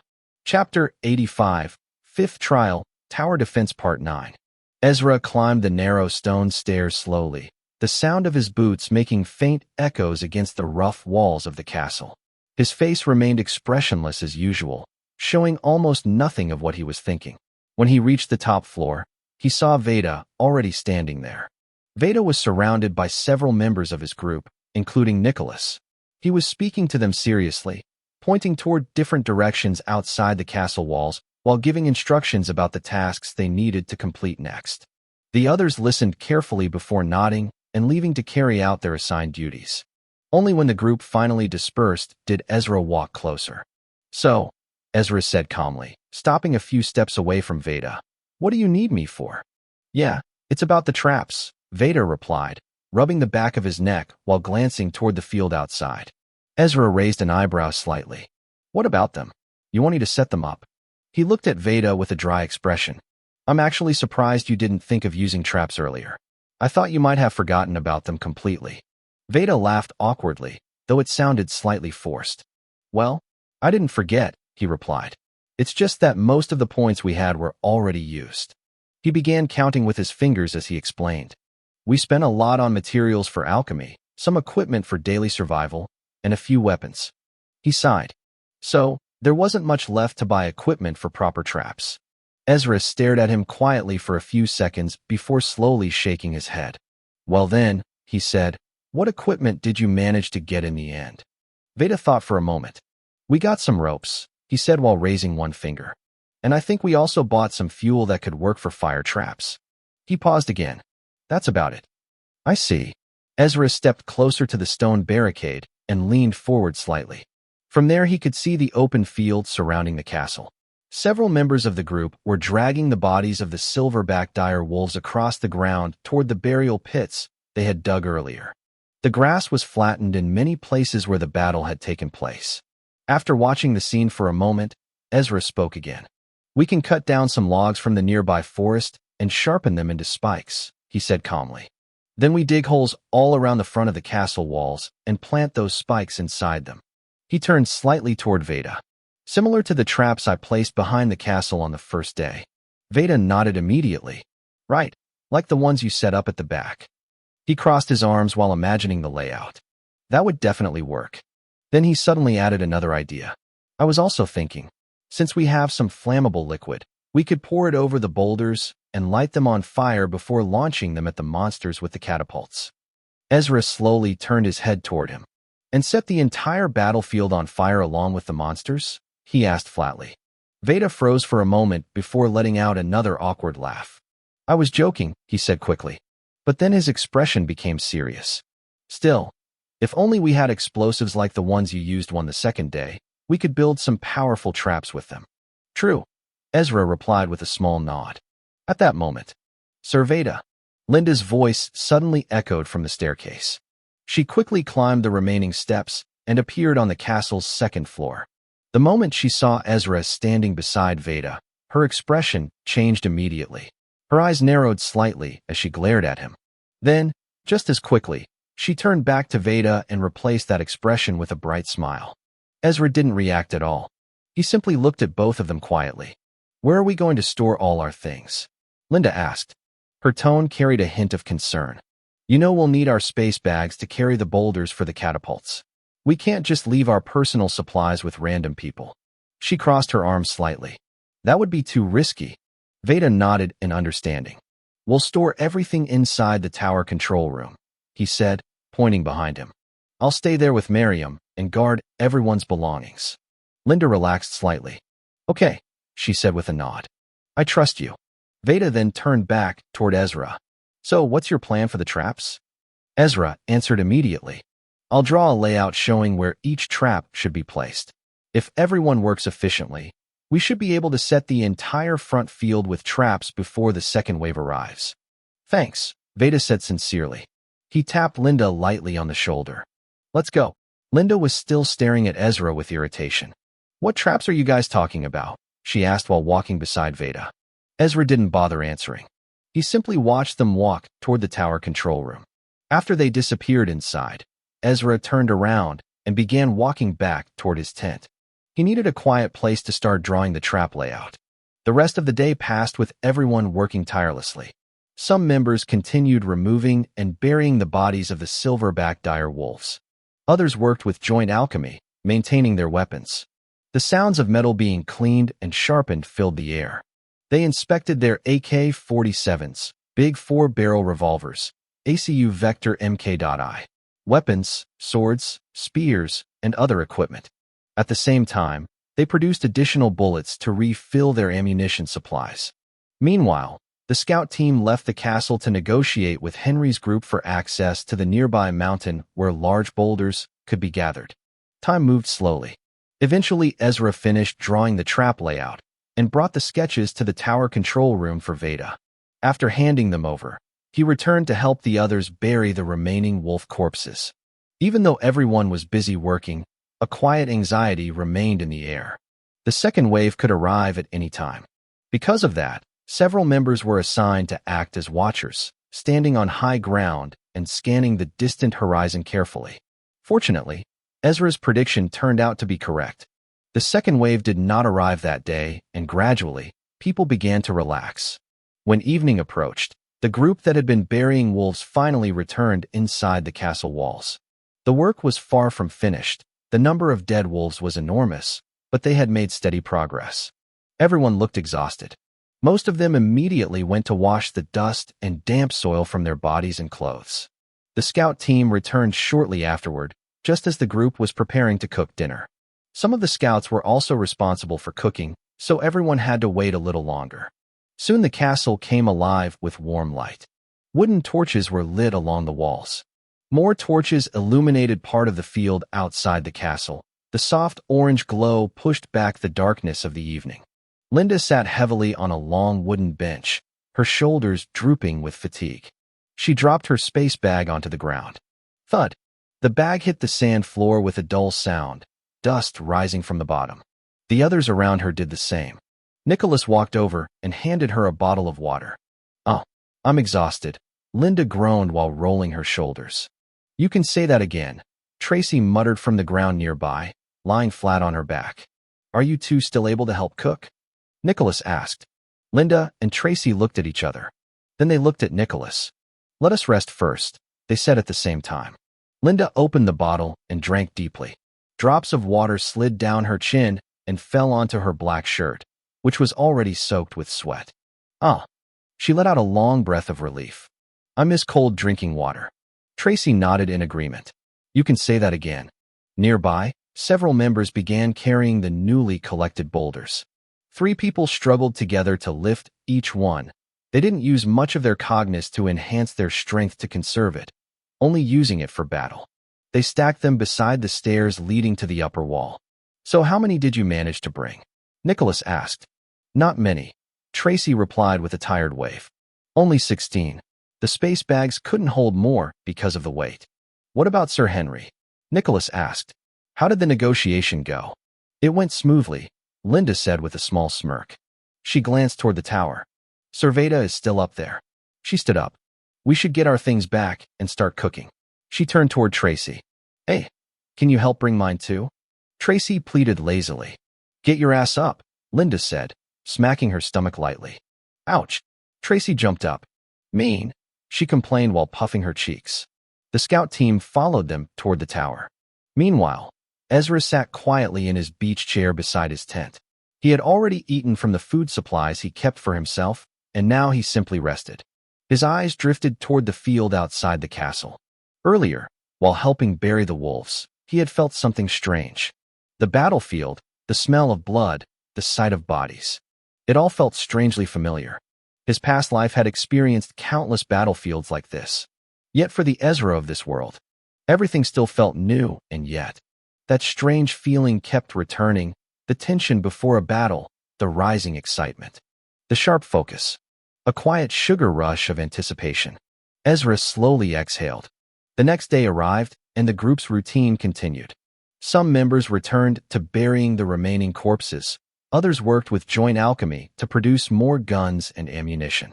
The scouts continued collecting boulders.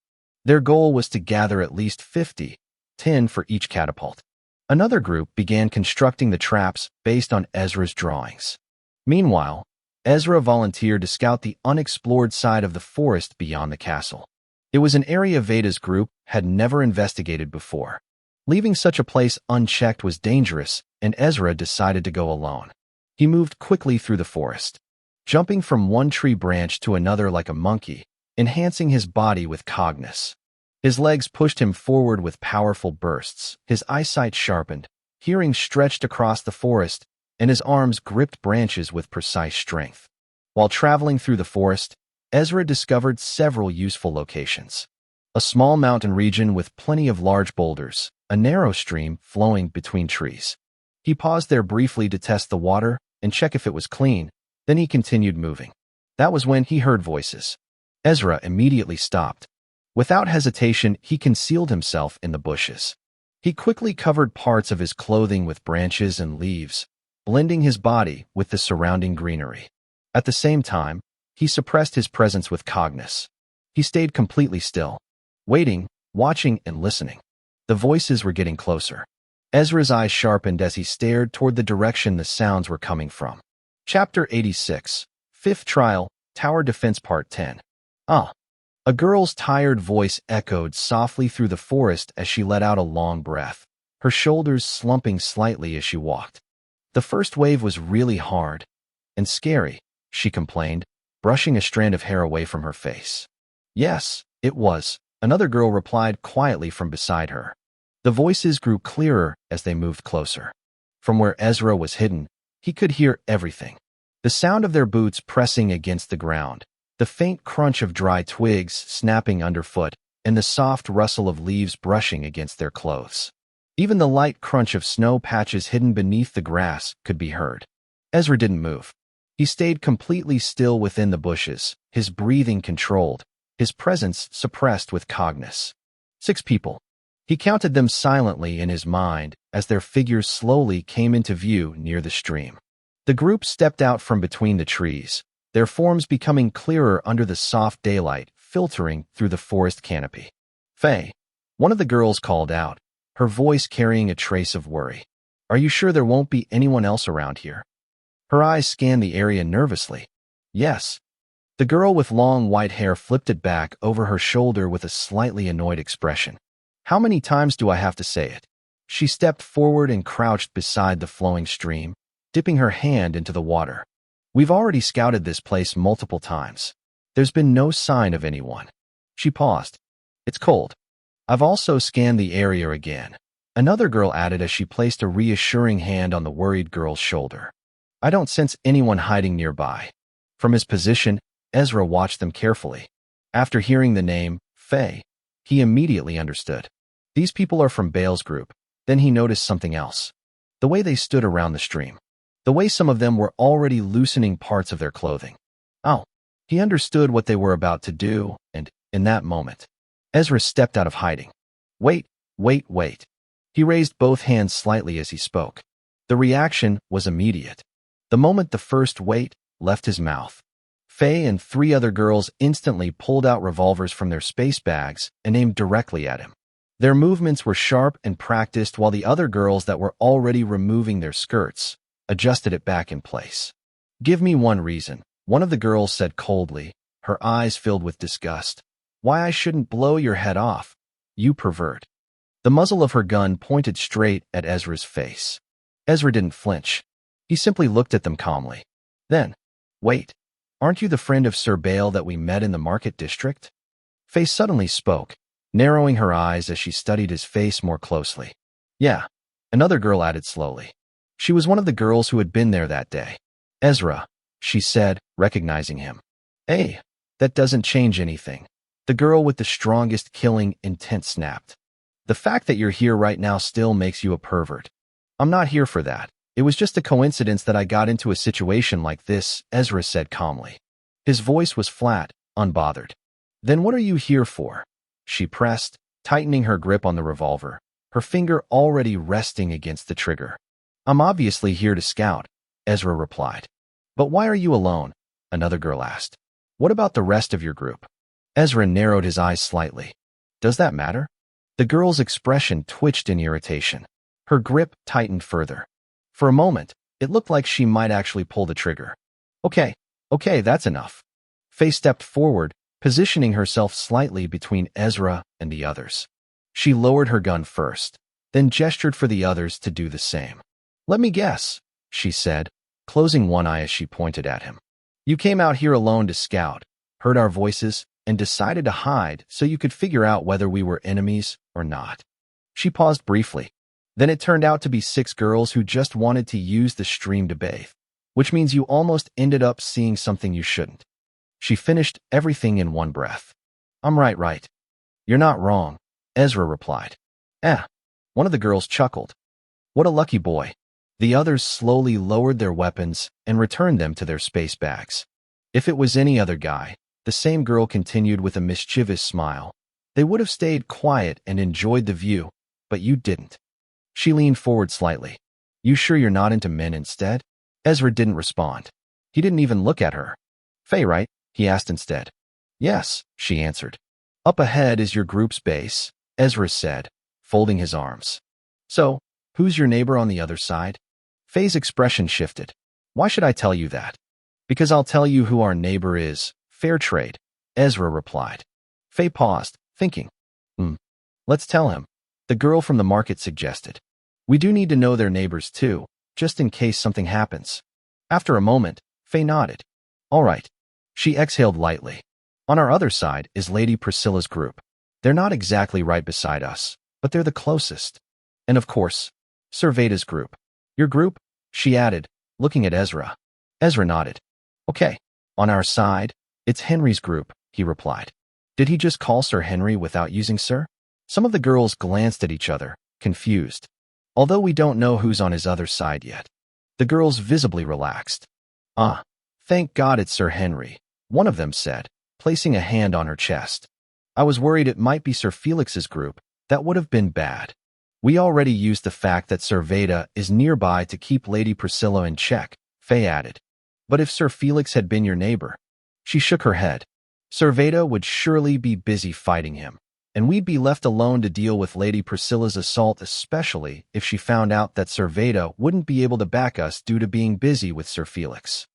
But you didn't even try to negotiate with Veda? Ezra asked. That's because Sir Bale refused to ask for help. One of the girls replied with a small laugh. I see. Thanks for the information. Before they could say anything else, Ezra turned and ran. His movement was sharp and fast. In seconds, he reached a tree, climbed it, and began jumping from branch to branch. He's gone, one of the girls said, watching his figure disappear. He's fast, another added. Faye. One of the girls turned toward her with a worried expression. Was it really okay to let him go like that? Did you want to fight him? Faye asked calmly. No. I'm not sure. The girl said, hesitating as she tried to gather her thoughts, her fingers tightening slightly against her sleeve. But I remember that name. He's the one people said caused Aaliyah's death. Her voice lowered a little as she spoke, like she wasn't fully confident in her own words, yet couldn't ignore the thought. I know Lady Vera said it was a scheme from Sir Felix's side, she continued, glancing at Faye and the others, her brows slowly pulling together. But he's a lowline, and I don't understand why Lady Vera would stand up for someone who isn't even part of her group. She paused mid-sentence, her thoughts tangling together. It was like she was trying to convince herself and failing at the same time. What I'm trying to say is, she swallowed lightly. The way he stood there, when we aimed our guns at him. Her eyes dimmed slightly as she remembered the moment. He didn't react at all. It felt like he was confident that even if we fired, he could deal with all of us. She looked down briefly, then back up. I don't trust him. He might be lying about Sir Henry being their neighbor, and who knows, he might have actually killed Aaliyah. Also, what if he's actually working with Sir Felix and planning to hurt Lady Vera, Sir Veda, and Sir Bale? Silence followed her words. Faye and the other girls looked at her, their expressions shifting slightly. Some of them, without realizing it, began to consider her words. The forest around them felt quiet again. Only the soft sound of the stream flowing nearby could be heard. You're thinking too much, Faye said suddenly, letting out a light laugh as she reached out and tapped the girl gently on the shoulder. He doesn't gain anything from lying to us. She spoke calmly, her tone steady. Even if Sir Felix was actually their neighbor, it wouldn't affect us right away. She crossed her arms slightly. Sir Veda's group would be the first to deal with that situation, not us. So, there's no reason for him to lie about something like that. Then she tilted her head slightly, thinking for a moment. And about that confidence you mentioned. She glanced toward the direction Ezra had left. He's ranked. Even if he's low-ranked, he's still ranked. Her voice became more serious. And we all know what that means. She looked back at the group. Remember what Sir Bale told us. Don't underestimate lowlines just because they are lowlines. In this trial, everyone has the same opportunity. She paused, not because she didn't know what to say, but because she wanted them to understand it properly. Maybe not the same starting advantage. She looked toward the trees again, her eyes narrowing slightly. But as time goes on, there might be some lowlines who rise up and stand among the best in this trial of steel, and you truly think anyone could deceive Lady Vera? She laughed. The worried girl blinked. Her tense expression slowly softened. The doubt in her eyes faded bit by bit, replaced with something lighter. You're right, she said quietly. The others nodded as well, their thoughts settling. All right. Faye clapped her hands once. Let's stop thinking about all that. She pointed toward the stream. We've already wasted too much time. Let's bathe quickly. Meanwhile, Ezra had already returned to the base. The moment he stepped back into the castle's surroundings, the familiar scene of work greeted him. People were still busy. The air carried the mixed smell of soil, sweat, and the faint lingering scent of blood. Several members were finishing up the burial of the silverback dire wolves, their shovels digging into the earth with steady rhythm. They were almost done. On the other side, the trap team had already moved to the left side of the castle, the same direction Ezra had just come from. Wooden logs lay scattered across the ground. Some people were cutting down trees. Others dragged the heavy trunks across the dirt, their boots digging into the ground as they pulled. A separate group worked on shaping the logs into sharp stakes, scraping and carving the wood with focused movements. Then those stakes were carried and driven into the deep holes that had been dug earlier. The front side of the castle was already completed. Now the left side was being reinforced. Farther ahead, markings had already been drawn into the ground, clear outlines showing where the next set of traps would be placed. Ezra walked past all of it without stopping. He made his way straight toward the tower. Inside the control room, Veda stood near the stored belongings, watching over the items left behind by the scout team, discussing with Miriam. Ezra entered and gave his report. He explained everything he had seen in detail. The stream, the location of another small mountain where they could farm more boulders from, meeting Bale's group, their neighbors, and what he thought about their condition with Lady Priscilla's group. Veda listened without interrupting. After Ezra finished, Veda nodded slowly. I need you to supervise the trap setup, Veda said. I'll have Nicholas go check on the weapon team instead. He crossed his arms slightly. Before the end of today, we need to finish assembling the catapults and the machine gun. They have to be placed in the right positions. Ezra didn't say much. He simply nodded once. Then he turned and left. The work continued. No one slowed down, no one stopped. Time passed quietly as the sun moved across the sky. The sounds of chopping, digging, dragging, and hammering filled the air. Step by step, the castle became more prepared. More dangerous, more ready, and just like that. By the time the day came to an end, most of the work had already been completed. Chapter 87. Fifth Trial, Tower Defense Part 11. The next day began quietly, almost too quietly. The early light stretched across the castle walls, brushing over the stone surface and the wooden structures they had built over the past few days. One by one, the members of the group woke up and returned to their assigned duties without needing to be told. They were now on the fourth day of the first week. The thought of the second wave still lingered in their minds, but it no longer pressed as heavily as before. The constant work, the sound of tools, and the sight of their fortress becoming stronger had dulled that anxiety into something smaller, something easier to ignore, at least for now. Ezra stood among the trap team, assigned to supervise them. Although he didn't just watch, he chose to work with them to make the job move smoothly and fast. He pointed out where to adjust the angles of the stakes, where to deepen the holes, and where to reposition certain traps so they would work more efficiently. Some people didn't like it. They didn't like the fact that they had to take instructions from him. Their expressions showed it, the slight frowns, the silent resistance in their movements, but none of them said anything out loud. Because Veda had given him authority, and no one wanted to be the one who disrupted the group's coordination. So, they followed, and because of that, the work did progress faster. Under Ezra's supervision, the traps were completed on all sides of the castle, each one placed carefully, each position thought through. Afterward, copies of the trap layout were distributed to everyone in the group. The paper passed from hand to hand. Some studied it seriously, others memorized it quickly, because one mistake, one wrong step, could get them killed by their own defenses. Meanwhile, the burial team had finally finished. Every single silverback dire wolf corpse had been buried. The battlefield outside the castle, which once looked like a place of slaughter, now appeared calmer. Still scarred, but quieter. The weapons were also ready. All of them. Positioned, maintained, and ready for action. The only thing left was the boulders. Later that afternoon, Ezra led the scout team out once again. They had returned earlier with only a small number of boulders, as the mountain near Henry's castle side had already been stripped of most usable ones. So, Ezra took them to a new location, the place he had discovered earlier during his scouting, and, as expected, there were complaints. Why is he leading us again? Linda's voice cut through the group as usual. Her irritation was clear. She didn't even try to hide it. Well, she never did. But this time, no one could really support her. The others were too tired, too focused, and beginning to get too aware of what was coming. At this point, Ezra's indifference to their glares and words had made arguing with him feel pointless. Veda stepped in and scolded Linda firmly. His voice left no room for argument, and eventually, she gave in. By the end of the day, they completed their task. The required number of boulders had been gathered. Each catapult was assigned 10 boulders. 2 catapults were placed at the front sides of the castle, the main battlefield. One was placed at the back, where Ezra was stationed. The GPMG stood at the center of the front, like the core of their defense. Everything was in place, and just like that, the day ended.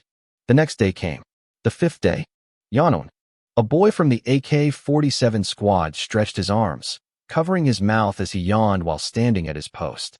We've been watching since morning, he said, glancing at the boy beside him. It's already afternoon. Yeah, the other replied, his eyes still scanning the distance.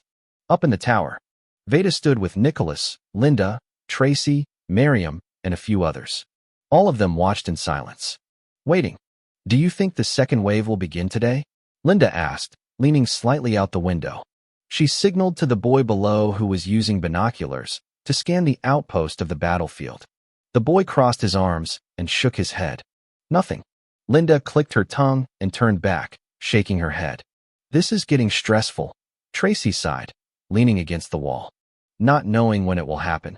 And we still have so many days left in this trial. Nicholas crossed his arms. Honestly, we should just relax and recover our cogniz fully, he said. Like Ezra mentioned, it might happen in the middle of the second week. Ugh, that boy again, Linda muttered, giving him a side glance. I'm just saying, Nicholas replied awkwardly. Veda stood quietly, watching as Linda and Nicholas argued back and forth, their voices rising and falling in short bursts, while Tracy occasionally added a comment here and there, pushing the argument forward like she was feeding fire into dry wood. None of them were really angry, it just looked like it, although the tension behind their words felt like something else entirely. Sir Veda, what do you think? A boy asked from the side, his voice carrying a bit of hesitation, like he didn't even expect a real answer. Veda didn't respond immediately. He looked at them for a moment, then shifted his gaze toward the distance outside the tower window. Honestly, he said slowly, his voice calm but heavy, all we can do is wait. And keep waiting. There was a small pause after he spoke, like the words themselves carried weight. Then he turned and walked out of the tower. The others looked at each other briefly before following behind him without saying much. Only Miriam stayed behind, as she was still assigned to the control room. At the back of the castle, Ezra sat on his beach chair, leaning back slightly, one leg resting over the other while holding a pair of binoculars up to his eyes. The wind brushed lightly against his clothes. The field ahead was quiet, too quiet. Anything? One of the girls assigned to his side asked, her voice low but tense. She wasn't looking at him, her eyes were fixed on the distance. No, Ezra replied calmly. Nothing yet. The silence that followed felt heavier than the answer itself. Behind them, the others sat in a loose circle. A deck of cards lay between them. They were playing, laughing sometimes and talking lightly, but it didn't feel real. In a way, there was a sense of force in their mood. And, come join us, one of the boys called out, waving a card in his hand, and turned toward them slowly, her brows furrowed. Why are you all acting like this? She asked, her voice edged with frustration. How can you guys be so relaxed? The boy didn't even look up. Who said we're relaxed? He replied, picking a card carefully from his hand. We're all anxious. That's why we're playing. He placed the card down, soft and controlled, like he was trying not to think too much, and stared at them, her eyes widening slightly. She couldn't understand it, or maybe she understood it too well, but was afraid if she tried to relax. What if we lose our guard because of relaxing? He's right, Ezra said. He lowered the binoculars slowly and placed them into his space bag beside him. Then he turned his head slightly to look at her. Right now, it's a battle of the mind.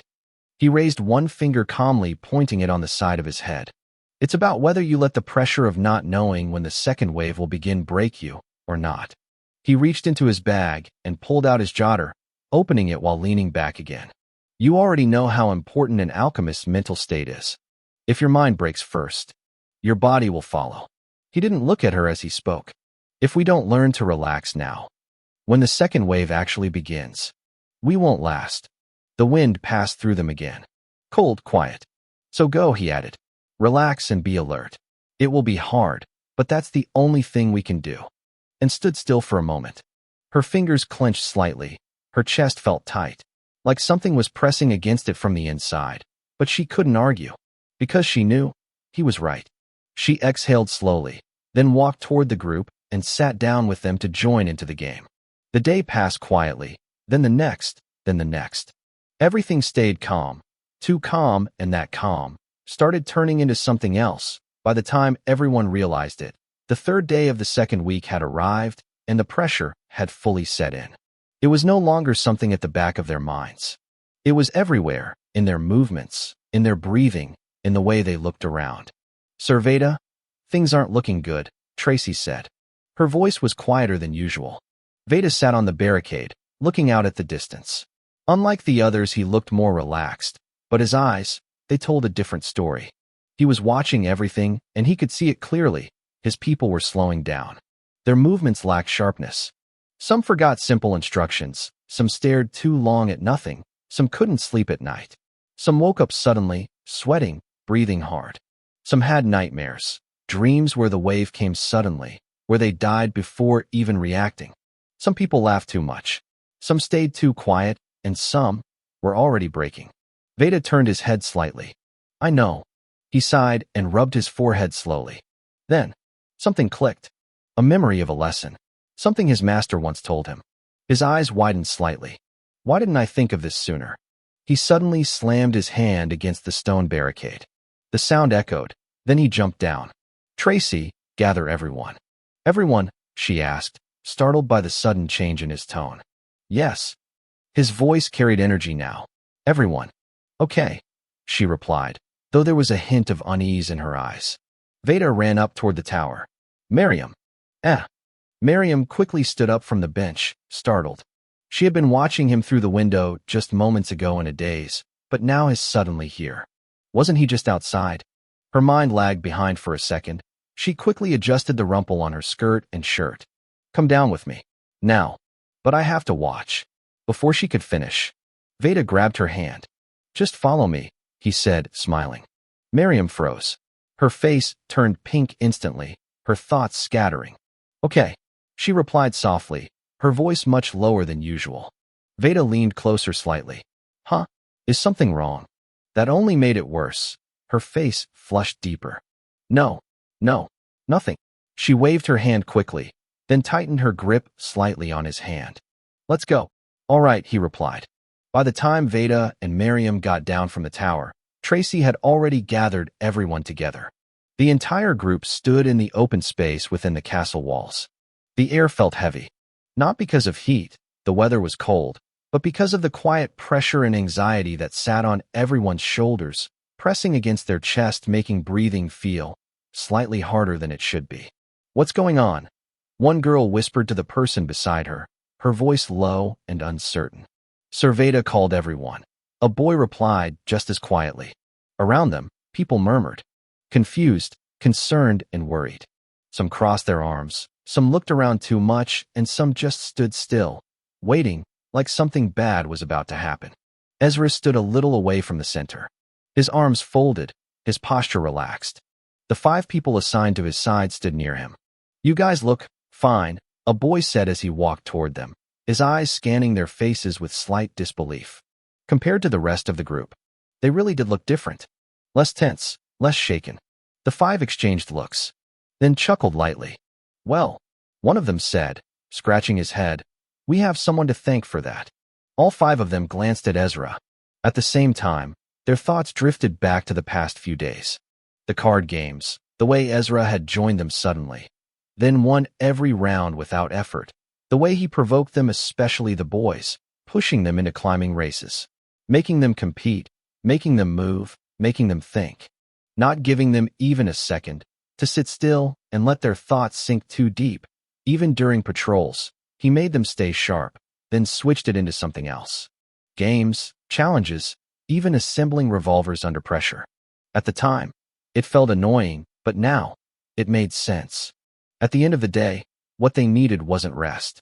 It was a distraction, something to keep their minds from turning against them, and that was exactly what Veda had just realized. Everyone. Veda stepped forward into the center of the crowd. His voice was loud, clear enough for everyone to hear him. His voice cut through the murmurs instantly.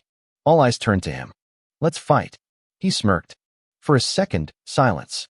Then confusion spread across the crowd. Fight. The word echoed in their heads. Some frowned, some blinked, and some straightened up slightly. What I mean is, Veda continued, noticing their reactions, we're going to hold a sparring contest. Just friendly matches. No serious injuries. He gestured with his hand. Fight as much as you want, but within limits. He paused briefly. You win by pinning your opponent to the ground, or knocking them out of the ring. He signaled to Linda. She immediately stepped forward and began drawing a large circle on the ground using a spear. Hearing this, something began to change. Slowly, very slowly. The heavy air shifted. The pressure didn't disappear, but it began to crack. Just a little. Excitement began to slip through. Sir Veda, a boy shouted, raising his hand quickly. Can we use guns? Alchemy? Cognis? Weapons? And no, Veda replied immediately. Hand to hand only. Oh. The crowd grew louder. More voices, more movement, more energy. Is there any prize? A girl asked, raising her hand with a small smile forming on her face. A prize, Veda repeated, looking around at everyone. This time, he could see it, their eyes. They were no longer dull. Everyone was now brimming with excitement. If you win. He paused, then smiled slightly. The person you defeat will serve you for a day. A beat. That applies to everyone. His gaze swept across the crowd, stopping briefly at the highlines. Even me. For a moment, silence came again. Then, the crowd exploded. Voices rose instantly. Excitement burst out like something that had been trapped for too long. People laughed, some shouted, some immediately began pushing forward.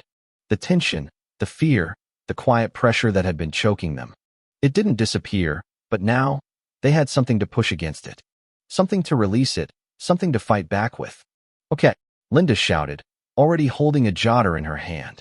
Line up if you want to participate. She stood at the front, writing down names as people rushed forward. The line formed quickly.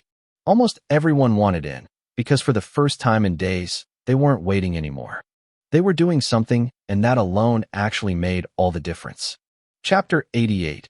Fifth Trial, Tower Defense Part 12. Yeah. The crowd erupted in loud cheers, voices clashing together as two boys fought inside the drawn circle. Come on, Bobby. You can do it, a boy shouted, raising his fist high into the air, his voice cracking from excitement. Bobby stood inside the ring, breathing slightly heavier than usual, his arms raised as he blocked punch after punch from the boy in front of him. The difference in strength was obvious. The other boy's blows carried more weight, more confidence, and better form, but Bobby didn't fall. He endured, adjusted, and stepped back at the right time. He raised his guard just enough, and that alone made the crowd even louder. No one expected this. I didn't know Bobby got this good, Veda said, sitting beside Ezra, his eyes fixed on the fight. Ezra glanced at him briefly before returning his gaze forward. He improved. Inside the ring, Bobby bent his body low, barely avoiding a straight punch that cut through the air above him. He tried to counter with a right hook, but the boy reacted fast, grabbing Bobby from behind and driving his knee forward. Thud! The knee slammed into Bobby's guard. His arms shook. Then, the boy followed up with an elbow strike to Bobby's back. Arg! Bobby dropped to the ground. Dust lifted slightly from the impact. The boy didn't hesitate. He grabbed Bobby's shirt and dragged him upward, trying to secure control. But Bobby reacted. His arms moved quickly, hooking into the boy's armpits, locking his position tightly even as his shirt stretched across his body. Then, punch, punch, punch, punch. He drove his fists into the boy's ribs repeatedly. The sound was dull and heavy. The crowd exploded again, cheering for both of them now. I thought you two would become close after the fourth trial, Veda said casually, though his eyes didn't leave the fight. Ezra rested his chin lightly on his hand. Close is a strong word, considering the situation we're in. Veda scratched his cheek slightly. You know, at the end of the day, you still need people you can trust if you want to move forward. That's for people who believe they can't survive alone, Ezra replied, his voice calm, his gaze steady. Belief, huh? Veda smiled lightly, adjusting how he sat, shifting his weight as he rested his arms on his knees. But it's a good belief, though. He didn't rush his words this time. You see, he continued, his voice calmer now, less like he was trying to convince Ezra, and more like he was simply stating something he had already accepted long ago. Everyone is born with their own strengths and their own weaknesses. He raised his hand slightly, as if weighing something invisible. That's why we need people. To cover what we lack, while we cover what they lack. He turned to Ezra fully now. It goes both ways. It always should. His eyes sharpened just a little. That's why I believe in having people around me. My people, they give me strength. They push me to keep going, to grow, to become better. His fingers slowly curled into a fist. And I do the same for them. There was no hesitation in his voice, no doubt, only certainty. Ezra didn't respond immediately. He just looked at him, carefully, watching not just the words, but the way Veda said them. The way his shoulders didn't shake, the way his eyes didn't waver. That kind of belief, it wasn't shallow. It didn't come from a naive mindset. You aren't wrong, Ezra finally said. His voice was quiet, flat, but not dismissive. Then he shifted slightly, resting his chin on his hand, his elbow pressing into his knee. But his eyes lowered for a brief second. The nature of humans overrides beliefs like that. There was a slight pause. Yes, people can grow stronger with others, he continued, his tone steady. With friends, with trust, with support, but what about the ones who can't keep up? He lifted his gaze again. What about those who start to feel inferior? His voice didn't rise, but something inside it tightened. The world isn't balanced. There's always a difference between the ones you give strength to and the ones who give strength to you. He leaned forward slightly. At some point, you move ahead and they don't. The wind passed lightly through the open space, brushing against their clothes. Then what happens? He tilted his head just a little. They stop walking beside you and start walking behind you. His eyes narrowed slightly. Can you really trust someone who can't walk beside you anymore? Silence settled between them. Veda stared at the people sparring, his thoughts surely processing what Ezra was saying in the silence. I don't believe a relationship without equality can last, Ezra said finally, his voice calm, but firm. Veda didn't respond right away. He looked at Ezra, not arguing, not dismissing. He just sat there thinking. Why is that, he asked. Ezra didn't look away. Because it creates imbalance, and imbalance. He paused. Always leads to something breaking. A faint breath escaped him. Sadness or betrayal or worse. Before Veda could respond. Ah! The crowd erupted again. The boy had finally managed to pin Bobby's back to the ground. Cheers exploded from every side. Nice fight. Boys, the girls screamed. You did well. You almost had him. Voices overlapped, loud and full of life. Linda stepped forward quickly, calling in the next pair. The circle filled again, and another match began. Veda leaned back slightly, watching the group. Their smiles, their laughter, the way they moved freely now. The pressure that had been suffocating them was gone, at least for now. Ezra. His voice came again, softer this time. Are you scared to lose someone? The question came without warning, and for the first time, Ezra paused. Not outwardly, but inside. Something moved. Chains, heavy and cold, wrapped around something deep within him.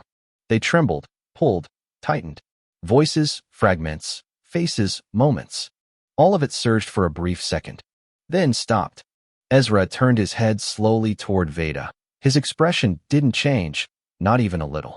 I don't know. A small smile formed on his lips. Careless, detached.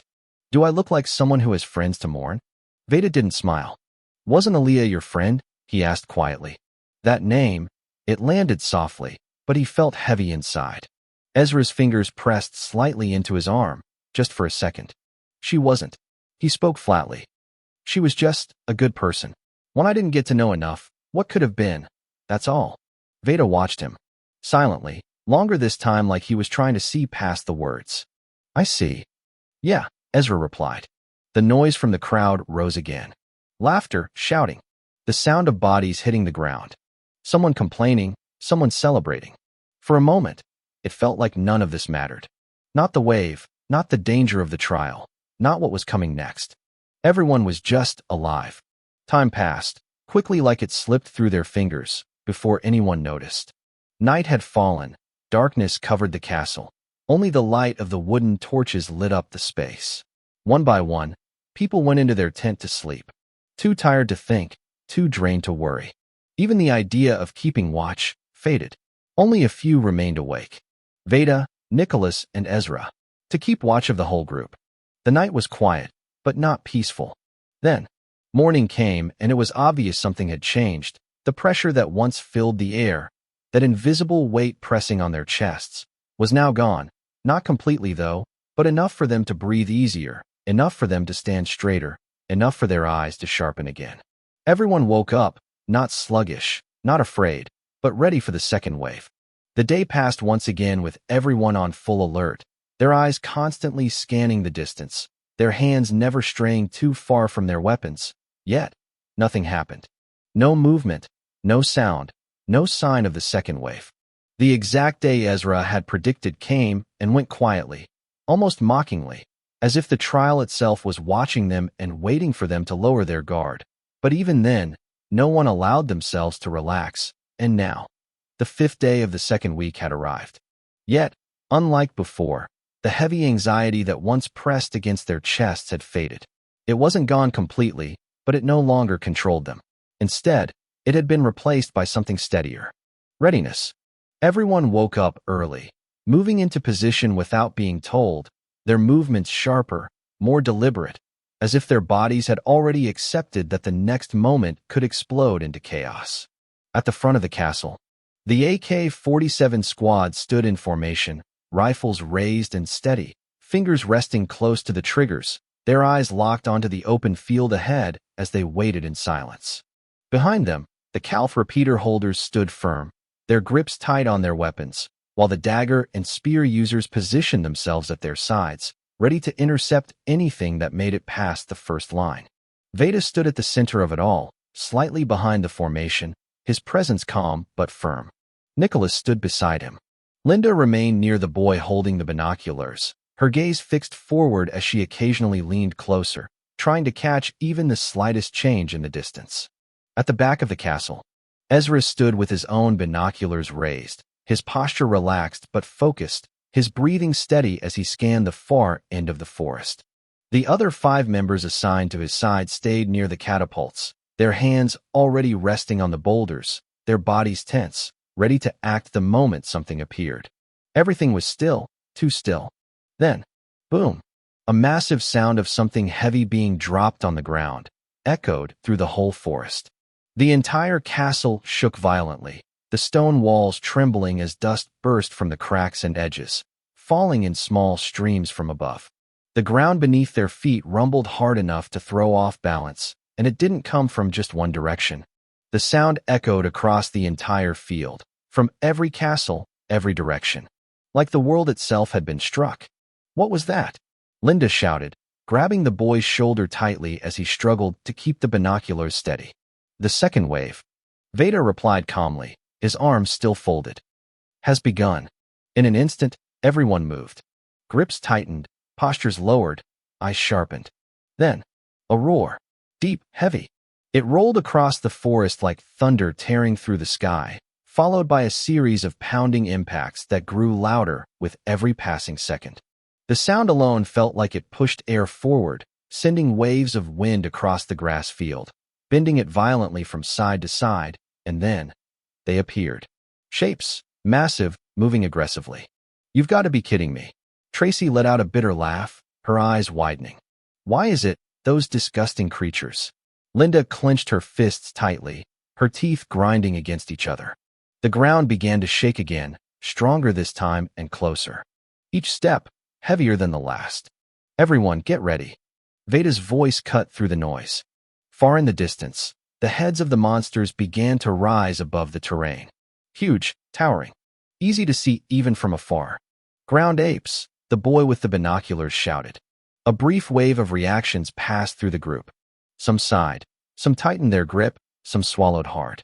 Catapults, get ready. Nicholas signaled immediately. The teams assigned to each catapult moved without hesitation, lifting the massive boulders with both hands and loading them into place, their muscles straining under the weight. The shaking intensified, the sound deafening now. The ground apes charged forward at full speed, their massive bodies crashing through trees and terrain, some ripping through obstacles without slowing, others leaping over them with terrifying ease. They came in different sizes. Some smaller, around the height of the castle entrance, others, massive enough to tower over trees. Their arms swung heavily as they ran, their bodies shaking the earth with every step.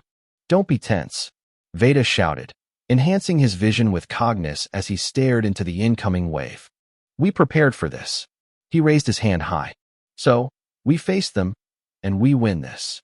Yeah. The entire group roared back, their voices clashing against the thunder of the approaching monsters, their determination rising despite the overwhelming sight ahead. At the back of the castle, Ezra lowered his binoculars slowly. The sound had reached them, and the signs were clear. This side wasn't safe either. We're going to be busy, guys, he said calmly, placing the binoculars back into his space bag. The 5 nodded. Nervous, but ready. Ezra turned and walked into his tent without hesitation. He dragged out a large box, the wooden edges scraping lightly against the ground, followed by a heavy bag placed beside it. Then, he pulled out the Barrett M107. The long body of the sniper rifle caught the little light coming from the holes in his tent briefly as he set it down. He moved quickly, efficiently, fixing the tripod, adjusting the scope, and positioning the rifle at the center of the tent. He unzipped a section of the tent, opening a narrow line of sight outward, aligning the muzzle perfectly through it. Then he lowered himself behind the weapon. His shoulders settled into position, one hand on the grip, finger resting on the trigger, one eye closed, the other looking through the scope. The world narrowed. Focused. The charging ground apes filled his vision. Ah! He exhaled slowly. We begin. Far in the distance, one of the larger ground apes stopped briefly. Its massive hand reached down, gripping a tree. The roots tore from the ground with force, and then it hurled it, spinning, crashing through the air toward the castle. Incoming tree, the five shouted in panic, their bodies freezing for a split second. Bang! A thunderous shot exploded from Ezra's tent. The recoil pushed back against his shoulder.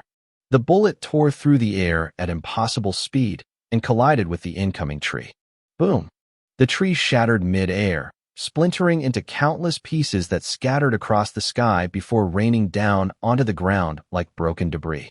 Silence, just for a moment. The five stared, frozen and dazed. At the front, the sound of the shot reached them. Veda smiled, a small one, but certain. It started. He raised his hand. Fire. Chapter 89, Fifth Trial, Tower Defense Part 13. Veda slowly raised his hand, his eyes fixed ahead as the ground apes drew closer to the first marked line. The mark had been carved into the earth earlier by Ezra himself, a signal point. The moment the beasts crossed it, the first attack would begin. The wind carried a faint tremor through the ground. It wasn't loud, but it was there, like something heavy was coming, step by step, pressing against the earth. Closer, closer, and closer. Veda's fingers tightened slightly. His arm stayed raised for a second longer, as if weighing the exact moment. Then, fire. His voice tore through the air. The response was instant. Huge boulders were launched forward with force. The mechanisms groaned as tension released, and the stones shot upward, spinning through the sky before descending like falling fragments of a broken mountain. The air whistled as the boulders fell. The first boulder slammed into a lesser ground ape. The sound was heavy, like something breaking apart from the inside. Its body collapsed under the weight, bones cracking as the rock shattered into fragments that scattered across the battlefield. Sharp pieces of stone flew outward. Some struck nearby apes, some dug into the dirt, while some hit nothing at all. The formation of the charging beasts wavered slightly, but only slightly. As already explained, the ground apes were not a single uniform species. From the moment they were born to the point they reached their peak, they grew into different stages. The smallest were called lesser ground apes. These were still in their early growth stage, not quite babies anymore, but far from mature. Even so, they stood between 6 to 12 meters tall, their bodies rough and heavy, their movements aggressive and wild. Behind them were the large ground apes, their teenage stage. These ones were bigger, stronger, and more controlled. Their height ranged from 15 to 30 meters, and they moved with a slower, more deliberate pace, as if waiting to see what would occur to the rushing lesser ground apes. Then came the giant ground apes, fully grown adults. Their bodies were massive, towering between 35 and 60 meters. Their presence alone carried weight, and even from a distance, one could feel it. And finally, the rarest, the colossal ground apes. 70 meters, sometimes over 100, creatures like that were disasters on legs. Luckily, or maybe not yet, none had appeared, which sent a reliving wave to the group. For now, the lesser ground apes dominated the front lines. Their numbers were overwhelming. They rushed forward without hesitation, their feet slamming against the ground in uneven rhythm, shaking loose dust and pebbles. Behind them, the larger and giant ones followed, not rushing, just watching, almost like they were waiting to see how the battle unfolds first. Another boulder fell, then another. Some apes tried to dodge. A few twisted their bodies at the last moment, barely escaping, but others weren't fast enough. One got clipped on the shoulder and spun sideways, crashing into another. Both fell, rolling over the ground as more boulders came down around them. Still, they kept coming. The lesser ground apes have passed the first line. The boy holding the binoculars shouted, his voice tight, almost cracking. Veda glanced at him and gave a short thumbs up. All right. A small smile formed on his face, though his eyes didn't soften. Now let's see what Ezra prepared. The first of the lesser apes crossed fully into the marked zone. One of them took another step forward, and suddenly, the ground beneath it gave way. Its body dropped sharply. Scree, scree, craw. A loud, tearing scream burst out as wooden stakes shot up from below, piercing straight through its body. The spikes drove in from multiple angles, chest, limbs, side, locking it in place. Blood sprayed to the air, then the ground. The other apes behind it didn't stop. No, they couldn't. One crashed into another stumbled. The momentum forced them forward, and soon multiple bodies tumbled into the pit together. Scree, scree, craw, scree, scree, craw. The cries overlapped, echoing across the battlefield. Some apes tried to leap over the pit. One actually made it across, its body stretching forward mid-air, but the moment it landed, the ground beneath it collapsed again. Another pit, and the wooden spikes greeted it with open arms, blood splashed without control, like a fountain of water. The battlefield began to fill with noise and smell.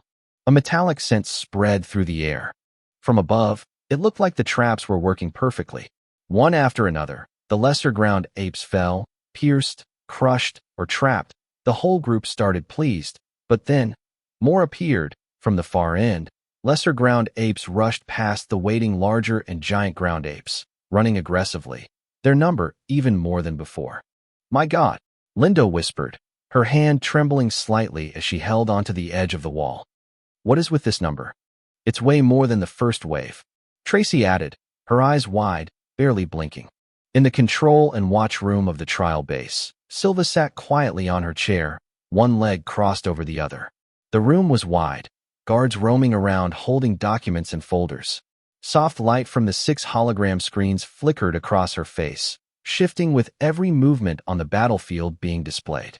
Behind her, 2 female guards stood straight, their backs firm, their faces calm and empty as if nothing in the world could move them. Silva lifted her cup slowly and took a small sip of coffee. The faint clink of porcelain sounded as she placed it back down on the table in front of her. They seem to be doing well, she said. Her eyes didn't move from the 6 hologram screens floating in front of her. Each one showed a different battlefield, different groups, different strategies, different struggles. From above, the castles looked small compared to the swarm of ground apes pushing forward. They are proving to be promising leaders, Freya added from the side. She stood to Silva's left, her hands loosely placed behind her back, her gaze fixed on one of the screens.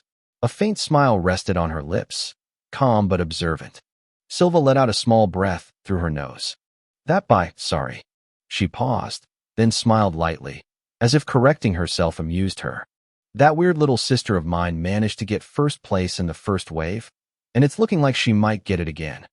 Her lips curved, but for a very brief moment, her brows tightened. It was small, so small that no one could have noticed what was something behind that smile. The 3 chief guards standing around the room didn't speak. They exchanged quick glances before looking forward again, their silence stretching just a bit longer than normal.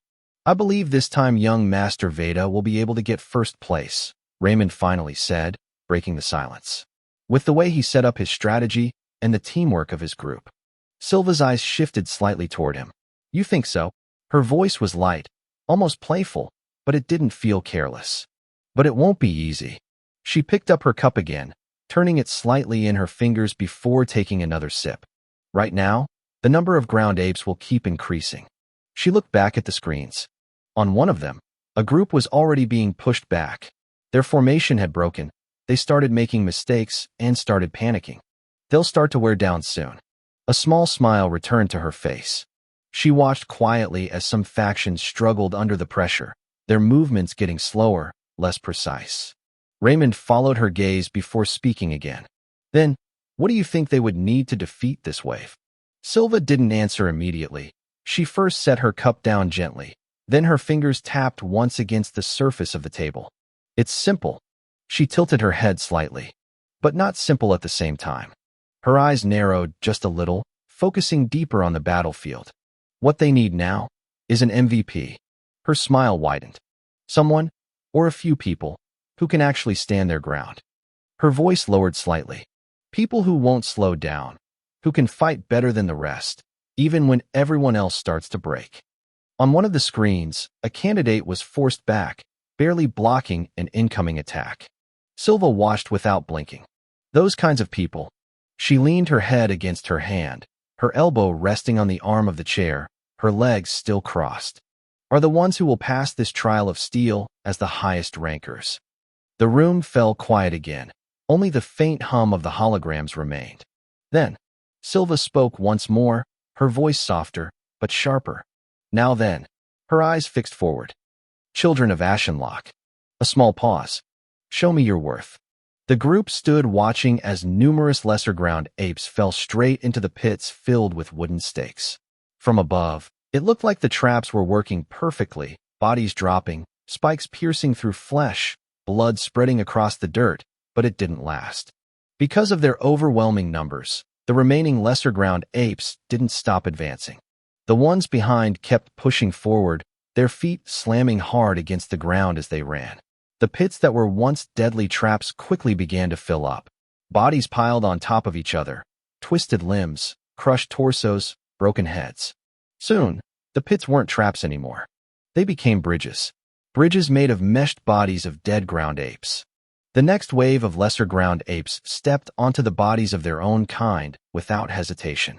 Their heavy feet pressed down hard, forcing the trapped ones deeper into the spikes. Crack, crunch. Some of the fallen apes were still alive, but they couldn't move due to the spikes hooking them from moving. They could only scream. Scree. The sound didn't last long. Another foot came down, then another. The constant stomping crushed them completely, ending whatever was left. That sight, it was too much, too gruesome to the watching eyes. Some of the group members turned their faces away. Others froze where they stood, their hands trembling slightly. One boy covered his mouth, another swallowed hard. A few felt something rise in their throat, but they forced it back down. They didn't have the luxury to react. Not here, not now. The lesser apes have made it into the second line.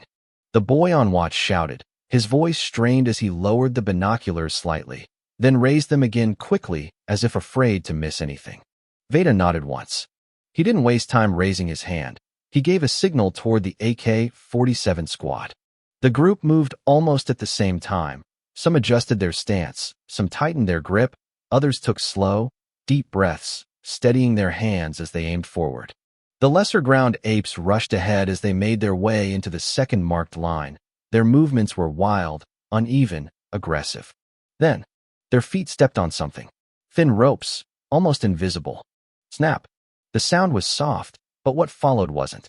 Hidden man-made mechanisms buried within the forest suddenly activated. Gears turned with a rough, grinding sound. Wood creaked under pressure, and then a burst of arrows shot out. From within the trees at the ground ape's left side. The air filled with sharp whistling sounds as wooden arrows flew toward the charging apes. Some hit, but they didn't do much. The arrows struck their stone like skin and either bounced off, broke in half, or lodged shallowly without real damage. Still, the real function of the trap was working. The front line of apes hesitated, some apes slowed, a few instinctively grabbed nearby lesser apes and dragged them in front, using them as shields. The arrows kept coming, relentless. Some managed to find their targets. An arrow pierced straight into the eye of one ape. It let out a sharp, broken scream. Scree. Its arms swung wildly, smashing into anything nearby. It struck another ape, sending it stumbling sideways, crashing into two more. Another arrow slipped through the gap between bodies and buried itself into the chest of a shielded ape. Then another, then another. The ones being used as shields started to collapse under the constant hits.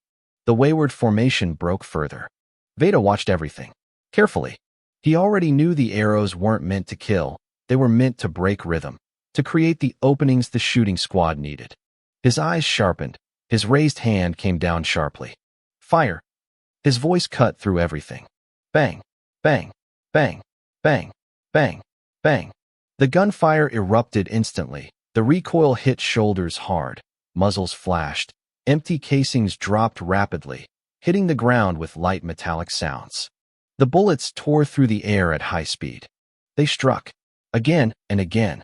It didn't matter if an ape hid behind another. The continuous hit of the bullets moving with that much force pierced through the bodies till it hit the apes hiding behind the other. They pushed forward, tearing through flesh layer by layer. Each hit weakened them, forcing their bodies back slightly before the next bullet struck. One ape staggered, another dropped to its knees. Then it fell. More followed. Their screams grew louder, more chaotic, echoing across the battlefield as they collapsed one after another. Bodies hit the ground, dust rose, blood spread. For a moment, it looked like they were winning, but more came, just as many. No, even more. The ones in front kept dying, but the ones behind didn't slow down. They ran forward without hesitation, stepping over the fallen, ignoring the bullets tearing into them. Like they didn't feel fear, like they didn't care. The first line of traps had already been turned into a path of crushed bodies. The second line of arrows was ending, and still, their number hadn't dropped. Behind them, the larger and giant ground apes began to move, slowly, each step heavier than the last. This isn't looking good, Veda muttered under his breath. His eyes scanned the battlefield quickly. They were killing them, but not fast enough. There were too many of them moving in different angles, and their numbers weren't enough to cover everything properly. Tisk. He clicked his tongue and turned sharply. You two. The assigned messengers immediately stepped forward. Go and relay this message to Ezra, Veda said quickly. Tell him to try and round things up from his side. He didn't pause. Then head downstairs and inform the others. Ammunition needs to be ready for delivery now. The two nodded without hesitation. They turned and ran immediately, their footsteps quick and uneven against the ground as they disappeared into the lower levels. Veda. Nicholas ran up beside him, slightly out of breath. Should we start using the machine gun? He asked, his voice tense. Veda didn't answer right away. His eyes remained locked on the battlefield ahead. No, not yet. His voice was firm. We have to wait. His grip tightened slightly. That's our major trump card. He narrowed his eyes. And honestly, his expression darkened. I don't think the larger and giant ground apes are the only ones in this wave. Far, far in the distance, a large container which was the space the ground apes were coming out from, something bigger shifted inside. Chapter 90. Fifth Trial, Tower Defense Part 14. Multiple sounds crashed into each other across the entire area where the fifth trial was taking place. Gunshots rang out in sharp bursts. Ground apes screamed, their voices rough and tearing through the air. Heavy pounding shook the ground again and again as massive feet struck the earth. Somewhere in between, explosions flared, sending dirt and broken wood into the air. All of it mixed together. Not in rhythm, not in order, just pure chaos. The boy who had been sent toward the back of the castle ran as fast as he could, his breath uneven as cognus flowed through his body, strengthening his legs and pushing him forward faster than he normally could manage. His shoes scraped against the ground as he turned sharply around a corner, and then he stopped. His eyes widened. For a moment, he forgot to breathe. The entire front field on that side was untouched. Not a single trap triggered, not a single broken structure, no scattered bodies like the other side. It looked calm. If not for the constant noise echoing from the other side of the castle earlier, he would have believed no wave had reached here at all. But now that he stood there, bang! The gunshot cracked loudly through the air, so clear that it made his ears ring slightly. Far, far, far ahead, he saw it with enhanced sight. A lesser ground ape running forward. Its head snapped back, body dropped instantly. Then another. Bang, bang. Each shot followed with almost no delay. Each one found its target. Each one killed. What is going on? He muttered under his breath, his voice low, filled with disbelief. More gunshots rang out from Ezra's tent. The rhythm didn't break, it didn't slow, it kept going. We don't even understand it ourselves, one of the boys from the 5-person team said, his arms slightly raised as if he was still trying to figure it out. All we know is that we helped create the gun through Gun Alchemy on the first day we got here. It was arranged randomly. We didn't even know what we were making. He paused, glancing toward the tent. But looking at this, the way the gun works. He swallowed. It might be a sniper rifle above the adept rank. The messenger blinked. What kind of sniper would even be like that? His eyes shifted toward Ezra's tent again, curiosity pulling at him, but he quickly shook his head. No, that's not why I'm here. He slapped both cheeks lightly. Once, twice. Focus returned. Ezra, he shouted. Yes. The reply came instantly. Inside the tent, Ezra didn't stop moving. His finger pulled the trigger again, his eye locked onto the scope as another lesser ground ape dropped before it could even take another full step forward. Serveda said you should please try and finish up here and join them immediately in front, the boy shouted in one breath. The number of ground apes is getting too serious to handle. Silence followed for a brief second. All right, Ezra replied calmly. Tell him I'll be there soon. Another shot followed his words. Clean and direct. The messenger hesitated for just a moment. He still didn't understand how one person with one gun was holding back all of this, but there was no time to watch. Okay. He turned and ran back the way he came, his feet hitting the ground quickly as he disappeared. Inside the tent, Ezra exhaled slowly. What's the total number of ground apes and their class? He asked without looking away from his scope. The 5 exchanged glances. One grabbed binocular quickly, others enhanced their sight with cognus, narrowing their eyes to focus farther into the distance. About 150. I think, one said uncertainly. No, closer to 100. Another added, unsure. What are you both even saying? It's past 200. And cut in, her voice sharp. Yeah, at least more than 200. The girl beside her agreed, nodding. It's way past that, the boy with the binoculars said, his voice firmer. More than 340. And there are about 20 larger ground apes at the far back, behind the lesser ones. No sight of giant class apes, and thankfully no colossal. Okay, Ezra replied. Then, silence. The 5 looked at each other again, unsure what he was thinking. They wondered whether they should prepare to use the catapult, or switch to the AK-47, or do something, anything.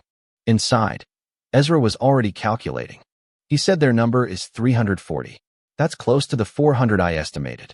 Ezra's thought passed quietly through his mind as his finger pulled the trigger again. Bang! Another lesser ground ape dropped. He didn't slow down. His breathing stayed steady, controlled, even as his eyes remained locked through the scope. The larger ground apes still haven't moved. His gaze sharpened slightly. They must be wondering how the bullets are reaching this far. A faint pause.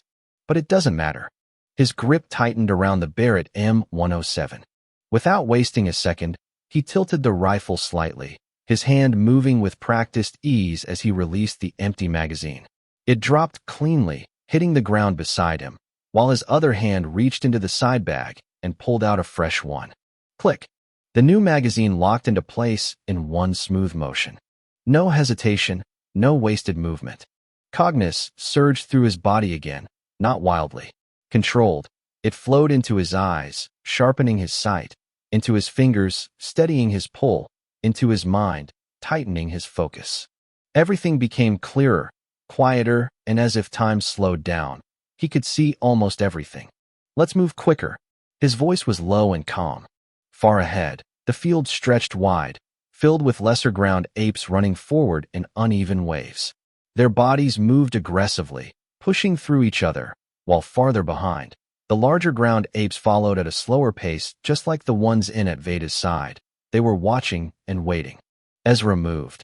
The rifle shifted 90 degrees. Bang! A lesser ground ape slightly ahead of the others dropped instantly. Moved 70 degrees. Bang! Another followed. Then, a sharp turn, 145 degrees. Bang!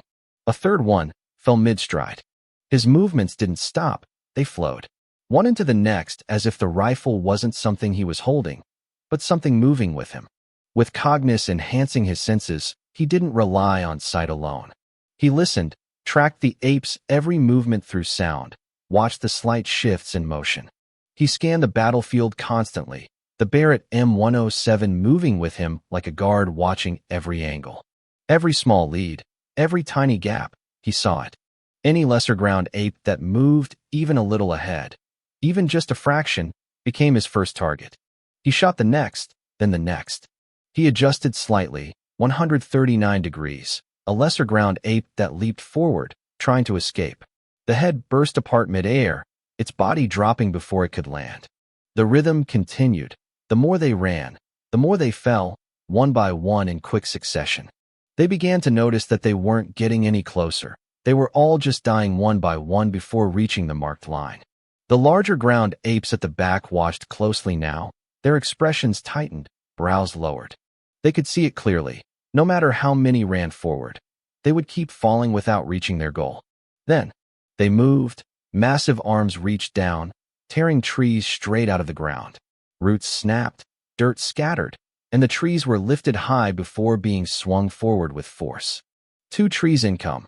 A girl started shouting, but before she could complete her words, bang, bang, the trees exploded mid-air. Splinters burst outward, fragments scattering in every direction before falling uselessly to the ground. 5 of them stared in complete shock. What kind of powerful gun is that? They all said at once.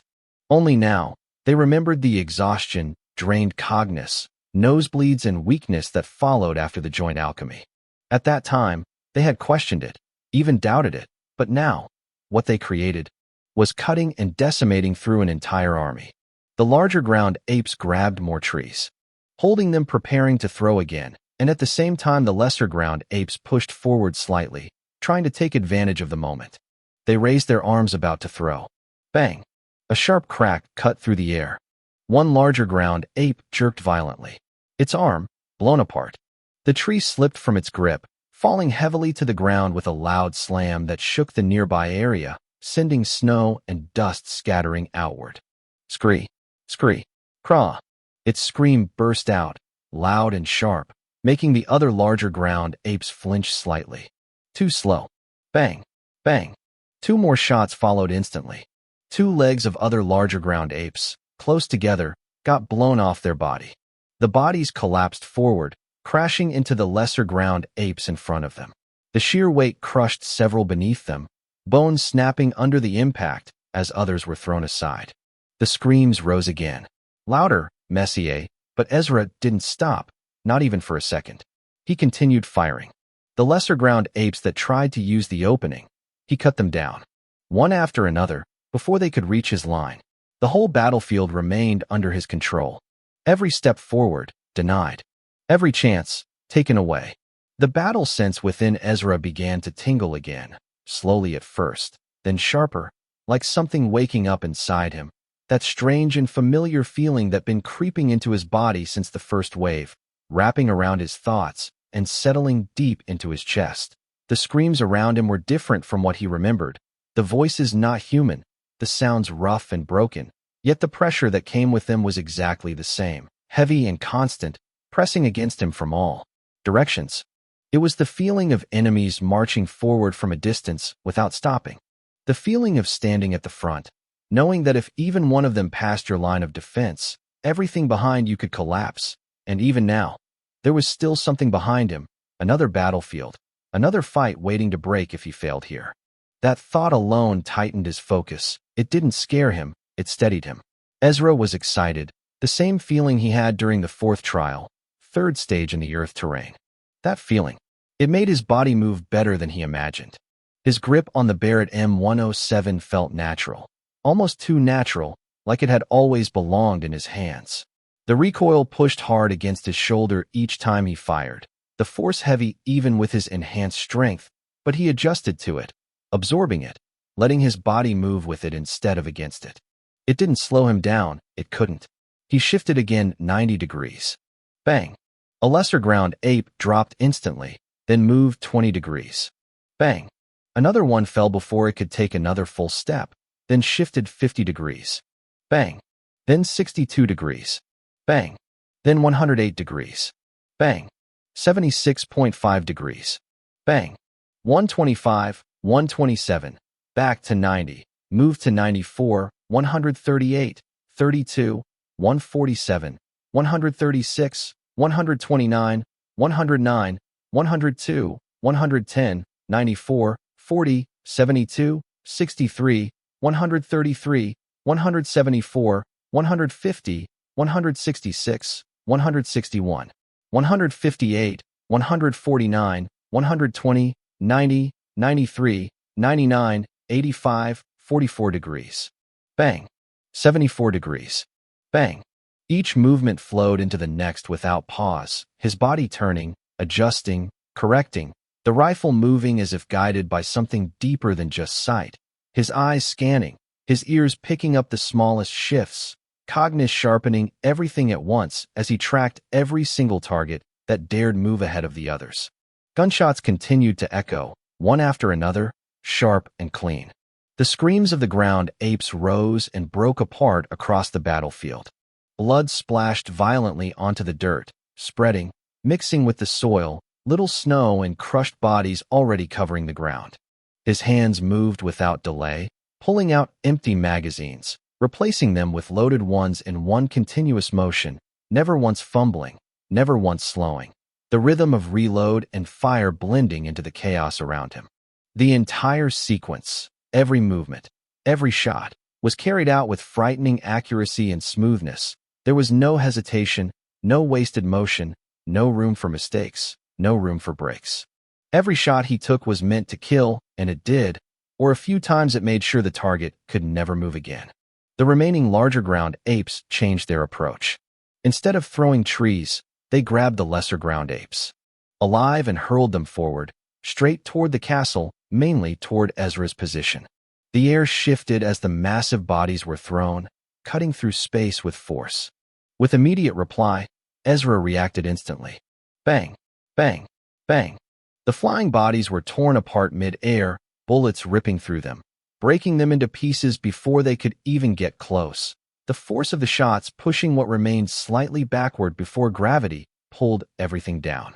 He didn't watch them fall. He had already moved back to the field, back to the advancing line, back to the next targets in fluid motion. At the same time, he began taking down the larger ground apes from behind. No priority confusion, both fronts, handled with perfect accuracy. No ape was safe. Their stone-like skin didn't hold. Not against this. The bullets pierced through them again and again, breaking through flesh and bone with enough force to stop their movement completely. The speed at which Ezra was moving grew more intense with every passing second, his body working without pause, his hands tightening, his shoulders absorbing recoil after recoil, his eyes refusing to blink longer than necessary, his brain processing angle, distance, timing, and movement all at once. The strain was there, clear and building, but he didn't show it. Not in his expression, not in his movements, not in his breathing. He continued, shot after shot, angle after angle, switching from a lesser ground ape that stepped slightly ahead of the others to a larger ground ape preparing to throw, then back again. His rifle moving constantly, never settling in one place for too long, like that. The numbers began to drop. Slowly at first, then more clearly. Bodies upon bodies piled up in front, forming uneven ground, making it harder for the remaining lesser ground apes to move forward properly, their steps becoming unstable, their formation breaking without needing interference. One by one they fell. Finally, all the larger ground apes were all taken down. None remained standing, and Ezra continued, finishing off the last of the remaining ground apes without slowing down, his focus still locked, his movements still sharp. Until the ground shook. A deep rumble spread outward, heavy enough to reach even the other side of the castle, the vibration traveling through the ground and into the structure itself. Ezra's eye narrowed slightly as he adjusted his aim. Through the scope he saw them. First, the massive legs moving fast. Then, the full figures. 4 giant ground apes running, each step heavy enough to shake the earth beneath them. They held the dead bodies of 2 larger ground apes in front of themselves, using them as shields, trying to block his shots. Ezra saw it and smiled faintly. Outside his tent, the other 5 panicked. Their voices rose slightly, unsure whether they should act or stay back, whether doing nothing was the right choice, but Ezra didn't hesitate. Bang! The first shot rang out, louder than the rest. The bullet tore forward at terrifying speed. It pierced through the first dead body, then the second, then continued straight into the chest of the giant ground ape behind them. A large hole exploded open. The body jerked back and collapsed. The others froze for a brief moment from the shock. They hadn't expected that the bodies couldn't protect shit and they couldn't react in time. Bang! The next shot followed immediately. This time, it slipped through a small gap between the bodies used as shields and struck directly. The head got blown off, the massive body dropped. The remaining 2 ground apes stopped mid-step, their movement breaking for just a second, but that was all Ezra needed. He gave them nothing, no time, no chance. Bang! Bang! 2 shots. Both heads burst open, their bodies fell heavily to the ground. Thud! The impact echoed. Then, silence. The 5 stood frozen, eyes wide, mouths slightly open, unable to process what they had just witnessed. Did we just watch one man with 1 gun wipe out an entire army of ground apes? Chapter 91, 5th Trial, Tower Defense Part 15. Ezra lay on his back for a brief moment, his head resting against the blanket covering the ground in his tent as his chest rose and fell unevenly, each breath heavier than the last, his arms feeling numb, his eyes aching, and his head throbbing from the strain he had forced himself through. His cognition level had dropped almost low, and even keeping his focus steady now felt harder than before, but he didn't stay down for long. With a slow breath, he forced himself up, his body resisting slightly as if it wanted to remain where it was, his legs unsteady for a moment before he regained balance. For the first time, sweat covered his face, not from heat, but from the effort, from the pressure, from everything his body had just endured. He reached for the zip of his tent and pulled it open, the flap shifted aside. Outside, 5 pairs of eyes were already on him. They were staring, not blinking, but just staring in shock. Wow! One of them said it without thinking, the words slipping out before he could stop himself. Who said he was a fraud? Another whispered, though her voice carried more than she expected. Ezra heard them clearly from where he stood. He clutched his ear, slightly breathing out. The problem was his hearing was too sharp. The after effect of pushing cognition into his senses for a long time made even small sounds feel too loud now, sending a dull pain through his head. Ezra sighed as he walked to the 5. In his hand, he held a new bag filled with loaded magazines, while his space bag hung around his neck. His face looked paler than usual, his eyes unfocused for a brief second as he stepped out into the light before slowly adjusting. At first, everything blurred, then with few blinks, it cleared. His arms were slightly red, especially around his shoulder where the recoil had hit again and again, although no one could notice because of his coat. The muscles there trembled faintly from overuse. Still, he held himself steady. It was Linda TH, and replied in a low voice.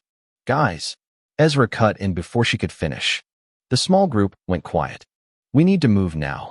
His voice came out rough, slower than usual, his body swaying just slightly as if it might give out at any moment. Are you sure you don't want to rest a bit? One of the boys asked, his brows tightening with concern. We don't have time. Ezra answered immediately. From the front of the castle, the sounds of battle grew louder. Gunfire, ape screams, and heavy impacts. We can't let this fight go on until night. He lifted a hand slightly and pointed upward. The others followed his gesture and noticed the sun was already lowering. The light of the whole environment had started to change. If it gets dark, and we haven't reduced their numbers enough. He lowered his hand slowly. Then this fight will only get worse. The weight of his words settled in. Then, he pointed at 2 people amongst the 5, a boy and a girl. You 2 are coming with me. We'll join the others and assist them. What about us? One of the remaining boys asked quickly. You guys will stay here and keep watch. If another wave appears on this side, I'm sure one of you has a signal horn. Use it to alert me immediately if anything happens, Ezra said, letting out a slow breath at the end, his voice carrying a bit of strain that he didn't try to hide. Okay, the boy who had the horn in his space bag replied quickly, his hand already moving toward it as if to confirm it was still there. Ezra gave a small nod. All right, let's go. He turned, stepping forward, the 2 he had chosen moving right behind him without hesitation. Their footsteps were quick as they moved along the side path, the sounds of battle growing louder with every step they took, the distant gunfire mixing with the rough cries of the ground apes, making the air feel tighter the closer they got. When they reached the side where the tower entrance stood, Ezra stopped. The sudden halt made the 2 behind him slow down as well. You guys should go on ahead, Ezra said, his voice steady despite the tiredness in it.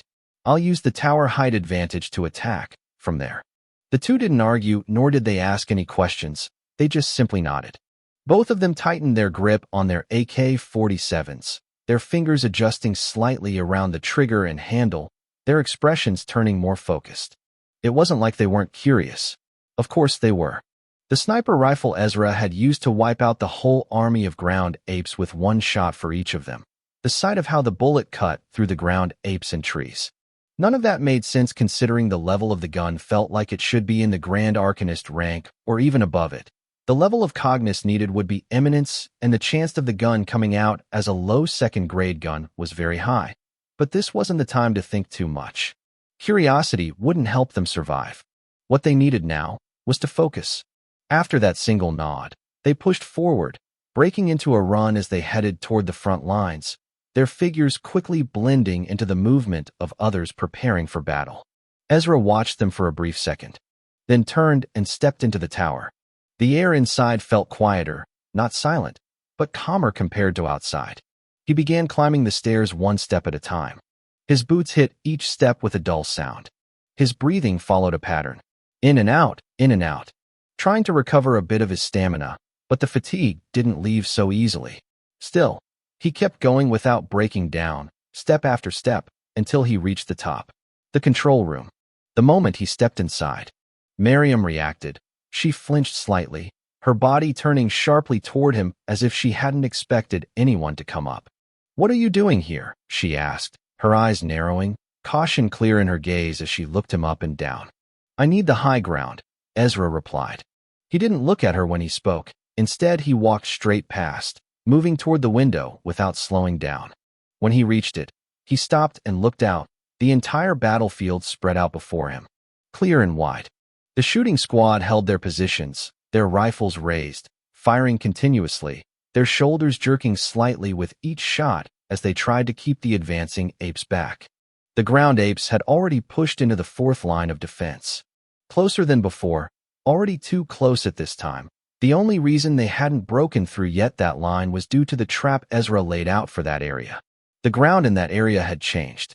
Earlier, when the snow had started to melt slightly, Ezra had used that moment to lay out a plan. The ground had been dug just enough, then filled back with loose soil mixed heavily with water. Day after day, they had poured more water into that section, making sure the soil stayed soft. Now, it showed results. The lesser ground apes struggled the moment they stepped into that area. Their legs sank, their movement slowed. Some tried to push forward, but their feet slipped, their balance breaking as they dragged themselves through the mud.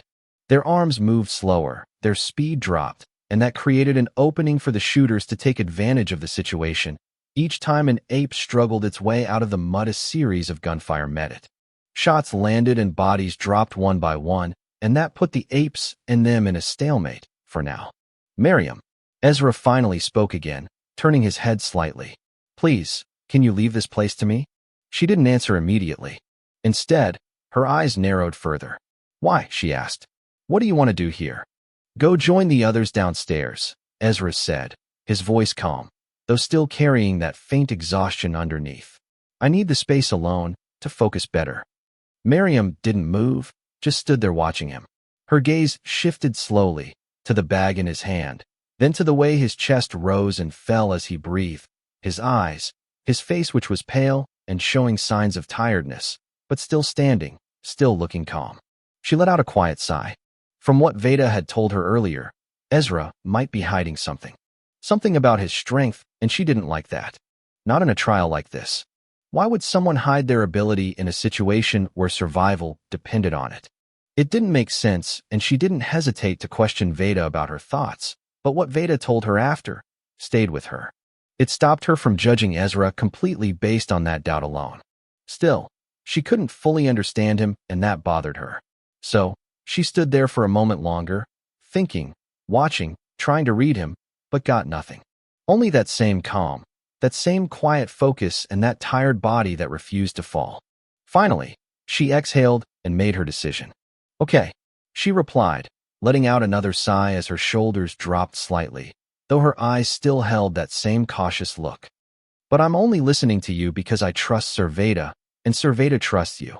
So, Don't try anything strange. I hope you won't pull anything on us and steal the flag." As she spoke, she lifted her hand and pointed directly at Ezra, her fingers steady for a moment as if trying to make sure her warning stayed clear. Then, without waiting for his response, she turned sharply and ran toward the stairs, her footsteps echoing quickly as she disappeared downward. Ezra watched her go, looking at her with a plain expression. Then he turned back. Without wasting time, he reached into his space bag and pulled out the Barrett M107. The metal surface still carried faint heat, and thin strands of smoke continued to drift from the muzzle, curling slowly into the air before fading. I knew it wouldn't come out properly. He frowned slightly as he looked at the rifle, his fingers adjusting their grip around it. But I should still be glad it came out as a third-grade gun. He let out a small breath. And it doesn't look like it'll break anytime soon, at least for now. He stepped closer to the window. Carefully, he positioned the sniper rifle, adjusting the tripod and setting its base firmly against the bench in the control room so it wouldn't shake. The legs pressed into place, steady enough to hold under recoil. He lowered himself, one knee touching the ground, the other leg bent, his body leaning forward slightly with one eye closed and the other looking through the scope. His finger rested on the trigger, not pulling, not yet. First, he scanned the battlefield, slowly moving from left to the right, from near to far, taking everything in. "Let's take this slow," he spoke quietly to himself. "No need to rush your thoughts." He took a controlled breath, in and out. Just focus on support and taking down the ones that need to be taken down. His vision sharpened again, his thoughts steadied, and his focus returned. At the front line, the two Ezra had sent ahead had already arrived. Before they joined in, Veda noticed them immediately. "Only two of you. Where's Ezra?" he asked, his eyes briefly shifting away from the battlefield. "He went up," the boy replied quickly, pointing toward the tower without hesitation. "He said he'll use the height advantage to attack from there," the girl added, tightening her grip on her weapon. "Okay." Veda nodded, once not thinking too much about it. "Go to the right side." He pointed. The two didn't waste time. They moved immediately, running toward the position he indicated, their steps quick as they entered the active zone and raised their rifles. The moment they joined, they felt it, the difference. Back at their side earlier, when Ezra was handling everything alone, the pressure had been lighter, felt controlled. But here, it was different. The noise was louder, much louder. Gunshots overlapped with screams. The number of ground apes ahead was far greater, and the air itself felt tight and heavy, like it was pressing against their chest. But they didn't step back. They didn't hesitate. Instead, they steadied themselves, held their breath, and strengthened their resolve. Now, they had to join the fight.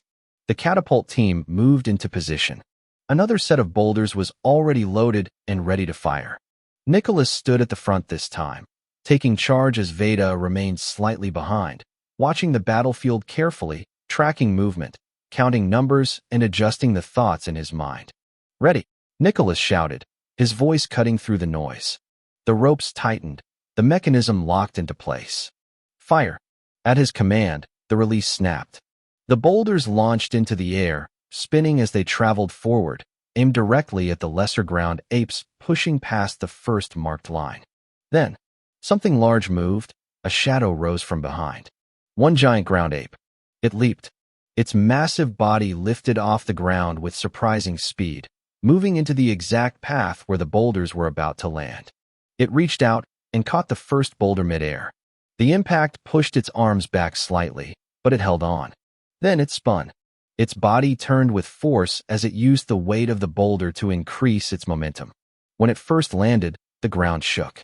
Several lesser ground apes beneath it were crushed instantly, their bodies breaking under the weight of its feet, their screams blending into the chaos already filling the battlefield. But it didn't stop. Still spinning, still holding the boulder. Its movement swept through the area, catching nearby lesser ground apes in its motion, throwing them aside or dragging them along the ground. Then it released the boulder, throwing it back at the castle. The boulder moved fast in the air. "Incoming!" Multiple voices shouted at once, panic breaking through their tone. Veda's eyes sharpened instantly. He moved toward the machine gun, his hand hovering near it as his mind ran through the options. Should I use it now? Or activate the first energy field of the tower crystal? Tisk. He gritted his teeth, No, using the energy field now is not an option yet. Sir Veda. Miriam ran toward him, her voice cutting through the noise. He turned, slightly surprised to see her there instead of the tower. Then, bang! The sound exploded through the battlefield loud. The difference from every other gunshot cut through everything, and for a split second, everyone paused. The shooters turned, looking at the window side of the tower the gunshot came from. The same as everyone, even the ground apes. The incoming boulder, shattered midair, broken into fragments that scattered outward before falling uselessly to the ground. Veda's eyes shifted immediately, upward, toward the tower window. A small smile appeared on his face. Everyone full focus. He pointed forward sharply. The shooters snapped back to their senses. Gunfire resumed, and the rhythm returned. But there was one certain question in everyone's mind. What the hell was that gun? Chapter 92, Fifth Trial, Tower Defense Part 16. Immediately after the bullet shattered the incoming boulder into fragments that scattered across the air like broken stone dust, Ezra did not pause. And without even shifting his breathing too much, he pulled the trigger again, the sound of the gunshot erupting loud as the bullet shot forward with terrifying speed and accuracy, piercing straight through the air and striking the giant ground ape directly in the head. The impact was instant. The skull of the ape burst open. The massive body froze for a split second, as if the force had locked it in place, before it lost balance and collapsed forward, crashing heavily onto the advancing lesser ground apes beneath it, crushing several of them under its weight as their screams blended into one chaotic noise. For a moment, the entire group froze again. Some of them stared, some widened their eyes, even those already moving felt it. That sudden impact. The shooting squad quickly forced their attention back, tightening their grip on their weapons as they continued firing at the advancing lesser ground apes, their shoulders jerking with each shot, their fingers pulling the triggers in steady rhythm. Behind them, those assigned to support roles kept working, but their eyes kept shifting forward, unable to ignore the sight of the fallen giant ground ape lying over the crushed bodies. A quiet sense of relief spread through them, a small lift in their chest. Even though none of them knew who exactly was using that gun, or how it was even possible for a weapon to rival something like a GPMG in power, they didn't care. Not right now, when all that mattered most was surviving this wave. Veda tilted his head slightly and looked upward. The sun had already dipped lower, and the light was fading faster now. Tisk, it's already getting dark. He clicked his tongue lightly. Without needing an order, the torches placed around the castle began to light one after another, flames rising steadily, casting moving shadows across the walls and the battlefield beyond. The visibility dropped a bit, then rose a bit again, but it wasn't enough. The lesser ground apes began to push forward more aggressively, their numbers tightening, their movement less restrained as a large portion of them had already reached the fourth line of defense. There was one good thing and one bad thing. The good, the stream of lesser ground apes coming from the far distance had stopped. No more lesser ground apes were coming from the far distance, and now they could now see the full numbers of lesser ground apes that made up the wave. At least that's what they could only say for the lesser ground apes, but not the larger ground apes and giant ground apes. Since they hadn't really made their move, it was quite hard to discern their actual number. And to increase the difficulty, the bad was worse. Without the pressure of the traps from behind slowing them down, the ones already present began to force their way forward, their bodies pushing into each other, climbing over one another, ignoring the traps and the resistance. They broke through the third line, then the fourth. The muddy ground that once slowed them down was now losing its effect, due to the now getting filled with bodies. The fallen lesser ground apes had piled up, their bodies pressed together, crushed, flattened, by their own, turning the muddy zone into something solid enough to step on. A path, just like what happened in the first line. The living stepped on the living, without hesitation and without pause. Bones cracked under their weight. Flesh sank deeper into the mud. The apes have passed the fourth line, the boy on watch shouted, his voice sharp with urgency. A low groan of worry spread among the group. Then the Calf Repeater squad moved forward and the Spear squad followed. They aligned themselves beside the AK-47 squad, tightening their formation, preparing for close engagement. The sky darkened further. The last light faded and the lesser ground apes continued to advance toward the final line of defense. Before they could fully reach it, Veda stepped forward collecting a lit arrow, then a bow. He raised it slowly, pulling the string back as his eyes locked onto the forest at the right side. Earlier, before this second wave had even started, he, Nicholas, Ezra, and another close aide had discussed what to do with the flammable liquid they had.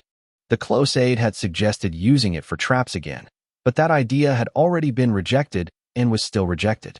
Ezra and Veda had agreed on not using it for any form of traps.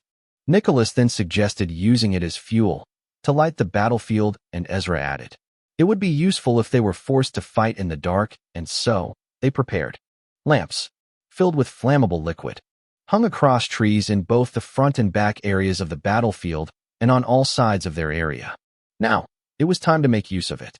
Veda released the arrow. It flew forward going towards the trees at his right side. The tip brushed against the wooden edge of the lamp and fire caught. The flames spread instantly. Next, the boy beside him handed another lit arrow. Veda took it and fired again. Then again and again and again and again, each arrow finding its mark.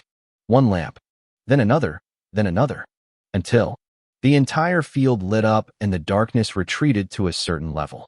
The battlefield became visible again. The moving shadows of ground apes revealed under the light, their shapes clearer now, especially with the added support of Cognis enhancing the vision of the fighters. Everyone, keep your focus, Linda shouted, her voice firm as she directed the AK-47 squad, firing along with them, her movements steadier despite the pressure. They pushed back, firing, aiming, trying to stop the apes from crossing the final line. Ezra, from above, watched, calculated, and shot, but not as freely as before. He was holding back, not in effort, but in usage. He shifted the Barrett occasionally, using the spec to observe the larger and giant ground apes still at the back.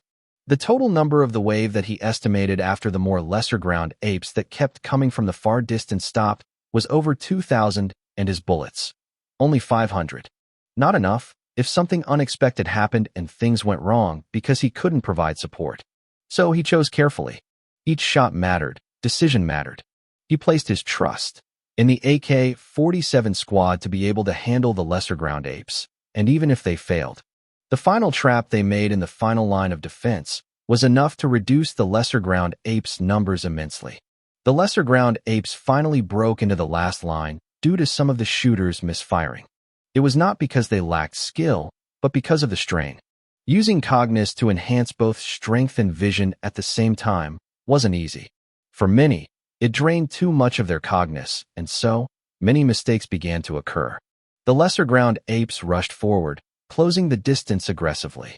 The Calf repeaters joined in the shooting, now that the distance was close enough for them to shoot. Then, a lesser ground ape stepped forward without slowing down, its heavy foot pressing directly onto a thin rope stretched across the ground. Snap!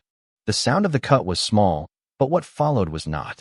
The rope cut instantly, triggering the mechanism hidden deep within the forest, and in the same moment, a pulley system from both sides began to roll at high speed, the motion sharp and fast before it came to an abrupt stop. Then, it happened. The body of the lesser ground ape didn't fall, nor did it stagger. It split, cleanly, into 6 separate pieces. The cut was so fast that for a brief second, its body remained in place before the parts slid apart, collapsing onto the ground in a wet, heavy motion. Just like that, more lesser ground apes rushed forward, not slowing, not thinking, and one after another.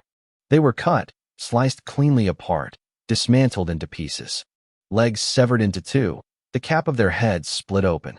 Blood shot outward in sharp bursts, spraying across the ground and onto nearby bodies. Chests cut open, arms detached, and stomachs torn apart. The battlefield turned messy and violent. Scree, scree, craw, scree, scree, craw. The screams rose sharply, louder than before, filled with confusion and pain, as the lesser ground apes that were still alive began to slow down, their movement breaking as their eyes caught the sight in front of them. Blood dripping, pieces of bodies scattered, and a faint reflection of a thin steel line stretched across the field, barely visible unless you were looking directly at it. They began to hesitate slowly. Veda watched it all. He sighed. Then a small smirk formed on his face. Thank God I bought those thin steel ropes, for my own use. And Ezra brought some too, and Tracy as well. His eyes stayed forward. Focused. That's the only reason we can even cut through their thick skin like this. His gaze shifted slightly toward the back, toward the larger and giant ground apes. Now, he muttered under his breath. What are you going to do?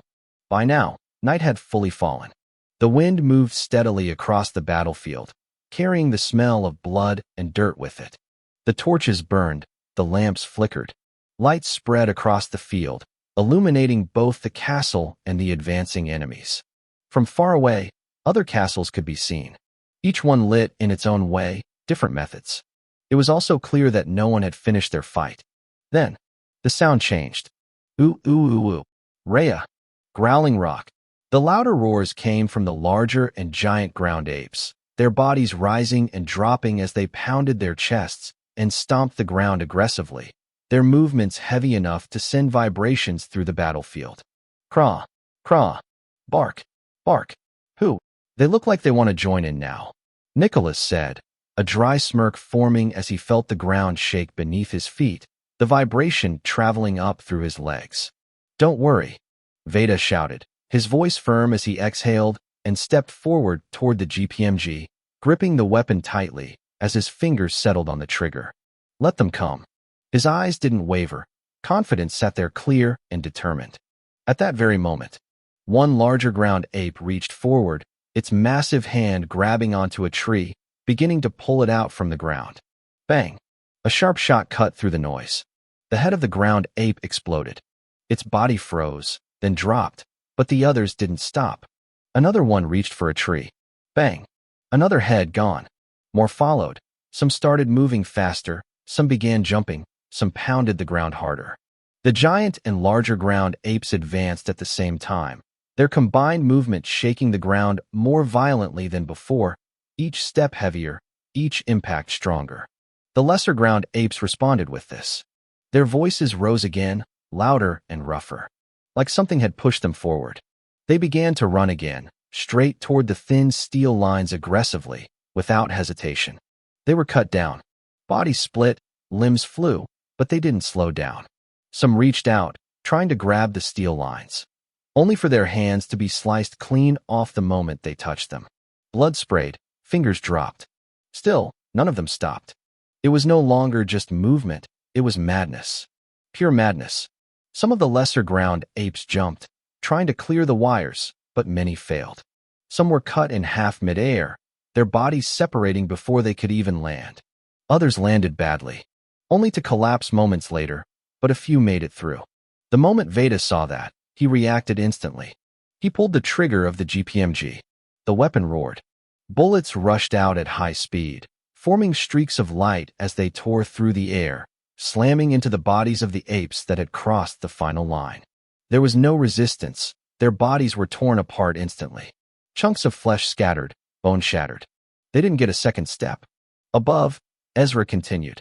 His rifle moved steadily as he aimed upward and forward, shooting down the trees that the larger and giant ground apes threw or were about to throw, breaking them apart mid-air before they could reach the castle. Some of the apes carried the trees and charged forward instead. Ezra took some of them down, but not all. His movements were slower now. The strain had caught up to him. His body couldn't keep up the same pace as before. So he adjusted. He chose his targets and focused on the most dangerous ones, letting the others pass, because he knew Veda would handle them. Below, Nicholas joined in, raising his AK-47 and firing continuously, stepping into position beside the others. The spear squad joined in using the Big 4 barrel, or ACU Vector MK.I. They all moved and fired at the advancing lesser ground apes at close quarters.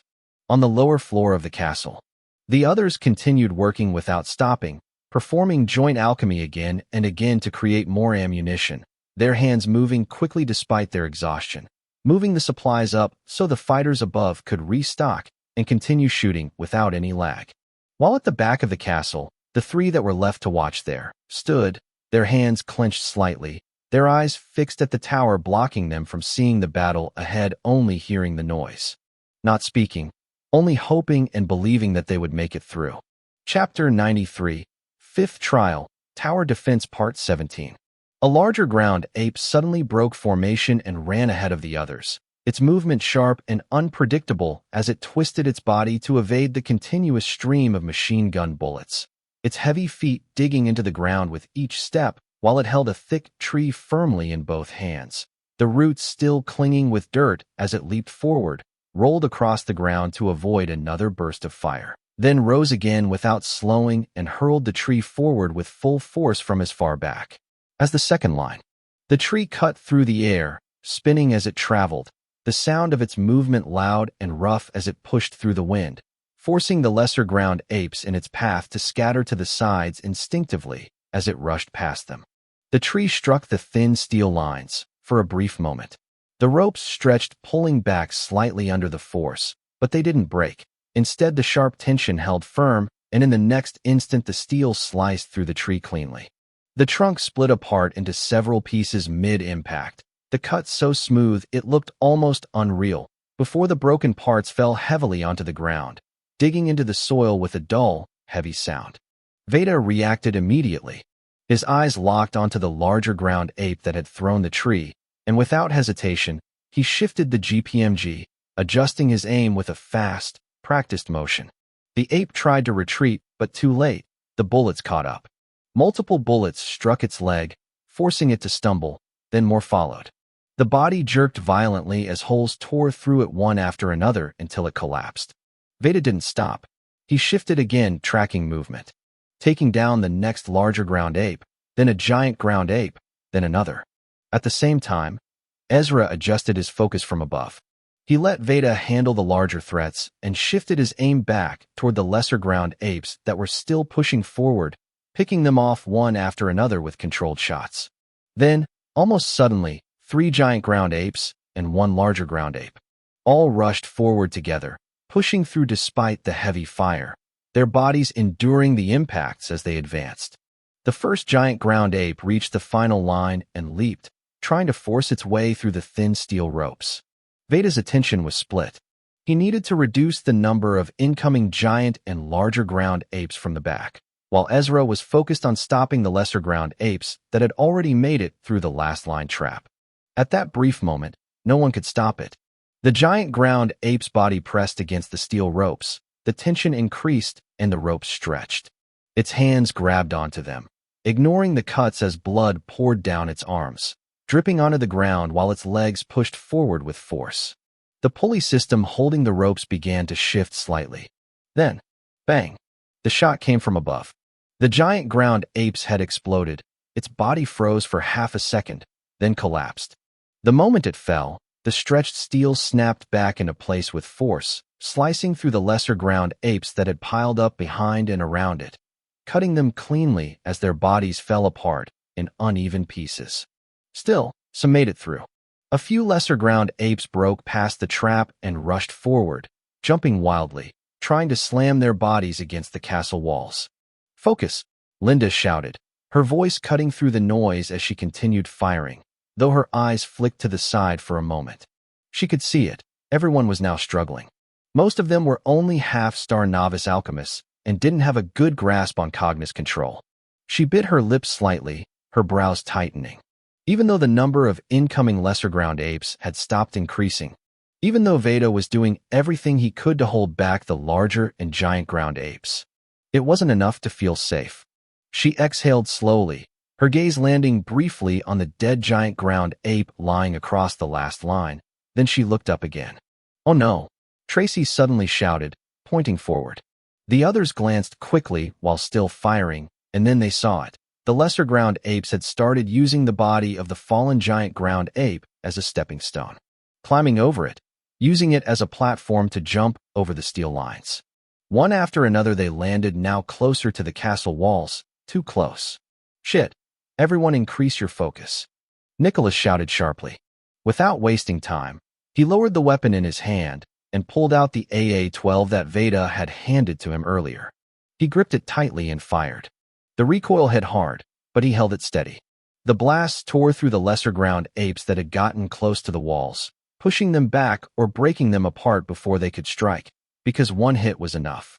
A single punch from a lesser ground ape could damage the structure of the walls, and if the larger ones got close, it would be worse, far worse. Above, Ezra continued his support, picking off targets and focusing on those that got too close. Those about to strike and those about to climb. Then, Nicholas, a boy's voice called out from the side. One of the AK-47 users can't continue. Nicholas turned to see a girl part of the AK-47 squad dropping her weapon. Her hands were shaking and blood ran from her nose, dripping down her chin. No, I can continue. She tried to reach for the gun again. Nicholas stepped forward, placing a hand on her shoulder. Go back. He pulled her slightly. But, she said, her voice not coming out properly. Her face completely looked pale and exhausted. Go rest. His voice was firm. I'll handle this side. She hesitated, gripping her hand tight, feeling really disappointed in herself, but she gave in and stepped back. Veda heard everything while he continued shooting down the bigger apes advancing at the back. He glanced briefly. Most of the shooters were already reaching their limit. Tisk. The GPMG clicked empty. Without delay, Veda grabbed a new belt of ammo from the box beside him, slamming it into place with a quick motion before returning to fire immediately, cutting down the advancing larger and giant ground apes again. We must not let them get closer to the walls. Nicholas shouted, his voice sharp and urgent as he fired twice in quick succession as two lesser ground apes dropped almost immediately, their bodies collapsing forward before they could take another step. Without wasting time, he lowered the weapon in his hand and quickly switched back to the AK-47, sliding the AA-12 into his space bag with a fast, practiced motion, his fingers moving without hesitation even as the battlefield continued to roar around him. He ejected the empty magazine. The metal clicked. A new one was already in his hand and swiftly slammed it into place, and then continued firing again, moving left, then right, adjusting his stance as his feet scraped against the stone floor, his shoulders tightening with each burst of gunfire as he poured everything he had into stopping the advancing lesser ground apes. Around him, the others followed. Their movements became sharper, more desperate, but more focused and slowly. The numbers of the lesser ground apes began to drop in a way that could finally be seen, their bodies falling faster than before, the pressure easing just enough for them to breathe. Then, boom! A heavy impact shook the ground violently, the force of it traveling through the stone beneath their feet and up into their legs, making some of them stumble slightly as dust shook loose from the walls. What was that? Tracy shouted, her voice rising as she tried to look toward the distance, her eyes narrowing against the shifting light. Incoming! The boy on watch screamed, his voice cracking from strain as he pointed upward with shaking hands. Some of them glanced up just for a second, and what they saw made their breath catch. A giant ground ape falling from the sky, its massive body casting a shadow as it dropped. Veda reacted immediately. He shifted the GPMG upward, his grip tightening as he prepared to take it down mid-air, but then he saw more. 3 trees thrown, rushing in from below, and at the same time more larger and giant ground apes charging forward aggressively toward the last line. Too many threats, too little time. If he chose one, there would surely be a price to pay. He groaned under his breath, his jaw tightening. Then he made a decision. He lowered his aim slightly toward the rushing apes. Ezra! His shout cut through everything. Above, Ezra reacted instantly. He shifted the Barrett M107 without hesitation, his body moving with speed despite the strain weighing on him. First, the trees. Bang, bang, bang. 3 shots, almost at the same time. The bullets tore through the air and struck the incoming trees, shattering them mid-flight into splintered fragments that scattered before they could reach the castle. Then, he moved. One leg stepped up onto the bench, his body rose, the Barrett M107 lifted onto his shoulder. His eye aligned with the scope, and he aimed at the falling giant ground ape. Bang, bang, bang. Another 3 shots, each one hitting a different part of its body. The impact forced the ape's descent to shift slightly, pushing it backward as it fell, its body losing balance before it slammed down heavily not on the castle, but in front of it, crashing into multiple lesser ground apes beneath it, crushing them under its weight, But that really wasn't a good outcome because the lesser ground apes behind it saw the opportunity. They surged forward, using the fallen body as a platform preparing to leap over the defenses. Veda saw it instantly. He adjusted his aim without quickly to the body of the dead giant ground ape.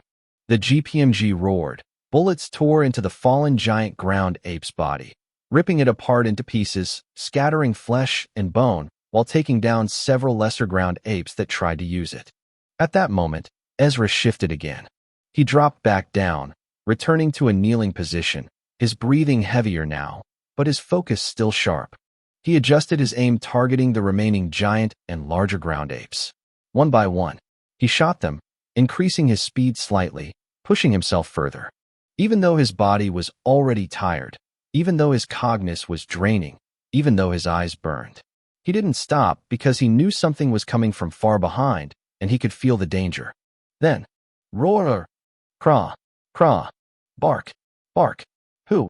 The roar rose above everything else, drowning out the gunfire, the screams, the chaos, its weight pressing into the air as if something massive had just entered the battlefield. Then, heavy stomping followed, each step louder than the last. The ground shook again, stronger this time. Veda turned immediately, his eyes narrowing as he faced the new threat. He had already taken down a large number of lesser ground apes with the GPMG, enough for the others to feel a brief moment of relief, and Ezra had kept most of the big ones from breaking through. Even though a few had slipped past, Veda had handled them quickly, but now something else pushed forward. The incoming ground ape moved through the others, forcing its way past the giant and larger ground apes that stood in front of it, its presence overwhelming, its movement heavy enough that everyone could feel it before they fully saw it. The vibration, the pressure, the sound. It was unmistakable. A colossal ground ape. Veda muttered under his breath. Above, Ezra aimed and fired at the ground ape. The shot was precise, but the colossal ground ape reacted. It grabbed a larger ground ape beside it like it weighed nothing and pulled it up, using it as a shield. The bullet struck into the body it held. Then the colossal moved fast. It jumped into the forest to its left, disappearing between the trees as the machine gun fire chased after it. Bullets tearing through branches and bark as the ape moved deeper. Trees snapped, and some of the lamps hanging on the tree started to go out as the trees fell. The trees broke apart as its massive body forced its way through. Everyone, get down, Veda shouted. Those on his side reacted immediately, dropping low, flattening themselves against the stone floor as he turned the GPMG toward the forest, firing continuously into the moving shadow. The colossal ground ape didn't stop. It moved through the trees, using them to block and dodge the bullets. Then it grabbed them and threw them back toward the castle. At that moment, the battlefield split. Veda focused entirely on the colossal ground ape, while Ezra and the others focused on finishing the giant, larger and lesser ground apes in front of them. Veda adjusted his aim slightly upward, wanting to shot down the incoming trees.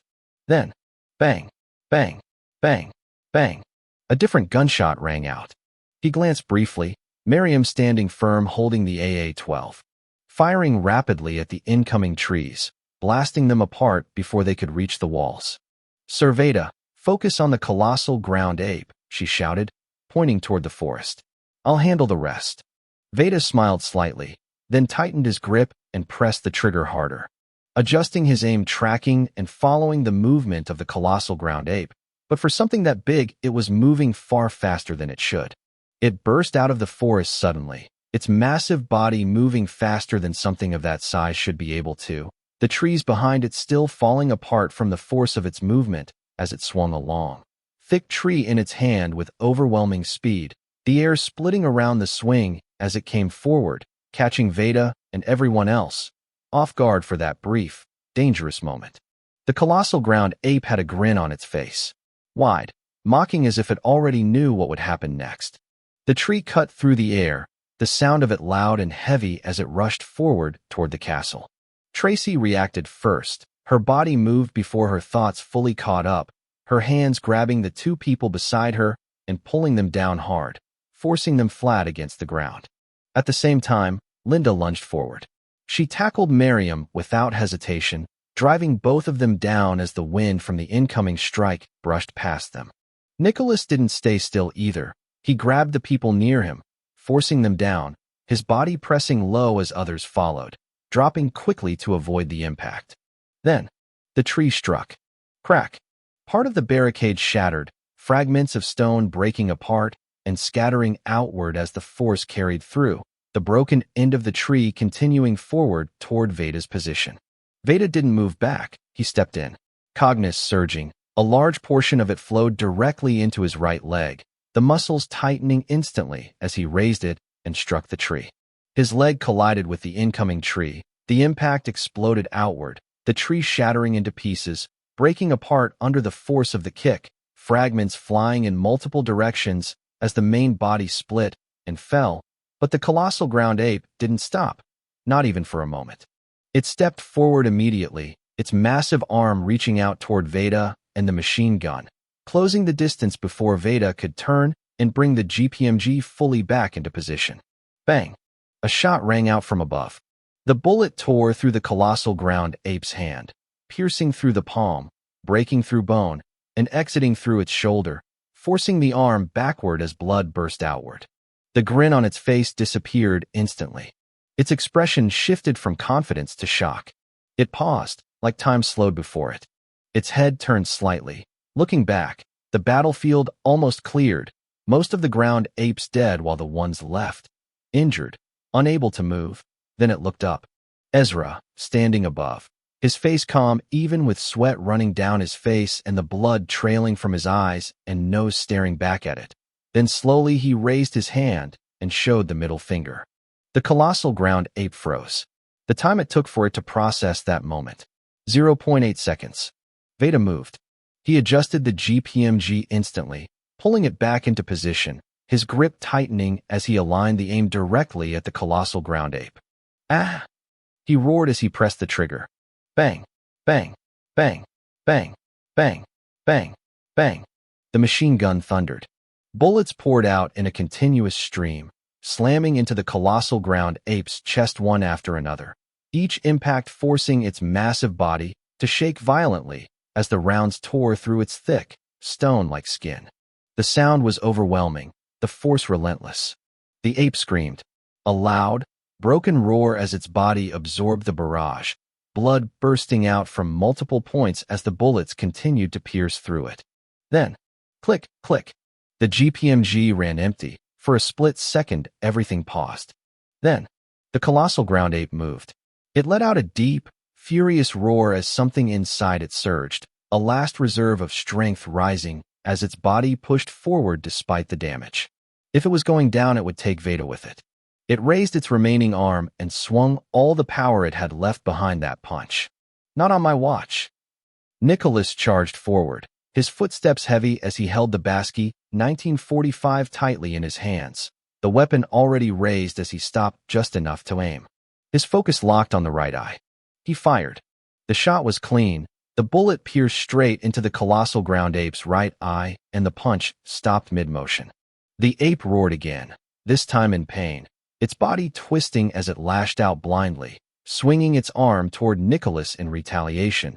But Linda moved fast. She raised a shield, positioning herself in front of Nicholas, and took the hit. The impact was massive. It sent both of them flying, their bodies lifted off the ground and slammed hard into the right side barricade of the castle wall, stone cracking slightly under the force as they crashed against it. "Thank you," Veda said, his voice low but steady. The GPMG was already reloaded. He pressed the trigger again. The bullets roared back to life. This time there was no stopping. The colossal ground ape couldn't move properly anymore. Its body failed to respond as the bullets tore through it again and again, punching holes through its chest, its torso, its frame, breaking through its defenses until there was nothing left to resist. Its body trembled. Then, gave out. It fell big. Thud. The ground shook under the weight. Its body twitched once, then again. Blood poured out from the countless holes across its body, spilling onto the ground as a low, exhausted sound escaped from it, and finally, it went silent. Chapter 94. Fifth Trial, Tower Defense Part 18.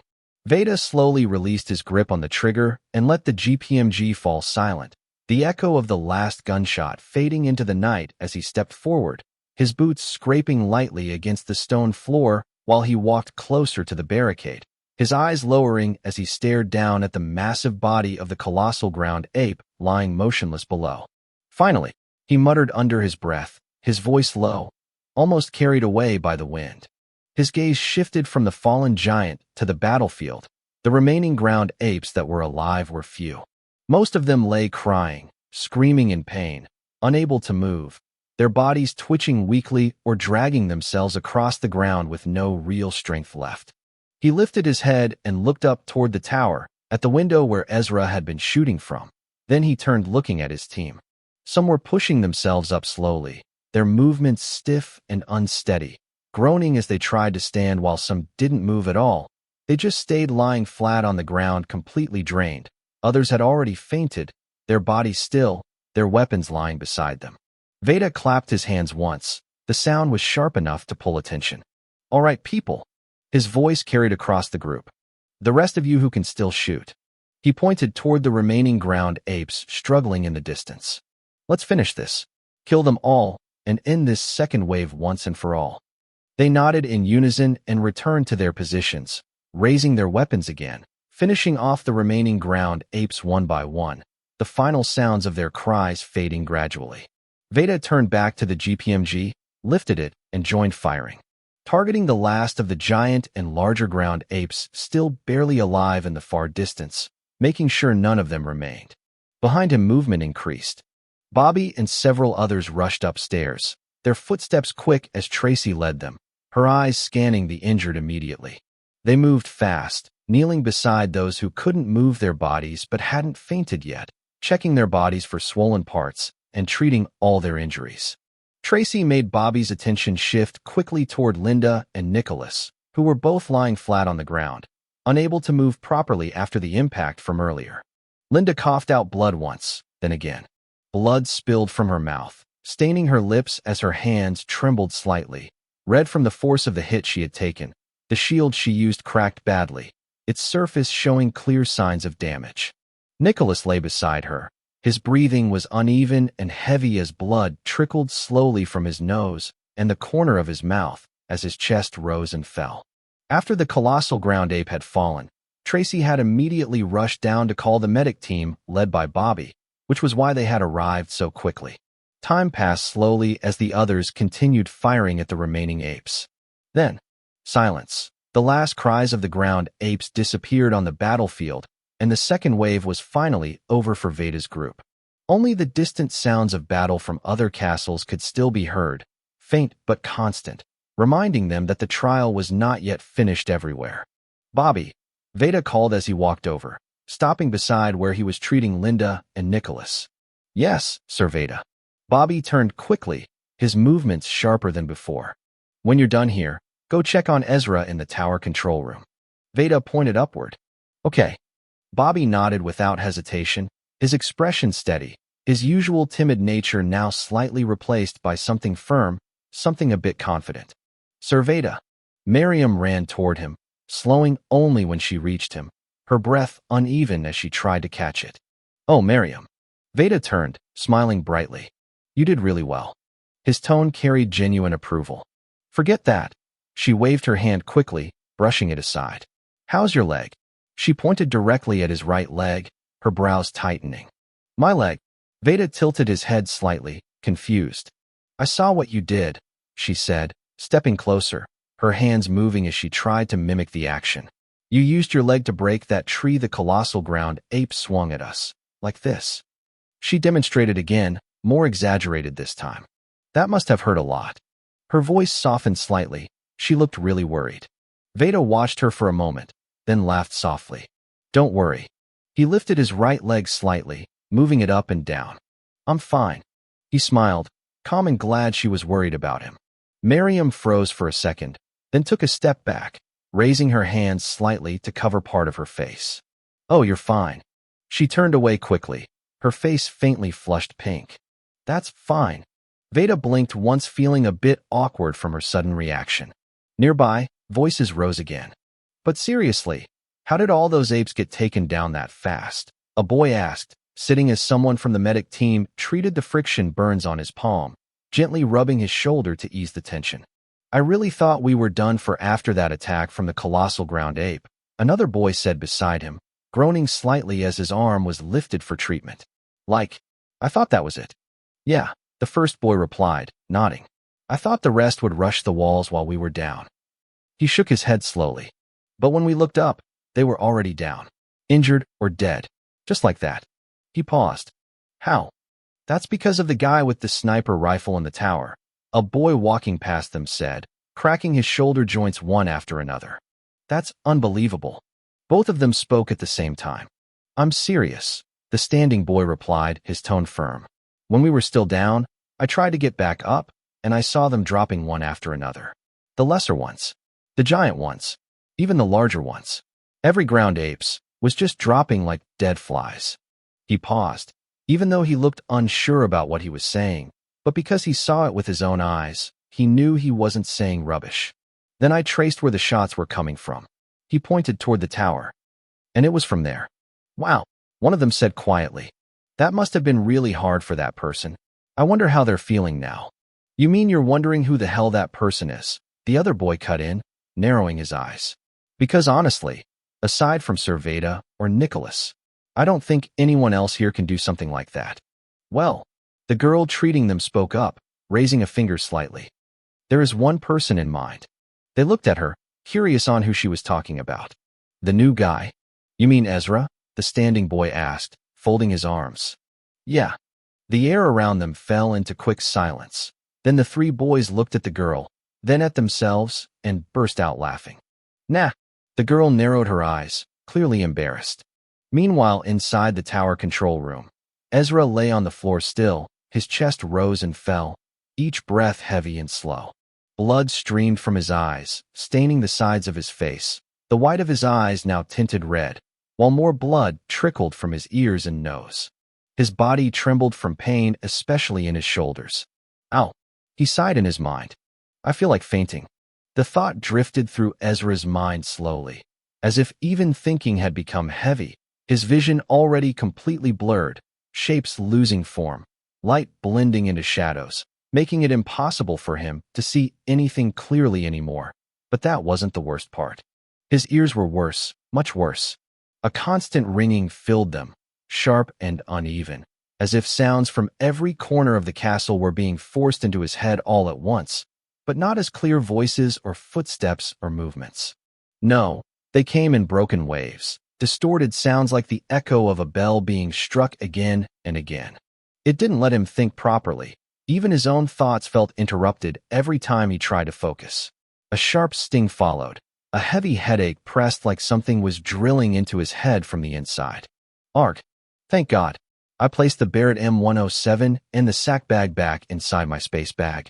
Arg. I really want to faint. He turned his head slightly to the left. Pain followed immediately. His muscles tightened, breath hitching for a moment. I really overexerted myself in this wave. His thoughts slowed, but then they shifted back to what had just happened.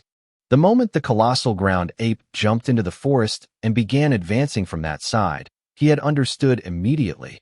Veda would turn and the shooters would pause, and that would create a big lag.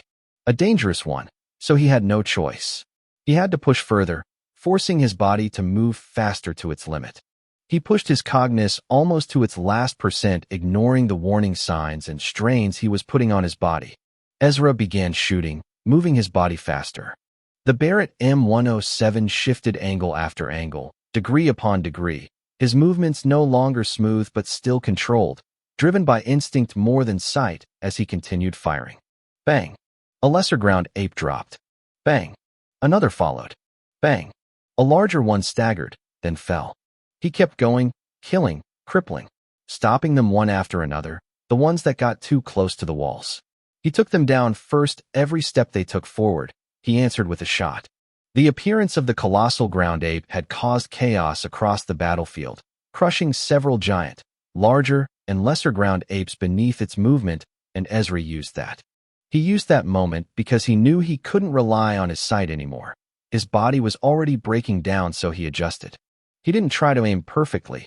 Instead, he aimed to cripple, stopping their movement completely. Some he killed instantly, while some he left unable to move. By the time the colossal ground ape burst out from the forest, swinging that massive tree toward the group, Ezra had already taken down almost everything else on the battlefield, and when he fired that final shot, the one that stopped the colossal's arm from reaching Veda, that was it. His body gave out completely. The strength left him all at once, and he fell dropping onto the floor in the exact position he now lay, unable to move. The door creaked open soft. Bobby stepped into the control room. His eyes moved slowly, taking everything in. Bullet casings scattered everywhere, reflecting faint light as they lay piled near the window where Ezra had been shooting. Bobby let out a slow breath. "You really are something," he muttered quietly and scary. His gaze settled on Ezra, who didn't move even though he knew someone had entered. "All right." Bobby spoke again, rolling his shoulders slightly as he cracked his fingers one by one. "Let's return the favor for healing me in the 4th trial." He knelt down, pulled out a wooden bowl, then a bottle of water. He opened it carefully, poured the water in. Then, clap. His hands came together. Cognis flowed between his palms, visible for a brief moment as an alchemy circle formed, glowing faintly before stabilizing. He lowered his hand, placing it over the surface of the water.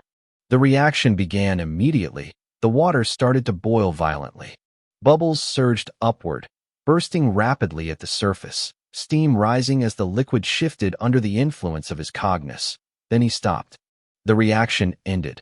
The water had changed, giving out an alcoholic smell, from ordinary to disinfectant. Bobby reached into his space bag again and took out cotton and bandages. He moved carefully, cleaning the blood from Ezra's face, from his hands, wiping slowly, making sure not to apply too much pressure. Then he brought out more items. Cream, powder, and herbs. He mixed them together in the wooden bowl, performed alchemy again. The mixture changed, thickened into a lotion. He applied it gently, rubbing the herbal concoction onto Ezra's swollen shoulders, his fingers pressing carefully along the muscles before wrapping bandages around them, securing the treatment in place. Then he dipped cotton into the disinfectant water again and cleaned Ezra's eyes again, carefully and slowly. Ezra groaned, a low sound escaping him as his veins became visible, his body tensing as he tried to hold himself back from making any louder noise. He endured it, didn't shout nor move. After a while, Bobby paused, letting the treatment settle. Then he leaned closer, opened Ezra's eyes one at a time, dropping a small amount of clean water into them. After that, he prepared another bandage, applied the herbal mixture onto it, and wrapped it gently over Ezra's eyes, securing it in place. Finally, he leaned back, let out a breath. Finished. He sat down on the floor beside him quietly, waiting for Ezra to regain even a little of his strength. Chapter 95, 5th Trial, Tower Defense Part 19.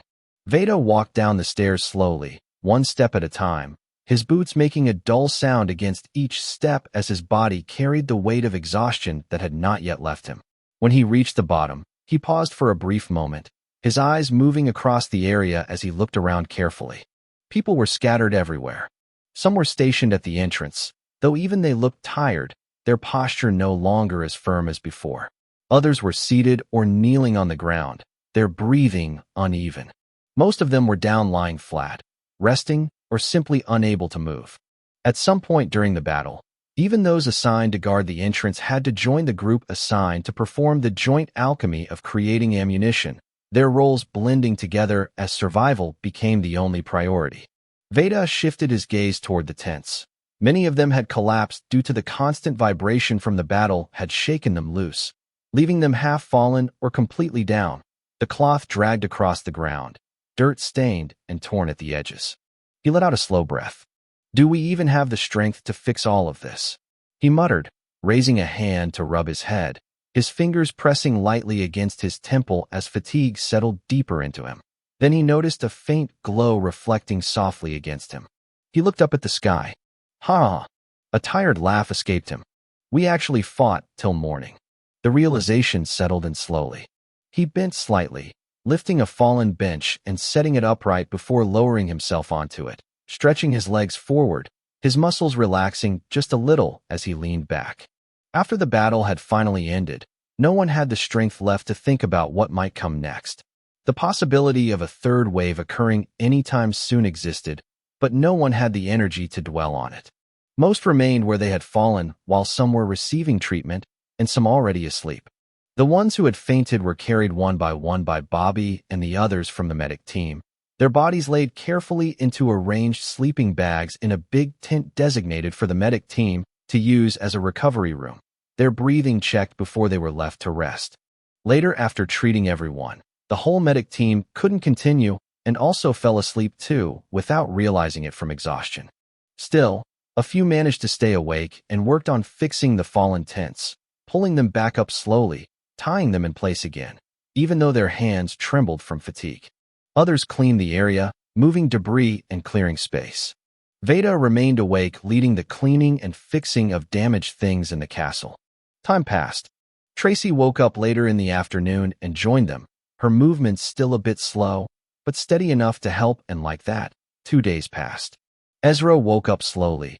Pain came first from his shoulders, then from his arms, and a dull headache that pressed lightly against his head. He exhaled, then forced himself to sit up, his body resisting slightly as his muscles complained from being still for too long. His hand moved toward his face, touching the bandage wrapped around his eyes. "Don't remove it." A hand stopped him. "Bobby."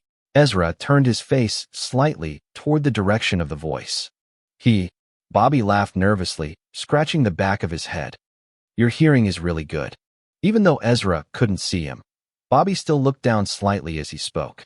"My eyes won't open," Ezra said plainly. "Oh." Bobby loosened his grip on Ezra's hand and stepped back slightly. "You overused your eyes. Right now, they can't handle even a small amount of light. Even firelight or moonlight could cause pain." He paused, thinking of how to explain it better. "You could say your eyes are refusing to open because they don't want to feel light right now, which is actually a good failsafe." Ezra remained silent for a second. "So, I'm blind for now, huh?" His tone still remained flat. Bobby flinched slightly. No, I mean." He waved his hands quickly, clearly flustered. "Oh, I'm sorry," he sighed, scratching his back. "For now, yes." He lowered his head slightly. "I'm sorry, I'm not good enough to heal it faster. It will take about 4 days for your eyesight to fully come back. But," he raised a finger quickly, "on the bright side, when it returns, your vision will improve." He spoke faster at the end, as if trying to make it sound better. Ezra didn't react much. "It's okay, Bobby. You did your best." The air grew quiet after that. Bobby didn't know what to say next. "How long was I out?" Ezra asked, breaking the silence. "You were out for 2 days, plus the day you fainted, which was already close to morning. So, let's just say 2 full days," Bobby said in one breath. Ezra gave a small nod, then turned his head slightly toward the side where others lay, some still asleep, some awake, receiving pills for headaches or fever. "It's not only me," Ezra said, stretching his arms outward. Crack. His joints popped from stiffness, but pain followed coming from his shoulders. "You shouldn't overuse your arms yet," Bobby said quickly. "You can still feel pain. I'll apply the pain relief lotion again and change your bandages now. That's what I came here to do in the first place. I have also been doing this for the past 2 days while you were sleeping." He stood up, reached into his space bag, took out the medical materials and arranged them neatly on a clean white cloth beside him. "You did all of this, for me and the others, for 2 whole days," Ezra said suddenly. "Thank you, Bobby." Bobby paused, his hand hovering over the bandage on Ezra's left arm. You don't need to thank me," he said softly as he resumed, carefully unwrapping the bandage. "It's my job as a flora alchemist." He smiled slightly, placing the used bandage aside before using a damp cloth to clean Ezra's arm. "And it wasn't just me. Others helped too. They're not flora alchemists, but they learned basic treatment, like what you did for me. With a bit of guidance, they are managing well." So you're leading people now?" Ezra said dryly. "Me?" Bobby stiffened slightly. No, I'm not leading. I just explained what needed to be done." "That's still leading," Ezra replied. "You've grown, Bobby." Bobby lowered his head slightly. "You think so?" His voice turned quieter. "I keep thinking about what Aaliyah would say if she saw me now." He laughed weakly. "She'd probably say you're getting ahead of yourself," Ezra replied. Bobby smiled, a little sad smile on his face. "Yeah, you're right." He finished wrapping Ezra's arm and moved to the other one. "Ezra." His tone changed slightly. "I'm sorry about the way I reacted that day. I'm sorry for shouting. I'm sorry for. Bobby's voice slowed as he spoke, his words starting to lose their flow as his hand tightened slightly after finishing tying the bandage on Ezra's left arm, his fingers lingering there for a moment as if he didn't know how to finish what he wanted to say. Sorry isn't needed. Your reaction was valid. Ezra replied immediately with a flat tone. No, it wasn't. Bobby shook his head, his expression tightening as he reached for Ezra's right hand, holding it carefully before beginning to remove the old bandage wrapped around it. It was really childish and naive of me. His voice lowered slightly. I only understood that after Sir Veda advised me.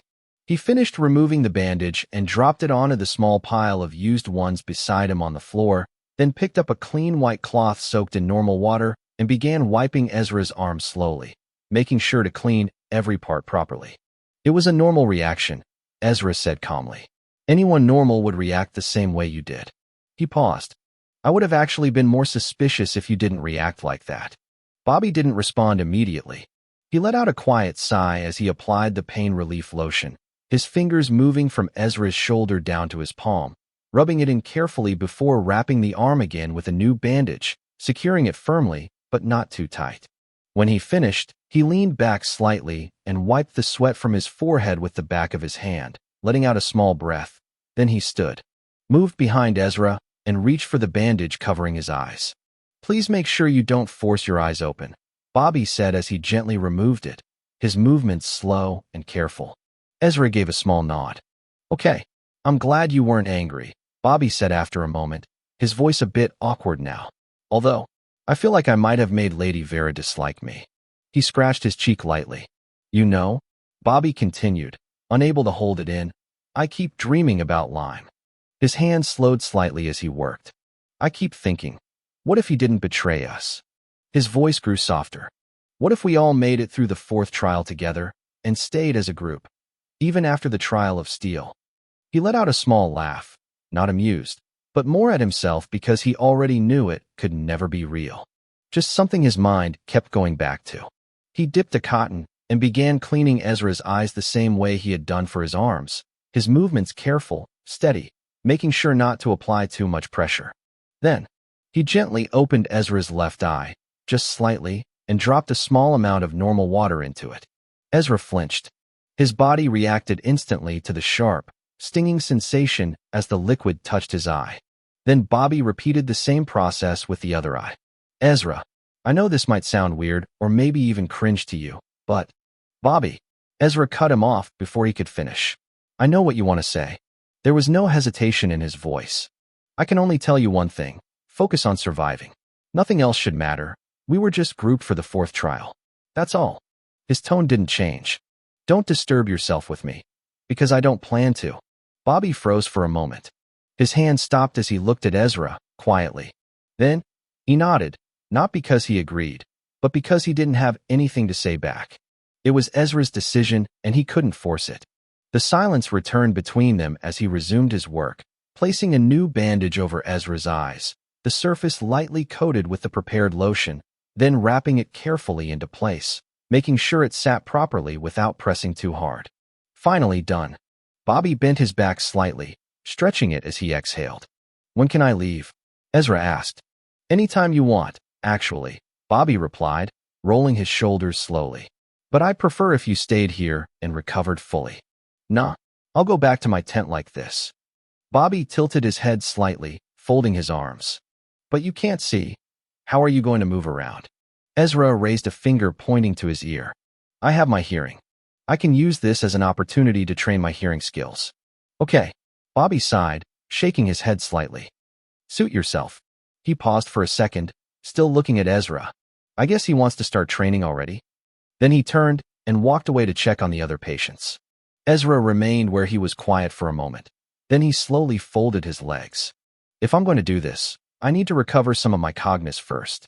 He straightened his posture slightly, folded his legs, closed his eyes, and began circulating his cognition, letting it build back up, bit by bit.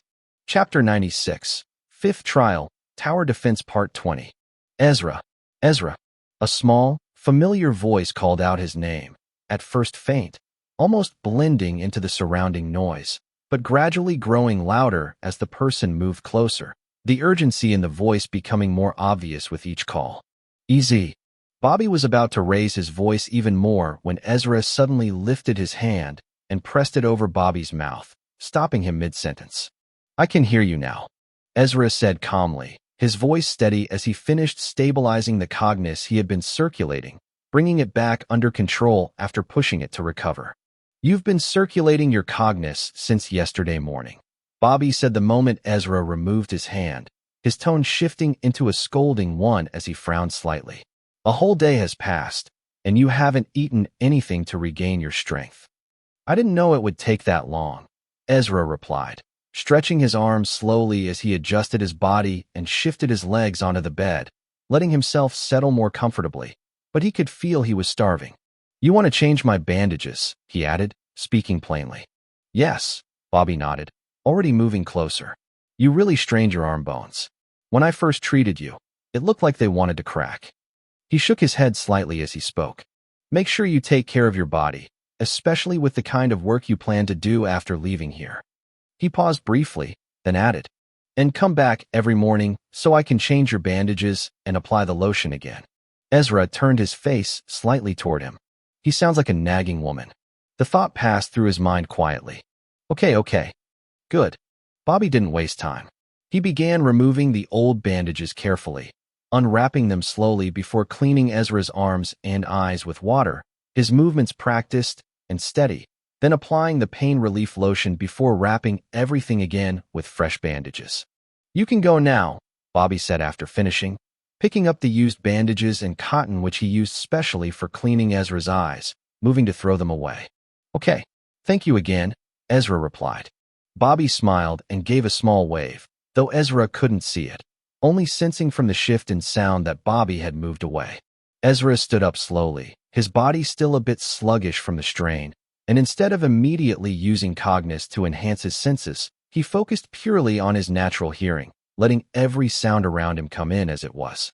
This has to be a big tent, Ezra muttered quietly to himself. He tilted his head slightly, and there are about 10 camp beds here. He could tell from the voices coming from different directions and fixed positions. He focused his hearing to listen to the patients and medics talking, breathing, and shifting of posture. He could hear it all. He turned slightly to the right, catching the faint murmur of conversation from several beds, then adjusted his focus forward, sensing movement ahead. He exhaled, then took a step, slow at first, carefully navigating his movement, then another. Gradually his pace improved as he began to separate the sounds, mapping them to form an image in his mind of where things were placed, even though it wasn't perfect yet. Still, he bumped his leg against a bed once. Then again. Hey. A girl from the medic team looked toward Bobby, who was now attending to another patient. Is it okay for him to leave like that? Yeah, it's fine, Bobby replied without looking up. He was also attending to another patient. One of the patients nearby whispered loudly, though not quietly enough to avoid being heard. Isn't that the lowline who said he would handle the back of the castle himself? He laughed mockingly. 3 others beside him joined in. Look at him. He wasn't even at the front to face those numbers of ground apes or the colossal ground ape. Yet he's this beat up because of a small number of ground apes, another added, grinning as he looked at Ezra. Ezra heard them clearly, but he didn't react. He simply kept walking more carefully, now avoiding the beds and passing people, heading toward the exit. Serves him right, another voice said. If he was in front, he would have died quickly. Laughter followed, louder this time. You guys should shut the fuck up. Tracy's voice cut through sharply as she glared at them. Don't you realize people are still sleeping? Linda added, her tone serious as she folded her arms. If you have time to sit there laughing like 3 idiots, go outside and help instead. The 3 boys froze, then looked at each other and quickly got off their beds, rushing out, passing Ezra at the entrance as they avoided eye contact. They were giving me a headache, Linda muttered, leaning back against a pillow she had brought from her room in the trial base. Ha! Tracy laughed as she sat beside her. So, how are your hands now? Better, Linda replied, moving her bandaged arms slightly, though her expression tightened from the lingering pain. When Bobby treated you, he said your bones had snapped, Tracy said, placing a hand gently on her shoulder. I was really worried. Humph, like you really were, Linda muttered, turning her face away slightly as she pushed Tracy's hand off, clearly embarrassed. Tracy only laughed again. But, do you really think it was possible for him to kill all those ground apes alone? Linda asked after a moment, her tone becoming serious. I wouldn't have believed it either, Tracy replied, exhaling slowly. But I saw the shot he used to save Sir Veda, the one that pierced through the colossal ground ape's arm. She leaned back slightly, thinking. The sniper he used. It must have been something like a Lee Enfield No. 4T. Or maybe a Springfield M1903A4. She rubbed her chin, deep in thought. But those snipers are in the Meister rank, and that one seemed higher. I wish I could ask him. She leaned her chair back and forth slightly. Like he's going to answer you, Linda said, narrowing her eyes. True. Tracy looked up at the top of the tent. When I checked the battlefield on his side. She turned back. I saw so many bodies. Lesser ground apes, 20 larger ones, and 4 giant ground apes. She paused. All of them, taken down. Her voice lowered. Almost everyone died with a single shot. Linda stared at her shocked. Linda, I think we were wrong about him, Tracy said quietly. Humph. Linda turned away. I'm still stronger. Tracy looked at her, then her lips curled, smiling. Yes, you are. She reached out and rubbed Linda's hair. Stop it. Linda protested, trying to push her away, but her arms hurt too much to move properly. Let me go. She struggled, but couldn't do much. Tracy laughed as she leaned over her, continuing to mess with her hair while others in the tent watched, some of the boys unable to look away. Outside, Ezra walked slowly, his steps careful as he relied on memory and sound, his mind mapping out the structure of the castle based on how the wind moved, how sound bounced off walls, how footsteps echoed across space. He made sure to listen to everything. The wind, the slight shifts, the distance between sounds. He used it all, step by step. He reached the stairs, moved upward, passing people who paused to stare at him, confused by the bandage over his eyes. When he got up, he used the barricade wall as a guide, his hand brushing against it lightly as he moved past the tower entrance, then reached the back where the 5 were. Their voices echoed loud arguing. I win, and shouted, jumping up as she pointed at each of them, laughing loudly. Now I don't have to be on watch duty today. We should play again, one of the boys said, slamming his cards down. Don't be a sore loser, a girl replied, shuffling her cards randomly. Another leaned back, then froze. Ezra. The others turned immediately. Seeing him, they all ran toward him. Why are you guys running? Ezra said, placing a hand against the wall for support. The second girl among the 5 tilted her head slightly, her brows drawing together in confusion as she looked at Ezra more carefully. Why did you come here blindfolded? As she spoke, she lifted a finger to her lips, still trying to make sense of what she was seeing. Fool, can't you tell he's injured? The third boy replied immediately, his tone carrying a bit of annoyance as he reached out and flicked her forehead. Ouch! She stepped back, her hand flying to her forehead as her face twisted in pain. But before the feeling could settle, she lunged forward without hesitation, her mouth opened as she bit his hand. Arg! The boy shouted loudly, his whole body jerking as he tried to pull his hand back, but she held on for a second longer before he grabbed her head and pushed her away, the two of them immediately breaking into a small struggle. Hey, let go. You started it. The two continued, pushing and pulling at each other, their movements clumsy but fast as they lost focus on everything else around them. That's enough, you two. The first boy stepped in quickly, placing a hand between them and forcing them apart, his expression turning serious for a moment as he looked from one to the other. Ezra is back now, he added, his tone softening slightly. We should focus on him and welcome him properly. I don't need any welcoming. Ezra cut in immediately, his voice was calm but firm.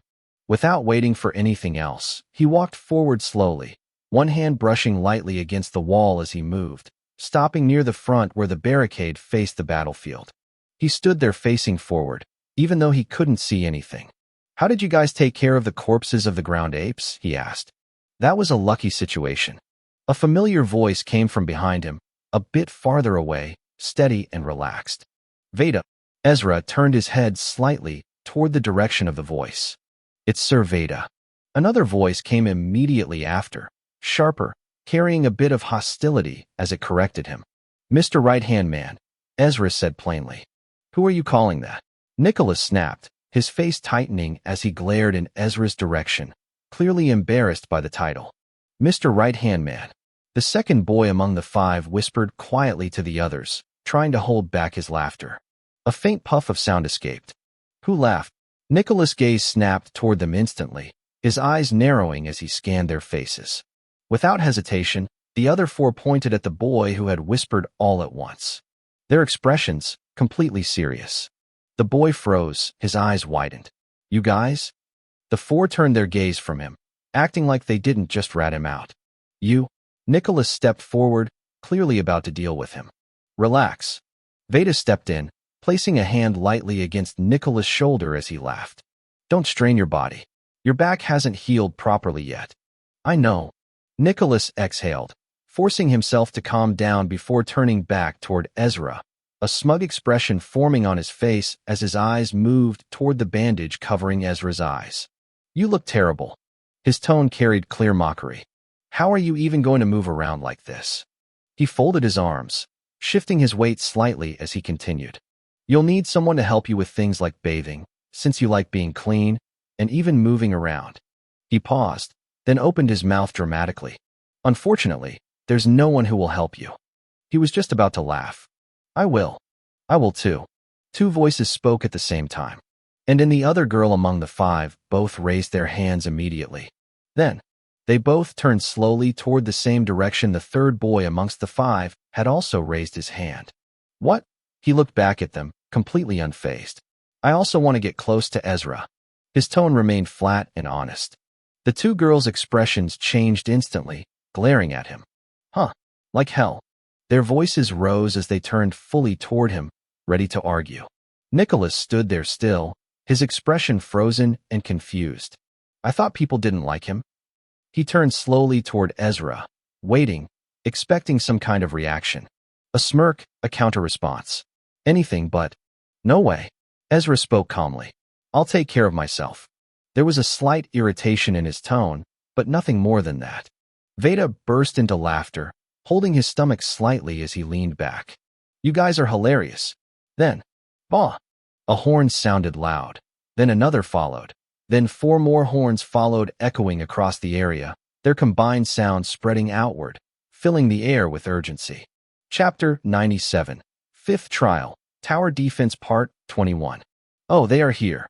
Veda stopped laughing midway, his expression shifting as he turned slightly, his attention already moving toward the direction he intended to go, his body adjusting as if he had been expecting this moment for a while. "What's going on?" Ezra asked, his brows narrowing slightly as he tilted his head, trying to follow the change in movement and tone around him. "The leaders of each group are having a meeting," Nicholas explained, his voice steady as he stepped forward slightly, his posture straight despite the lingering stiffness in his back. Ezra turned his face toward where Veda stood. "Let me guess, you're the one who brought up the idea," he said, his tone calm, carrying a quiet confidence. Veda paused, then turned back looking at Ezra. A small smile appeared. "Spot on." He didn't say anything else. He simply turned again, lifting his hand slightly in a casual wave toward the others before walking off, Nicholas following closely behind him as they both headed toward the meeting point. Ezra, the second girl among the five, stepped closer to him, her footsteps light but hesitant. "Do you want to go and watch the meeting?" "Idiot." The third boy among the five reacted instantly, his voice louder than needed as he slapped his own forehead lightly in frustration. "Have you forgotten he can't see?" He shook his head as he spoke, clearly annoyed. "Ah." The girl froze.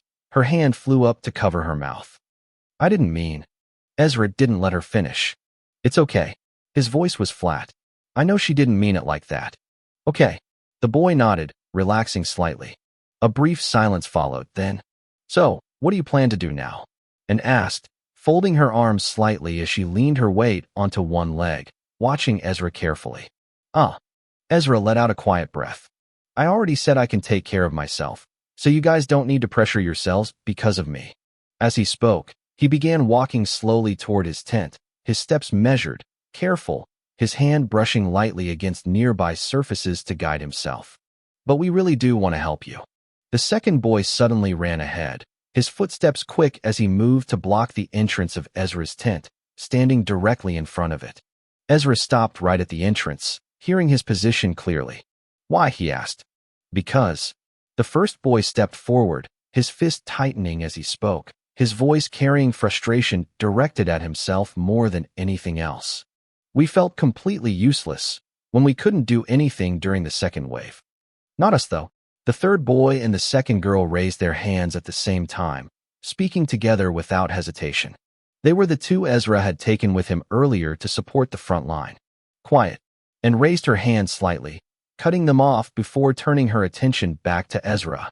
We all just stood there, watching, while you took down all those ground apes by yourself. She exhaled slowly. At least, let us do this. The second boy added, his voice louder now, almost like he was trying to convince himself as much as Ezra. No, Ezra answered immediately. It's not like you didn't help with the general group work. His tone remained steady. You all handled the corpses of the ground apes yourselves. That already makes you useful. He paused briefly. See, we all have our own roles to play. I just did mine, and you did yours.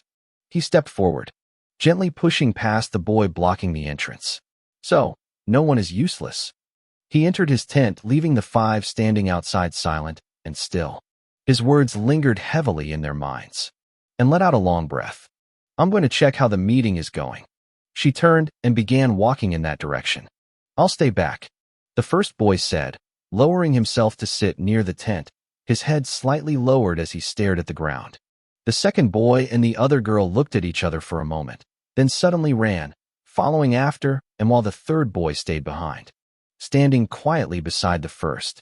On the battlefield, closer to the forest on the right, Veda's group had arranged 6 benches in a circle, the ground beneath them still uneven, traces of the recent battle visible in the disturbed soil and scattered marks left behind.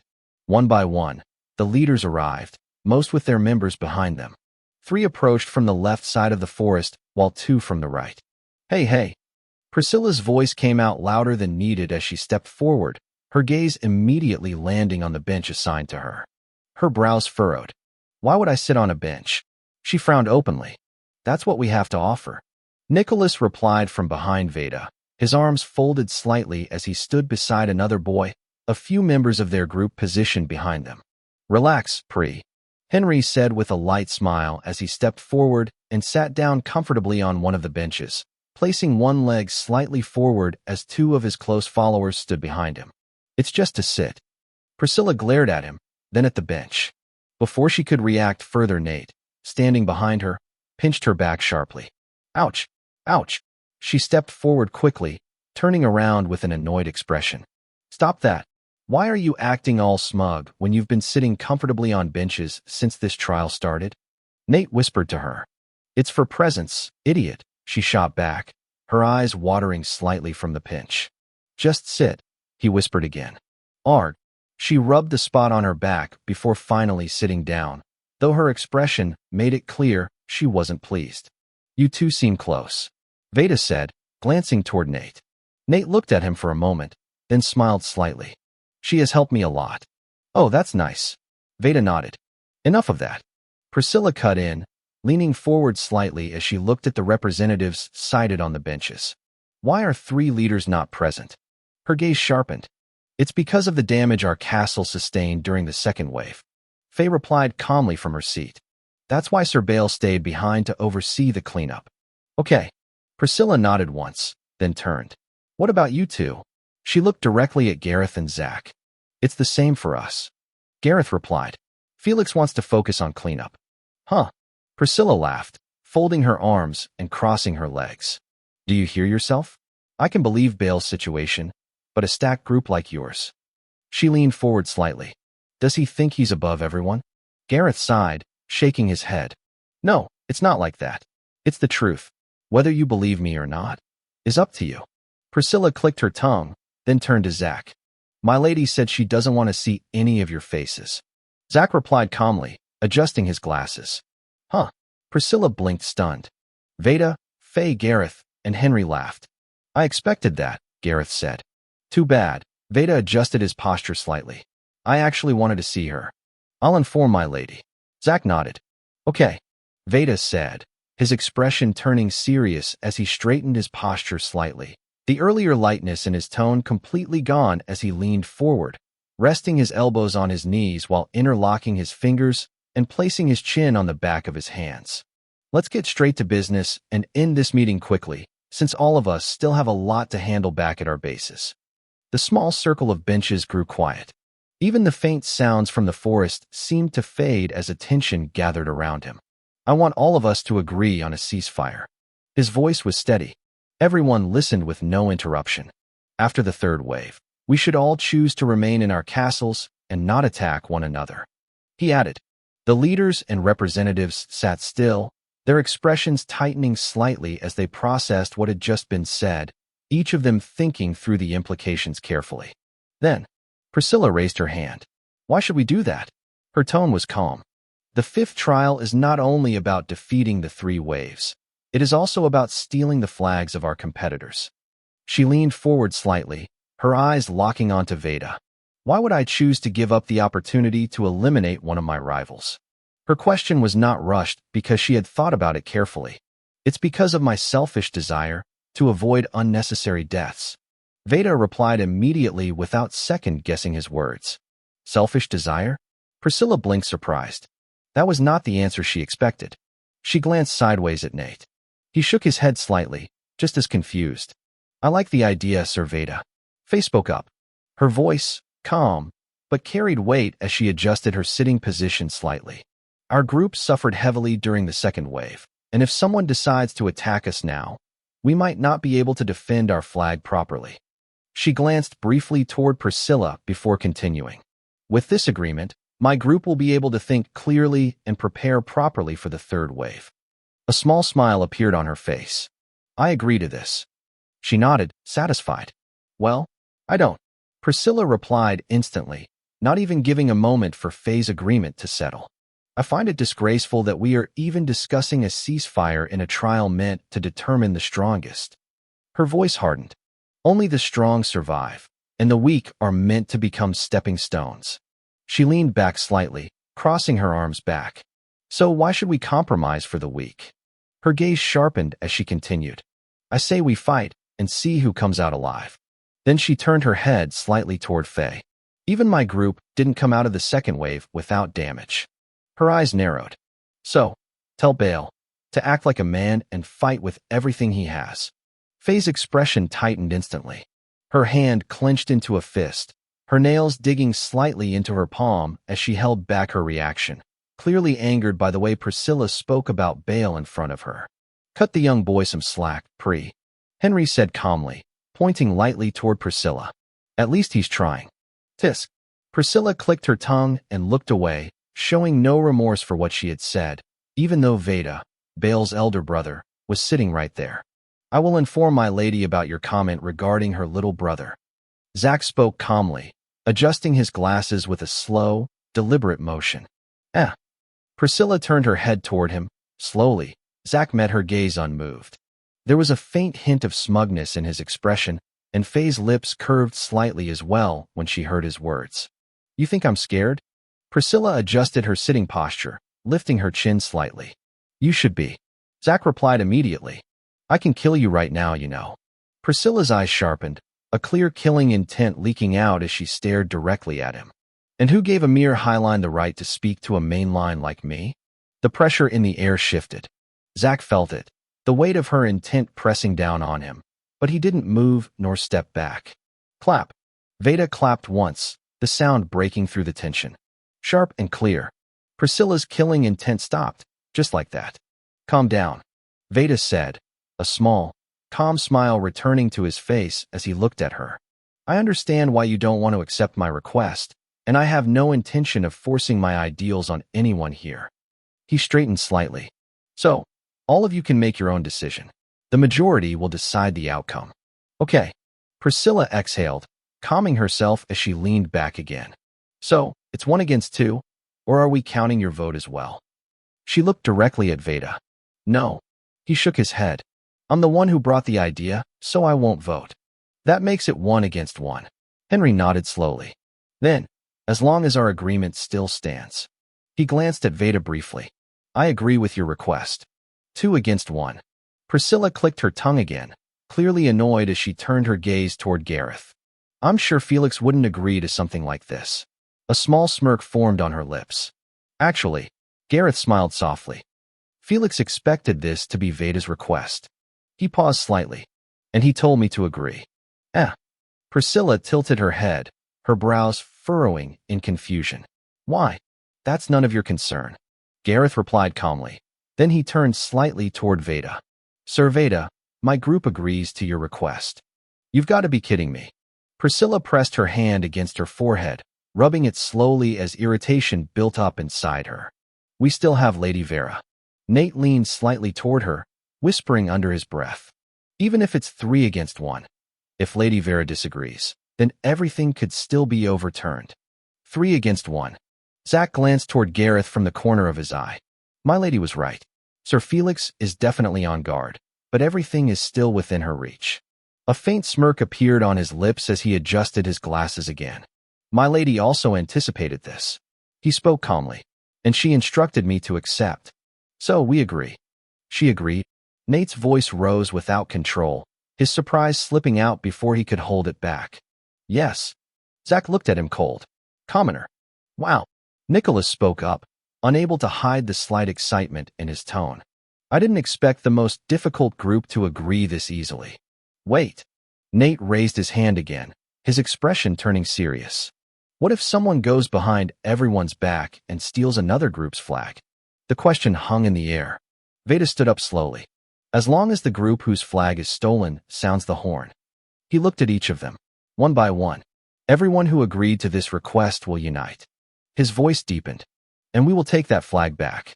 His expression hardened. Either they return it willingly. His eyes narrowed slightly. Or we take it with blood. Chapter 98. Fifth Trial. Tower Defense Part 22. So that's a wrap. Veda brought his hands together in a soft clap, the sound light but clear as he leaned back slightly, a small look of satisfaction settling on his face now that the meeting had ended in his favor. Tisk. Priscilla clicked her tongue, the irritation in her expression obvious as she stood up abruptly, her chair scraping lightly against the ground. She didn't say another word, didn't even glance back once. She simply turned and walked away. Her group followed immediately behind her, their steps quick, none of them speaking as they left the circle. Faye and the members of her group watched them go, their eyes lingering on Priscilla's back, their expressions mixed with frustration and quiet resentment, each of them holding their own thoughts, but not voicing them openly. Lady Priscilla is such a bitch. Faye muttered under her breath, her voice low but sharp as she exhaled slowly, trying to ease the annoyance that sat heavily in her chest. Gareth and Zach both stood up at the same time, preparing to leave as well, their movements calm and controlled, but just as Zach turned. Zach, Gareth called out. Zach paused, turning slightly. Yes, Sir Gareth, he replied, adjusting his glasses with a smooth motion, his tone polite but measured. Please greet Lady Vera for me, Gareth said, his expression soft, carrying a kind of harmless innocence that made his words feel simple. Zach stared at him quietly, trying to read something deeper behind that expression, but there was nothing, no hidden meaning, no layered intent, just plain sincerity. I will pass your greetings to her, Zach finally said, turning fully and walking away with his group, his hand tightened slightly at his side as he walked. TSK. I couldn't read him. The thought lingered heavily. Zach had always taken pride in his ability to read people, to understand them and stay ahead. As an alchemist, intelligence was a common trait, quick thinking, curiosity, the drive to understand, but among those who had it, there were always those who stood higher than the rest. Naturally, Vera stood among the best, one of the most intelligent children of her age, even if she ranked third overall among the dukes and royal children within their generation. Zach knew his place. He wasn't at the very top, but he wasn't at the bottom either because he knew he was above many, even above Veda in terms of raw intellect. At least, that was what he believed. Zach's main belief was that with pure bloodline comes massive talent. He accepted that all the children of the main lines would always be ahead of the high lines while the high line would be ahead of the low lines. With the amount of advantage they had, why wouldn't that be? That's why he wasn't surprised when Veda, who was called the Trash of Ash, suddenly surpassed everyone's belief in him. Zack felt it couldn't be helped, that instead of trying to aimlessly be better than them, following them from the back and supporting them would be ideal, while amongst his fellow Highline was where he would show his talent to be above the children there, and that belief had always supported his pride and confidence, his way of carrying himself. But then, Ezra appeared, and something changed, not because Ezra was simply better. No, it was because Ezra proved something else entirely, that someone from a lower origin could surpass him easily. That realization had cracked something inside him, not completely, but enough. Enough for a new feeling to grow, inferiority, and with that he made a decision. If he wanted to grow, if he wanted to stand beside the one he admired, he had to push further, past the limits he had never dared to challenge before. That was why he had tried to read Gareth, to begin testing himself and pushing his talent further against one of the true genius among them. He wanted to improve, to sharpen himself, to show Vera what he was truly capable of, but it would not be easy. Zack let out a quiet breath, one hand slipping into his pocket as he adjusted his glasses again, the sunlight reflecting briefly off the lens as he walked ahead of his group. Behind him, Henry waved casually at Veda before leaving with his people, his relaxed attitude unchanged. Soon, only Faye's group and Veda's group remained. "Sir Veda, you said we should wait a bit." Faye spoke, stepping slightly closer, her tone more controlled now. "Yeah." Veda nodded, his expression softening. "I wanted to understand the situation on your side better, so I can see what I can do." His eyes moved across her group, observing their tired looks, which didn't feel like it was only physical but mentally stressed, although their posture remained straight and their faces composed. But underneath were cracks, fear, loss, and pressure. The second wave had left its mark, and the third wave was coming. The anxiety in the air was familiar, but much stronger than what his own group had felt before. Veda stood there feeling it, and something inside him pushed. He wanted to help, not out of pity nor because he wanted something in return, but as an older brother. "Okay." He stepped forward, now closer to Faye. "I'll come with you to your base." Faye and Nicholas reacted at the same time, both stepping back slightly in surprise. "Sir Veda, why would you say something like that?" Nicholas asked quickly, his brows tightening. "I want to see what advice I can give them," Veda replied simply, as if it was the most natural thing to say. "And I'm also thinking of bringing Ezra along." "Huh?" Nicholas froze. That one hit harder. "Why him?" he asked, pointing to himself immediately after. "Aren't I supposed to be the one following you everywhere?" "It's not like that." Veda lightly punched his shoulder. "I need Ezra to help them set up proper trap lines for the next wave." "Oh." Nicholas blinked, then his eyes widened slightly. "Oh." But then, another thought hit him. Wait, isn't he kind of blind right now? He tilted his head. How is he supposed to help lay out traps? Well, Veda thought for a moment. Considering why he left the medic tent in the first place, I think he's trying to train his hearing. While the two spoke, Faye and her group stood slightly behind, listening, trying to process everything the two were talking about. He's blind. Ezra. Trap layout. What is going on? One of her members whispered. Not sure. Faye replied under her breath. I think he said he wants to help us. Another added quietly. I know that, Faye said, but her eyes shifted toward Veda. Honestly, both older siblings are amazing. She felt it clearly, admiration and respect. Even in a trial where they are rivals, fighting for the same position, he is still willing to help to this extent. I don't think many older siblings would do this. Honestly, I still wonder why Sir Bale didn't choose to support one of his siblings instead of fighting them for the heir position. Faye muttered quietly to herself, her voice low enough that only she could hear it, her gaze dropping slightly as the thought lingered in her mind. But she remembered the answer he already gave her the time she asked him. The way he said it, the look on his face at that moment. She exhaled slowly, letting the thought go. So, when do we leave, Sir Veda? She asked, lifting her head again as she turned her attention back to him. Oh, sorry. Veda turned toward her, blinking once as if he had just returned from his own thoughts. I was talking with Nicholas. He gave a small smile. We'll go after I gather the main person for our journey. Faye nodded. After that, they began to move, taking the route along the right side of the forest, Their steps were controlled and deliberate as they avoided the areas where traps had already been reset, each person watching where they stepped, making sure not to trigger anything by mistake. Branches shifted under their feet, leaves rustled lightly. The air was quiet and peaceful. They reached Ezra's side. He was resting on his beach chair. His body leaned back slightly, one arm resting at his side while the other lay loosely across his lap, his posture calm, but not fully relaxed. The two who had stayed behind earlier had already left, joining the others who had gone to watch the meeting from afar, leaving this area almost empty. "Is that Veda?" Ezra spoke before they fully approached, his head turning slightly toward the direction of their footsteps, his ears picking up the layered sound of multiple people walking together. "And you brought more people with you." He sat up slowly facing them. "Ezra."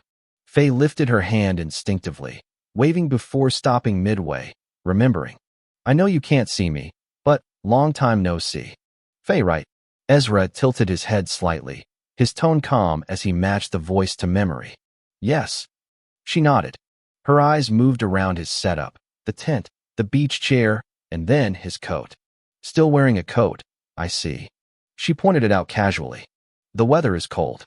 Ezra replied with a straight face, meaning he wasn't joking. Faye paused, so did the others behind her. They all looked at each other, then slowly raised their heads looking up at the sky. The sun was out, the air warm. "Isn't it hot?" None of them said it, but the thought passed between them awkwardly. "What do you need, Veda?" Ezra asked, turning his face toward him directly. "I know this might sound like I'm asking too much, especially since you're still recovering." Veda stepped forward slightly, bringing his hands together in front of him. "But I need your help with setting up trap lines at Bale's castle." "Veda, you don't need to plead." Nicholas stepped in quickly, trying to stop him, but Veda ignored him. Ezra remained quiet for a moment. He wanted to refuse, straight and simple, but then another thought came. The distance, the movement, the chance to train his hearing, to improve it further.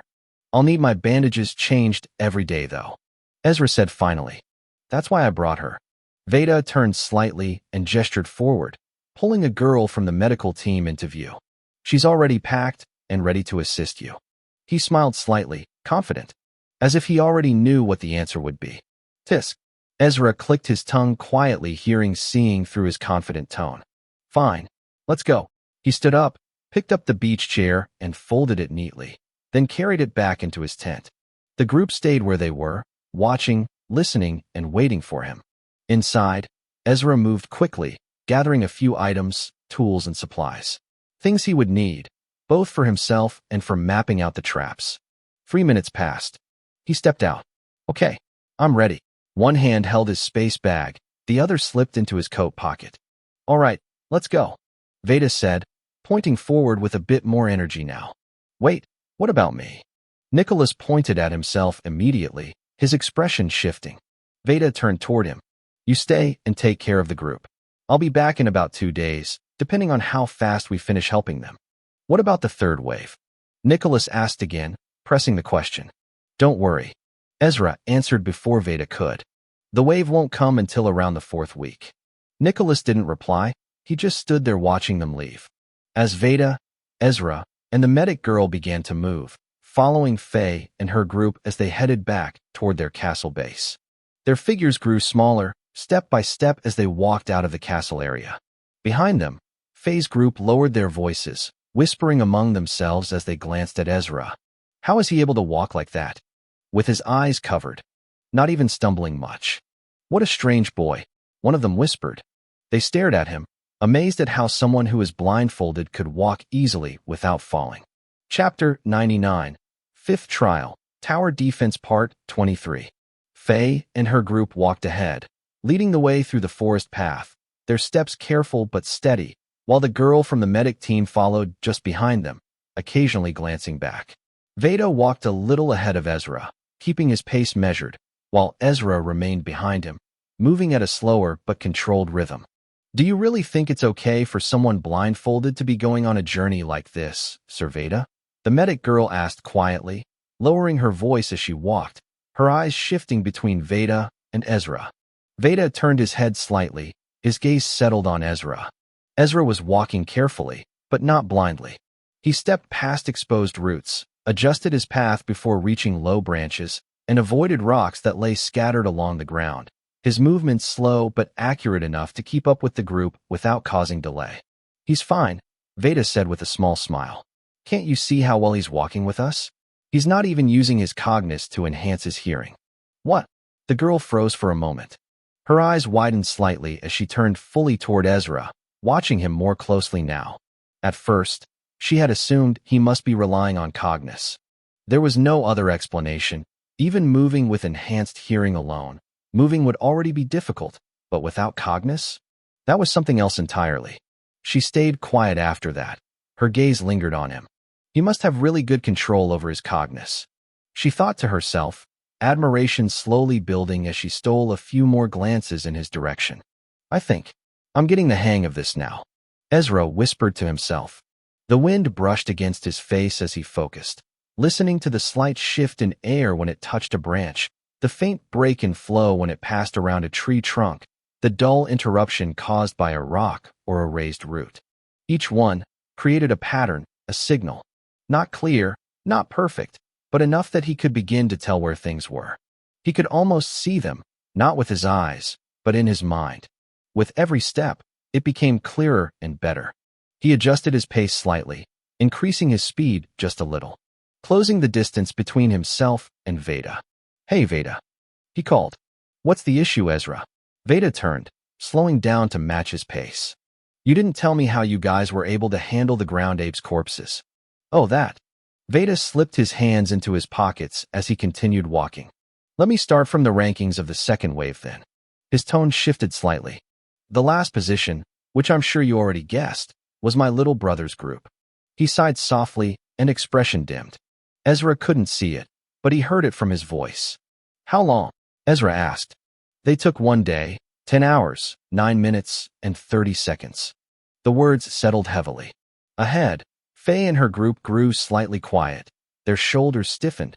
They had heard Veda and Ezra's conversation, and they weren't happy because they knew there wasn't much they could have done. Their numbers were low, their strength too, lower. If not for the small increase in members after merging with another faction following the second trial, Bale's group might not have survived the second wave at all. The second-to-last position was Priscilla's group, Veda continued, which was surprising, but the difference was very small.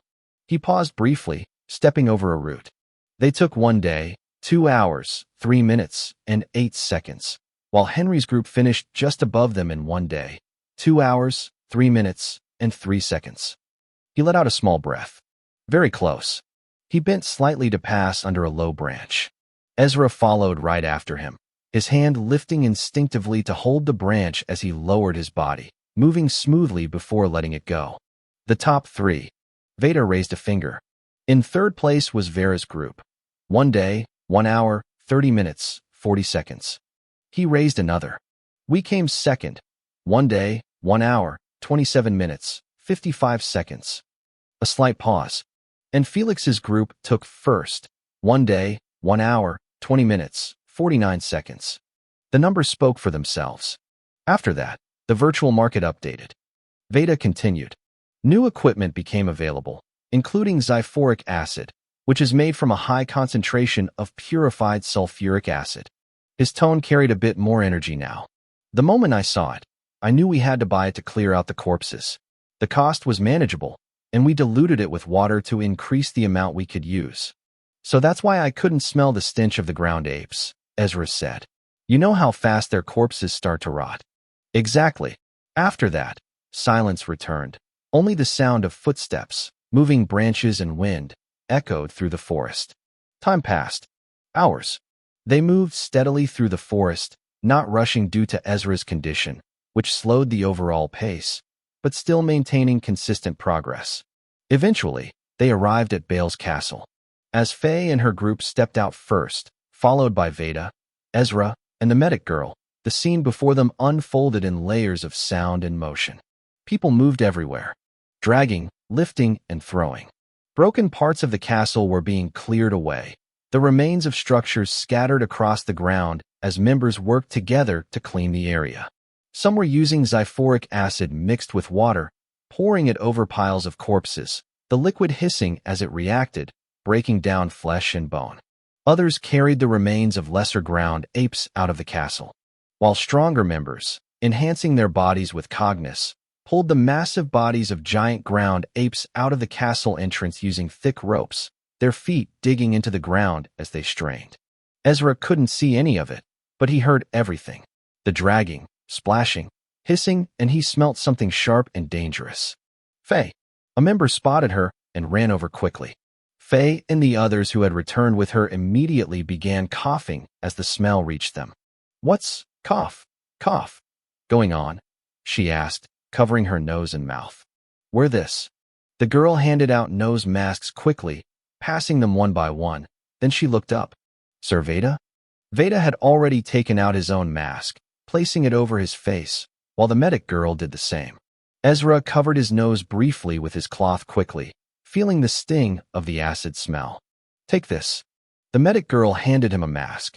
He accepted it and wore it, his breathing steadied. "The smell is dangerous," the medic girl said quietly. "That's why masks were added as an option in the market," Veda replied. "What's going on?" Faye asked, now able to speak clearly. "I thought we lost access to the virtual market after using all 3 energy fields." "Well," the girl laughed awkwardly. "After you all left, Lady Vera came." Faye froze. "She brought a lot of equipment, and even helped us clean up a bit. She gave us a stock of FN/FL battle rifles, another GPMG to add to the one she gave us after the first wave, sulfuric acid, and 10 alchemy scrolls for producing Springfield M1903A4 rifles." She spoke quickly and excitedly. "Wow." Faye's expression brightened.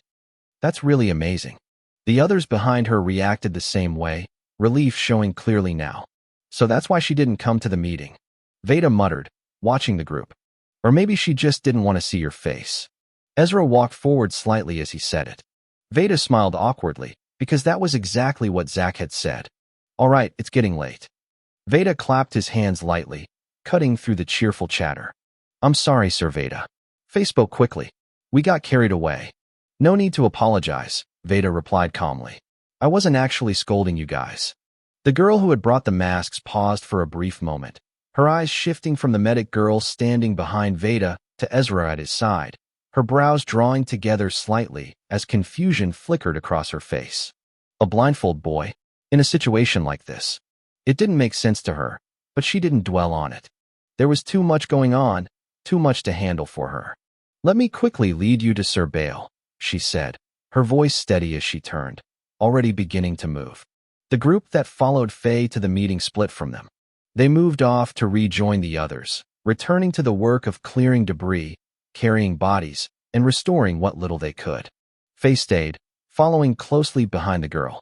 Veda walked just behind them. Ezra followed, and the medic girl stayed near him, quiet and observing the place. They entered the castle, and the difference was immediate. The inner sections were much worse than what could be seen from outside. Walls were cracked, some completely broken. Parts of the structure had collapsed inward, leaving gaps where there should have been solid stone.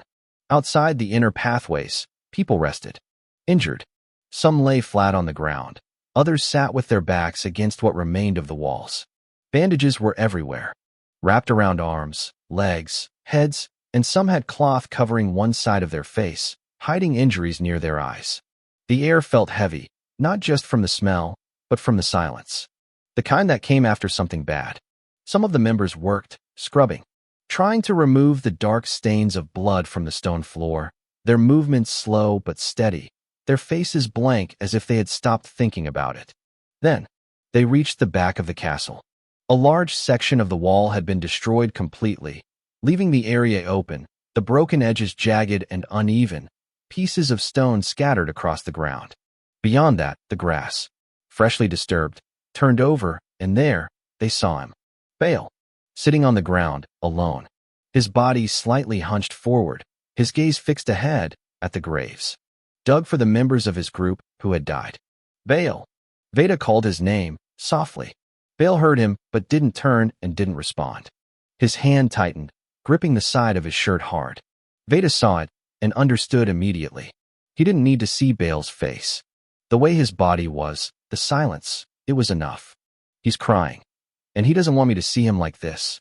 Veda exhaled slowly, then stepped forward slightly.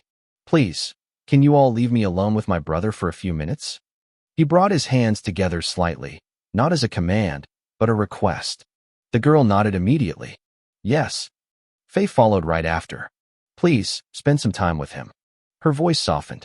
She turned, already stepping away. I'll show you guys around, Faye added, glancing back briefly at Ezra and the medic girl, who had also begun to turn, giving space, leaving the two brothers alone with the silence and the graves. Chapter 100. Fifth Trial, Tower Defense Part 24. Veda walked slowly toward Bale after watching the others leave, his steps quiet against the grass as though even the ground understood the mood of that place and refused to make noise. He stopped beside him, then leaned slightly forward. His eyes moved carefully, first to Bale's right cheek, then to the left. Both sides were red, almost swollen, tear marks still wet. You are crying, Veda said softly as he lowered himself to sit beside him, placing his weight down slowly so he wouldn't disturb him too much. Bale didn't turn or react.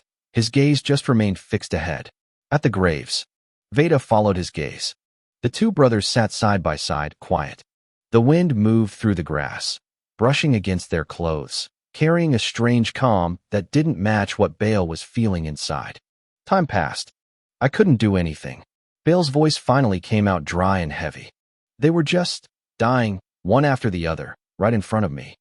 His fingers twitched, his breathing grew uneven, and then the memories came of the battle flashed in his mind. Two of his people's heads, gone.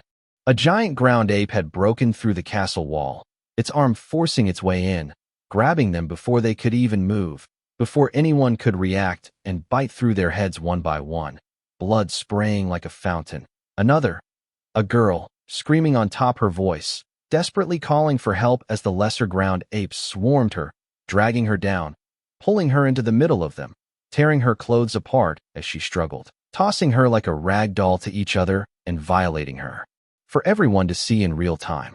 Bale's stomach twisted. He remembered it, too clearly, too vividly that he almost threw up. For more, crushed, flattened, under the foot of the colossal ground ape. The screams, the cries for help, the voices calling his name. Sir Bale, help me. Please, I don't want to die. They echoed, again and again in his head. Bale grabbed his hair with both hands, pulling hard. His body began to shake violently like he was trying to rip the memories out of himself. Veda watched him silently. He didn't stop him, didn't interrupt, just left him to let all his emotion out. I hate it. Bale's voice cracked as he leaned forward, grabbing Veda's shirt tightly, his fingers curling into the cloth as his face pressed into it, his saliva soaking through as his breathing became rough. I hate all of it. I tried so much to hold it in. His words came out uneven. I wanted to be strong, like you, like Big Sis. His grip tightened, but I couldn't. His voice broke. I couldn't do it. Tears flowed down his face, uncontrolled. The more I tried to forget by working, the more I kept hearing their screams. His shoulders trembled. I couldn't save them. I couldn't do anything. Why? Why do we have to go through all of this?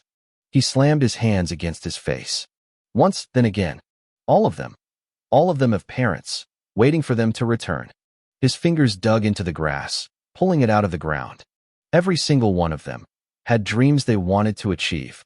His voice rose, breaking more. So why? His fist slammed into the ground, again and again. I know what this trial is about. His teeth clenched. We had to kill in the first trial, and people still died in the second and the fourth. His voice dropped. But this one is too cruel. They just kept coming. His grip tightened again on Veda's shirt. Those damn ground apes just kept coming. His breathing turned rough. No matter how many we killed, more came. His voice rose again. How were we supposed to deal with that? We had to fight lesser, larger, giant, and even a colossal ground ape. His body shook harder. I'm not strong enough for this. His voice cracked completely. We are just children, for God's sake. He broke, completely crying, shaking, breathing unevenly as tears fell without stopping. Veda sat beside him still, listening to everything he said. His own hands tightened slightly. He felt it too. The anger, the unfairness. Children who had never been trained for normal combat, not even battle, were forced into a death program, forced to kill and watch others die. Yes, from a cold perspective, the trial made sense, but couldn't it have been done differently? Why risk so many children's lives? Why push them this far? You shitty family. Veda thought quietly. He exhaled slowly. Honestly, he finally spoke, his voice calm. You have to move on. Bale froze and looked at him, eyes wide. How? I don't really know myself. Veda smiled softly, looking at him. All I know is this, as a leader. He paused. Your people need you. But I'm not a real leader. Bale suddenly shouted, pulling away as he swung his arm in frustration, his body turning slightly. I never wanted to lead anyone. His voice trembled. I just didn't want to choose between you and Big Sis. That's why I stayed alone. His head lowered. I didn't want to be seen as favoring one side, because I knew it would cause problems between you both. Veda watched him, then sighed and smiled. He stepped closer, reached out, and rubbed Bale's hair. You are still a year too young to be thinking about politics between me and Vera. He chuckled lightly. And on the bright side. He paused. You are alive to fight another day. Huh? Bale looked at him, confused, almost offended. How could being alive be something good when others died because of him? That was written clearly on his face. Don't tell me. Veda tilted his head slightly. You think your life is worthless? His tone turned slightly playful. Because if that's the case, he leaned a bit closer. Then the people who fought beside you died worthless deaths. No. Bale shouted immediately, his voice breaking as it came out, his body jerking forward as he grabbed Veda's collar with both hands, his fingers tightening around the fabric as if he was afraid the words would slip away if he didn't hold on. Their lives weren't worthless. Why would you even say that? His eyes were wide, red, filled with anger. And they didn't die worthless deaths either. Veda replied, his face straight. Bale froze. His grip remained for a moment. Then his eyes widened as the anger in them faltered. They all chose to fight until the very end of their lives. Veda continued, his voice calm, steady, not loud, but each word landing clearly. They chose not to run away. Bale's fingers loosened slightly, and their deaths led to more people surviving. His tone deepened. If they didn't stand their ground, if they didn't hold the line. A short pause. Things could have been worse. Bale's hands slowly released Veda's collar, his arms falling to his sides. Even though many of them came from my side, or Vera's. Veda stood up, slowly. They still chose to die fighting under you, as their leader. He looked down at him, a small smile forming. Honestly, he paused. Not bad, for a group of people who are still just children. His smile widened slightly, showing his teeth. So, cry, and then rejoice, my brother. His voice rose. Because not only do you have strong people standing with you, he pointed at him, but you are still alive to fight another day, to grow stronger for their sake, and to prove. His gaze sharpened slightly, that their deaths were not meaningless. He raised his fist, holding it out toward Bale. Bale stared at it. His breathing slowed, his tears stopped falling gradually. The memories returned, not just the deaths, but everything else. The moment they stood together, even while afraid, the way some of them hesitated, but still stepped forward, the way they shouted when they finally killed the last ground ape, the way their voices overlapped, messy and loud, but together, the way they all dropped to their knees during the scholar's bow, crying, not hiding it, and now, even after all that, they were still working, still moving, still preparing for the third wave. Ha! A weak laugh slipped out of Bale, then a stronger one followed. Big Sis Vera told me that the condition of a team depends on their leader's mental strength. He wiped his face roughly with his sleeve. I was the one pushing everyone into anxiety, without even realizing it. He lifted his hand, then raised his fist, bumping it lightly against Veda's. The wind passed between them, carrying bits of loose grass into the air. No more crying, Bale said, a wide smile forming on his face, though his eyes were still slightly red. It's time to focus properly, on surviving this hellhole. That's my brother. Veda smiled back. Meanwhile, inside the castle, Ezra and the medic girl were being led around the base by Faye and the girl who had earlier guided them to Bale. They moved through different sections of the castle, their footsteps echoing lightly against the uneven ground as Faye pointed things out one after another. This is where everyone's tents are set up. Rows of tents stretched across the area, some neatly arranged, others clearly rushed into place. And over there, she pointed again. That's where we store our weapons and ammunition. Stacks of supplies were piled up, though not perfectly organized, showing signs of urgency and repeated use. And this, she paused slightly, was our training ground. Ezra tilted his head slightly. Even without seeing, he could tell from the uneven ground and multiple collisions of wind that only occurs when there are too many obstacles around. Half of the area was destroyed. Those ground apes really messed this place up. The medic girl said softly, her voice carrying a hint of pity. Well, the whole castle looked worse than this before. The girl leading them replied, We've just managed to clean a bit, to make it look clearer. Ezra followed behind them, listening and also thinking within himself. If the second wave was this bad, it's obvious the third wave will be worse. He thought quietly. I couldn't see what was at the back where Bale was, but from the atmosphere alone, people definitely died. He let out a small breath. Ezra. Faye called. Yeah. He replied immediately, turning toward her voice. I don't know how much you'll be able to help us with the laying out of traps. She hesitated slightly. But I really appreciate you coming to help. Her tone was sincere. Yeah. With his help, your group will definitely become stronger, the medic girl added. His traps were a big part of our defense. Honestly, without them, we could have been in serious trouble. Really? The other girl reacted, grabbing the medic girl's hands excitedly. I will do my best. Ezra replied simply. Thank you. The girl said. Can you take me outside? Ezra asked. I want to try mapping the entire castle area in my mind. All three girls paused, confused. How are you going to do that, without your sight? Faye asked. Don't worry about that. Ezra rubbed his chin slightly. Although, I'll need at least 2 days to map everything properly to a level I'm satisfied with. The three girls looked at each other, still confused, but they didn't question further. Okay, I'll just take you outside to wherever you want to go. Faye said. All right. Ezra nodded. Faye led him out while the two girls stayed behind. They walked further away from the main structure of the castle to the open area on the battlefield, which was filled with uneven ground thanks to the group apes. Ezra stopped, then slowly bent down, placing his palm against the ground. This time he released his cognus, flowing into his hands, enhancing his sense of touch and enhancing his hearing. Inside his mind, a wave formed, like wind, spreading outward slowly. He controlled it, limiting its range. So, he wouldn't waste too much of his cognus. The waves moved, touching and colliding, with stones, sand, grass, tree roots, and as it moved, something began to form. An image, not clear, but the shape of the ground, the position of objects, the way the land rose and fell. All of it started to draft itself inside his mind slowly, but steadily, like a map being drawn, one piece at a time.